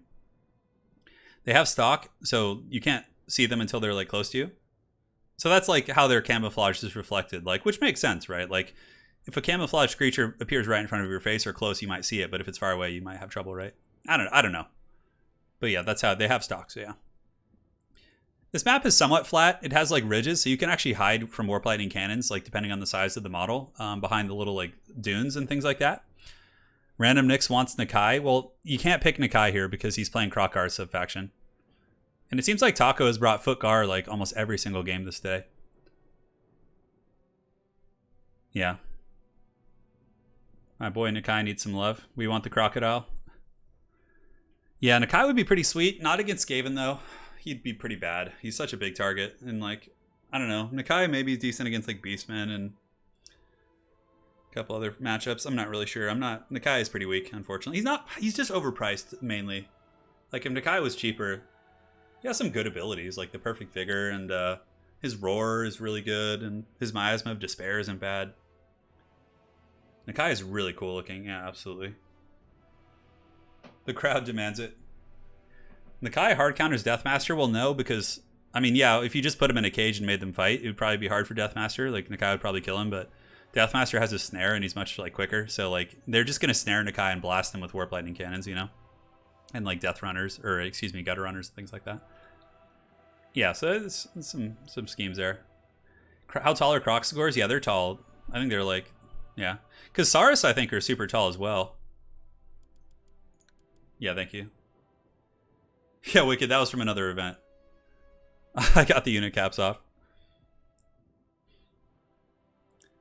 Yeah, no, Deathmaster is definitely not easy mode. You have to have really good control in micro with Deathmaster. If you slip up once, like, if you slip up once with Deathmaster and he gets caught by, like, a Stegodon or a Bastillodon or anything big, he's just going to get roasted. You got to be really, really careful. Like, Skrulk is a little bit more point and click, because you just, like, oh, look, enemy, let's cast Libra and take, like, a quarter of his health, you know? Skrulk is also very squishy. Like, most Skaven Lords suffer from that. They're, like, very, very squishy. Except, of course, the bravest of Skaven Lords, which is Tretch Craventail. This is great, but Sub-Faction War... Yeah, we could do a special edition of the Sub-Faction, like, where every player has to play a Sub-Faction instead of so they can choose one. That would actually be kind of fun. Saurus are 8 feet tall. Yeah, it sounds about right. So they're like NBA players. Even bigger NBA players. Saurus are 7 feet of reptilian strength. As said in Total Warzone video. Oh, alright. Crocscore is definitely quite a bit taller than Saurus, so. But they kind of like hunch over too. Like when they stand, they're like leaning forward. What changes will they make? I think Flying Taco is going to go for more like Air Force harass now. I think we're going to see some Pterodons. Would be my guess. Yeah, maybe a more traditional build in that respect. You never know. Nakai riding on a Dread Saurian, like, that'd be so freaking metal. Oh, yeah, dude. Hell yeah. And Mr. Kakuk says he played his first game, a quick battle against Flying Taco, and it was epic. Right on, man. Yeah, Flying Taco's not only an amazing player, but also a really good person. He's got a great attitude and is always a good sport, so... Yeah, I will do an open faction war. I thought about maybe doing one this week, actually, where anyone can sign up, and yeah, it'd be a good way to, like, you know, find some new folks as well, like people who get really far with their respective factions. Maybe they'll be invited to the traditional ones as well. Kevin Der Metalhead, love your channel. Keep up the great work. I will, man. Keep going just for you. Thank you, man. Defeating your opponent with Tretch is super demoralizing. I remember Falcon once defeated me with Tretch, and I was like, oh god, what have I become? I like just look at myself in the mirror. Yeah, well, it's Falcon, so it doesn't count. All right, guys. Vicious Taco versus Hadries. Here we go. Is Grimlock? Grimlock is good. Yeah, J-Train, he's good for sure. I mean, it just depends on the playstyle of the player and the matchup. But yeah, Croc R's on Grimlock is very solid. We had Hyale Nale do very well with Croc R on Grimlock, I believe, and Everchosen. Yeah, just use him as kind of a full kite sniping mobile character.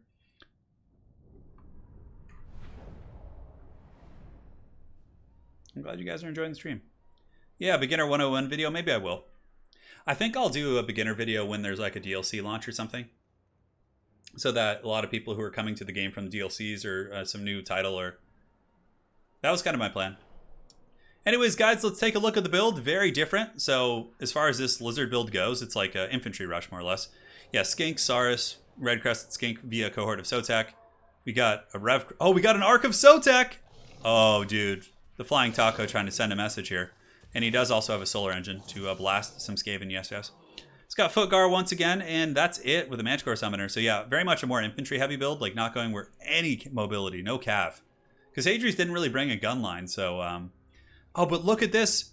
When Flying Taco switches to not deal with the gun line, Hadries comes in with the Rattling Gunners and Mortars.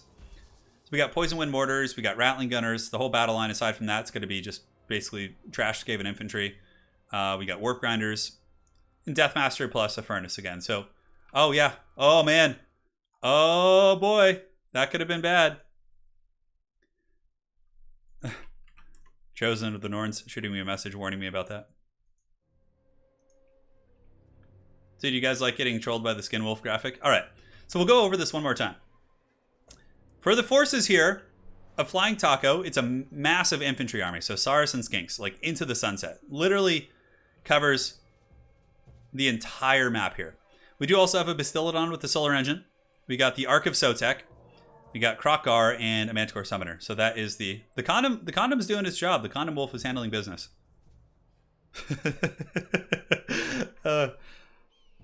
I bet you there's going to be a conspiracy that I did that on purpose, but it's just to get you guys even more riled up for the finals. All right, guys. So we got Night Runners here. We got Triple from Hadries. We got Warp Grinders. We got Rattling Gunners, which are going to be super gangster. Mortar, Council Guard, Helped Abomination, and the typical kit, right? It's going to be Deathmaster plus a Furnace, and just trash Skaven infantry aside from that. Yeah. Carl says, I won the faction war bingo blocker. Bingo. Blocker turn, says Dreaded. Oh, nice, man. Congrats. The Skin Wolf brand blocks more than just... yeah, it blocks gameplay also. I know, he's really doubling down on Footgar. I mean, the infantry build certainly could be good. Rattling Gunners have substantial problems with obstruction. How is he going to deal with the Hell Pit, though? That's my question. I mean, he's got Saurus Spears, which are good there. They're not bad. Solar Engine can also blast this bad boy pretty good. I mean, it does fire damage, and Hell Pits are lightly armored, so you could sit there and just shoot it with that. A little bit concerned, though. Infantry heavy builds are wrecked pretty bad by Plague Priests, and there's no, like, big monster dino. Like, it'd be cool to see maybe a Feral Carno just to chase the Plague Priest or something. My cursor is still blocking some, yeah. A little bit of action. No. None of the mechanics from Clan Eshin translate into multiplayer. They would be super OP. Like, so in campaign, Clan Eshin has armor-piercing gutter runners. Oh my god, that'd be so dirty in multiplayer. Jesus, that'd be terrible. That would be terrible indeed, but no, all you really get is the aesthetics. You get the scheme. I think Clan Eshin is super cool. Let me look at the scheme. It's like a gray. You can see it here. I'm just like trying to think about how I would paint this. I guess you would just use Eshin gray. It'd be really cool, yeah. If I ever make a Skaven army, I'd definitely like either do Clan Pestilence or Clan Eshin. I think Eshin would be really, really cool looking. This scheme is pretty easy to do. I mean, Eshin Gray is a really easy paint to work with in my experience. Yeah. That's pretty neat. So the battle will be underway soon. I would imagine not much more in their fancy deployment schemes. You can see Deathmaster being moved around ever so slightly. Hadries trying to be a two-time champion here in the faction war. If he does win this, he will win today's cash prize of $100. And will also, be a two-time champ, man. The legacy is what's really valuable. He'll live on for all time. So it is $100 for first place and $50 for second place. I know I haven't talked about the prize, but that is today. Being paid out of my pocket. So appreciate all the donations, guys. They help offset those type of expenses. What other tournaments am I going to do after this? Well, it depends. No more today. This is going to be it for today, but we will have tournaments all week. All sorts of good stuff. So, Hand of the Gods. Ooh, a complete whiff. Foot guard just... Oh, man, he did nothing to that Plague Priest. That is so painful. Oh, God. Oh, and the Solar Engine shooting the hill. Just a horrible start here for the Taco. And you can see the Taco is going to be adapting, moving the Solar Engine. Just like I said, everybody like plays this map and they're like, oh, look, it's a flat map. And then suddenly, like, those little ridges, if you really zoom down, they can totally block you. The Solar Engine, I would imagine, going to be preparing some fire.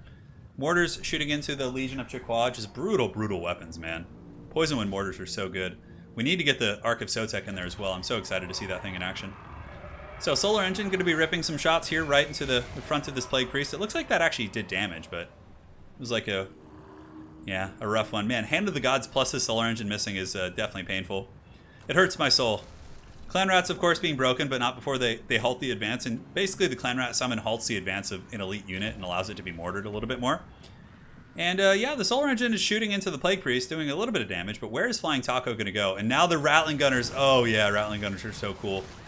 Going to be opening up in the Saurus. Thankfully, the Saurus are shielded, so they have some defense here. But the Warp Grinders are going to halt them both, and then they're just going to get Rattling Gunners. So watch here in a second if Hadrius is paying attention. The Warp Grinder right here.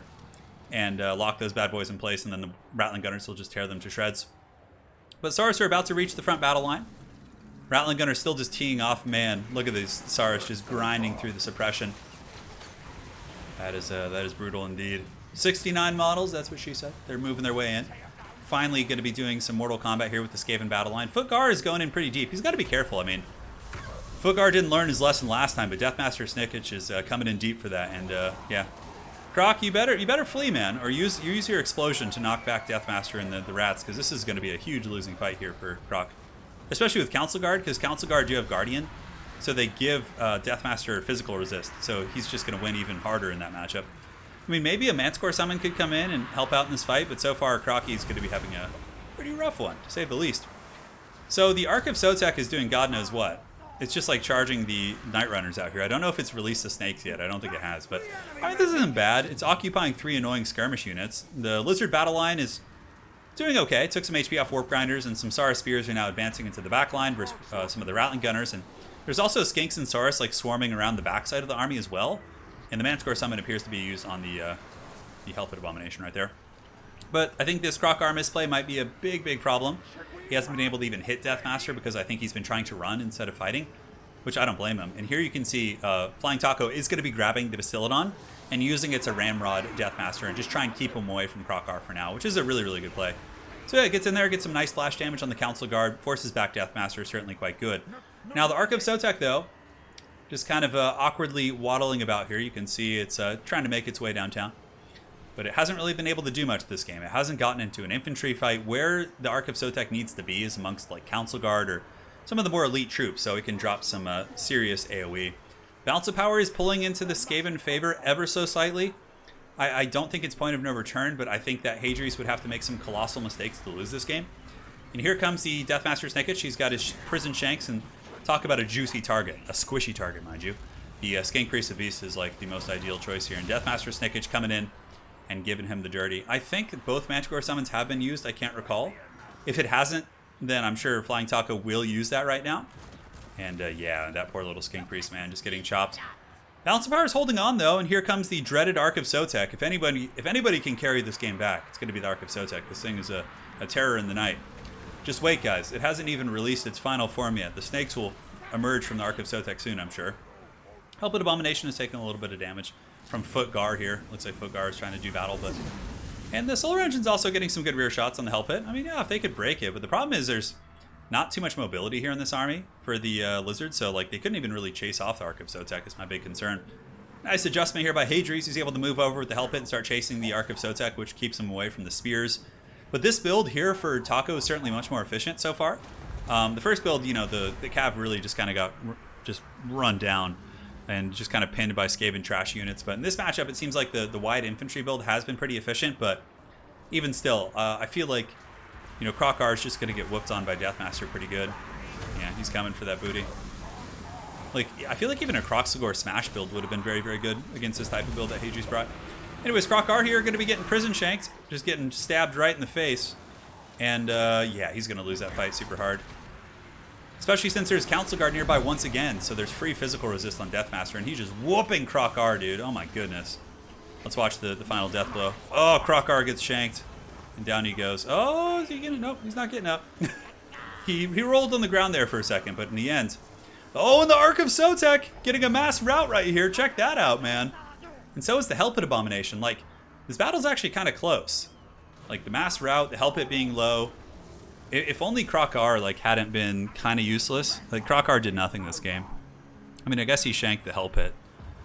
If he had, like, a Salon or something, I don't know. It's hard to say, but yeah, that was a proper shanking for sure. And the Ark of Sotek is going to be running for the hills. Bounce of Power is now starting to heavily go in the favor of the Skaven, as those units that were just terror routed are going to start coming back here.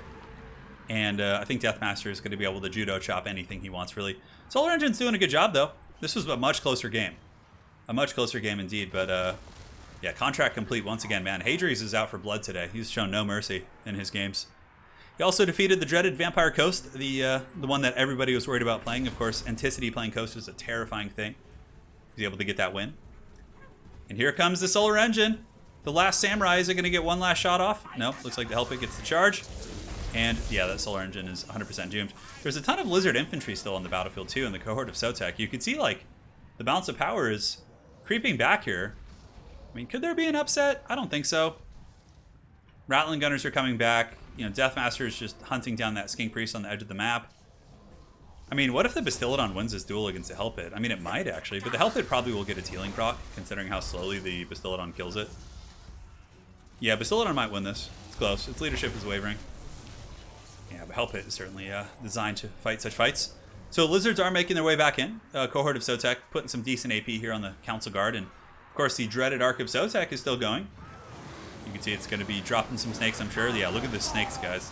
The finest weapons that the old world has to offer, these blue snakes. As it sends the Clan Vulcan Sail Slashers running back to the hills. Well, very good scrap by Taco, yeah, but the healing proc in the Hell Pit, oh my god, it heals back up to 3,000. There's nothing more disheartening than a Hell Pit heal, like just when you think you're going to maybe come back and then it just heals up. I still don't think it would have mattered. I think Deathmaster is going to be too strong. The fact that there's Rattling Gunners still online too, just last Samuraiing these Saurus too. Yeah, look at this, brutal stuff. 15 leadership on the Saurus, also being hit with suppressing fire. And maybe they'll get this guy down, maybe so. Cohort of Sotek is trying to sprint back there to deal with the Rattling Gunners. You can see a very aggressive move order by Vicious Taco. But I think that's going to be too much. That's going to be too much, my friends. And here on the far side, the Ark of Sotek clinging on for dear life. Deathmaster Snickage proving to be the MVP. And if I think anybody deserves an MVP vote for today, it's probably, I mean, of course, Hadri's, but Deathmaster Snickage in terms of characters we've seen in action. They've just done so good. Fey Enchantress also has done very, very well today. Yeah, and the Hell Pit Abomination is healing. But that's not its only parlor trick. The Hell Pit Abomination could heal again if it really wants to. It might, as a matter of fact, if it gets a little bit lower. Council Guard coming over, of course, providing their anti-large shanks against the Bastillodon here. Laser Boy tanking like a boss for sure. Bastillodons are pretty meaty lads. The Ark of Sotek. Taco, of course, he's got to meme a little bit. If you're going to win in style. If you're going to lose.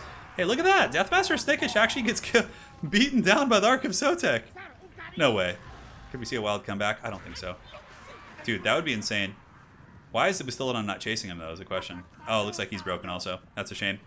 Well, sending one last message to Deathmaster just shows, like I said with Deathmaster, you slip up once and, like, the Haggard Ark of Sotek can kill you in a couple seconds. Solar Engine healed the Abomination, yeah. And there you have it, guys. The winner of today's tournament is once again going to be Hadri's, joining Felcon as the only two-time champ here in the Faction War series.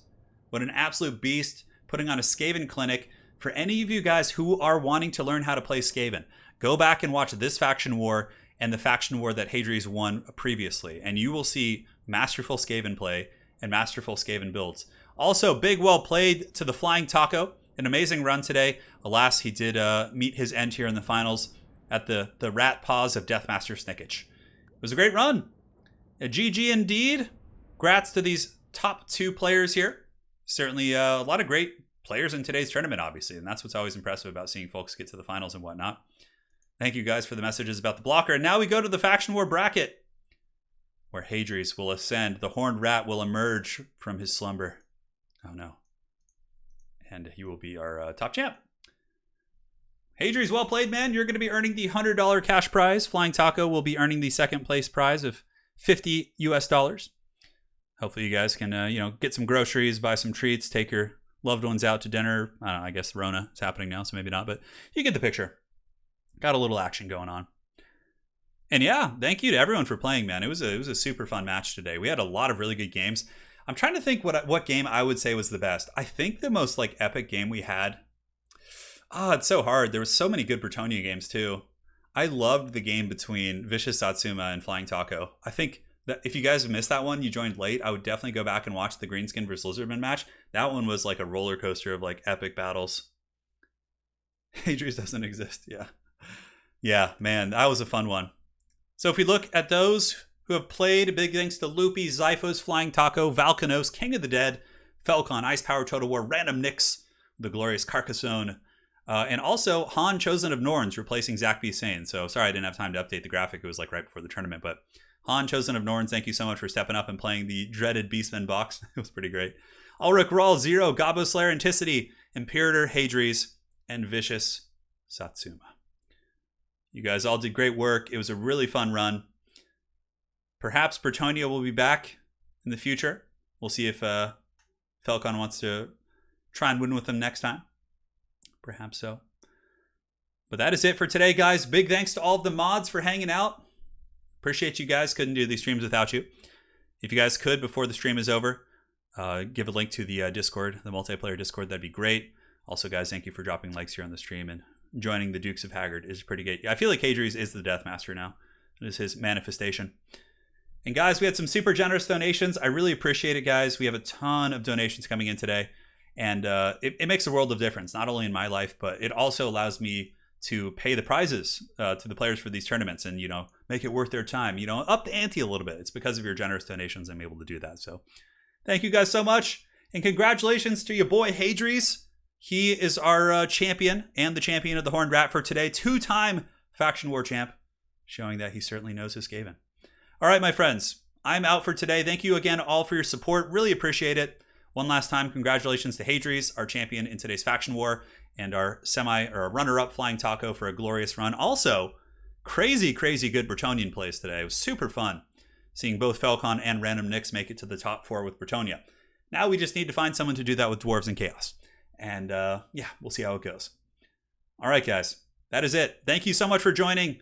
I'm signing out for now. I'm going to go hang out with my smoking hot wife and order some food because I'm starving. I don't think I've really eaten today. Yeah, don't type calzone in chat. I want a calzone now. I'll have to find a place to do that. All right, guys, appreciate you all. Let me get you a Discord link. I'll after I jump out here, I'll drop a Discord link for you guys and we can go from there. Anyways, my friends, thank you all. Really appreciate it. Congratulations to Hadri's. And we'll see you guys in the next Faction War, probably a month from now. I'm going to try and get back to having it once a month. All right, lads, take care.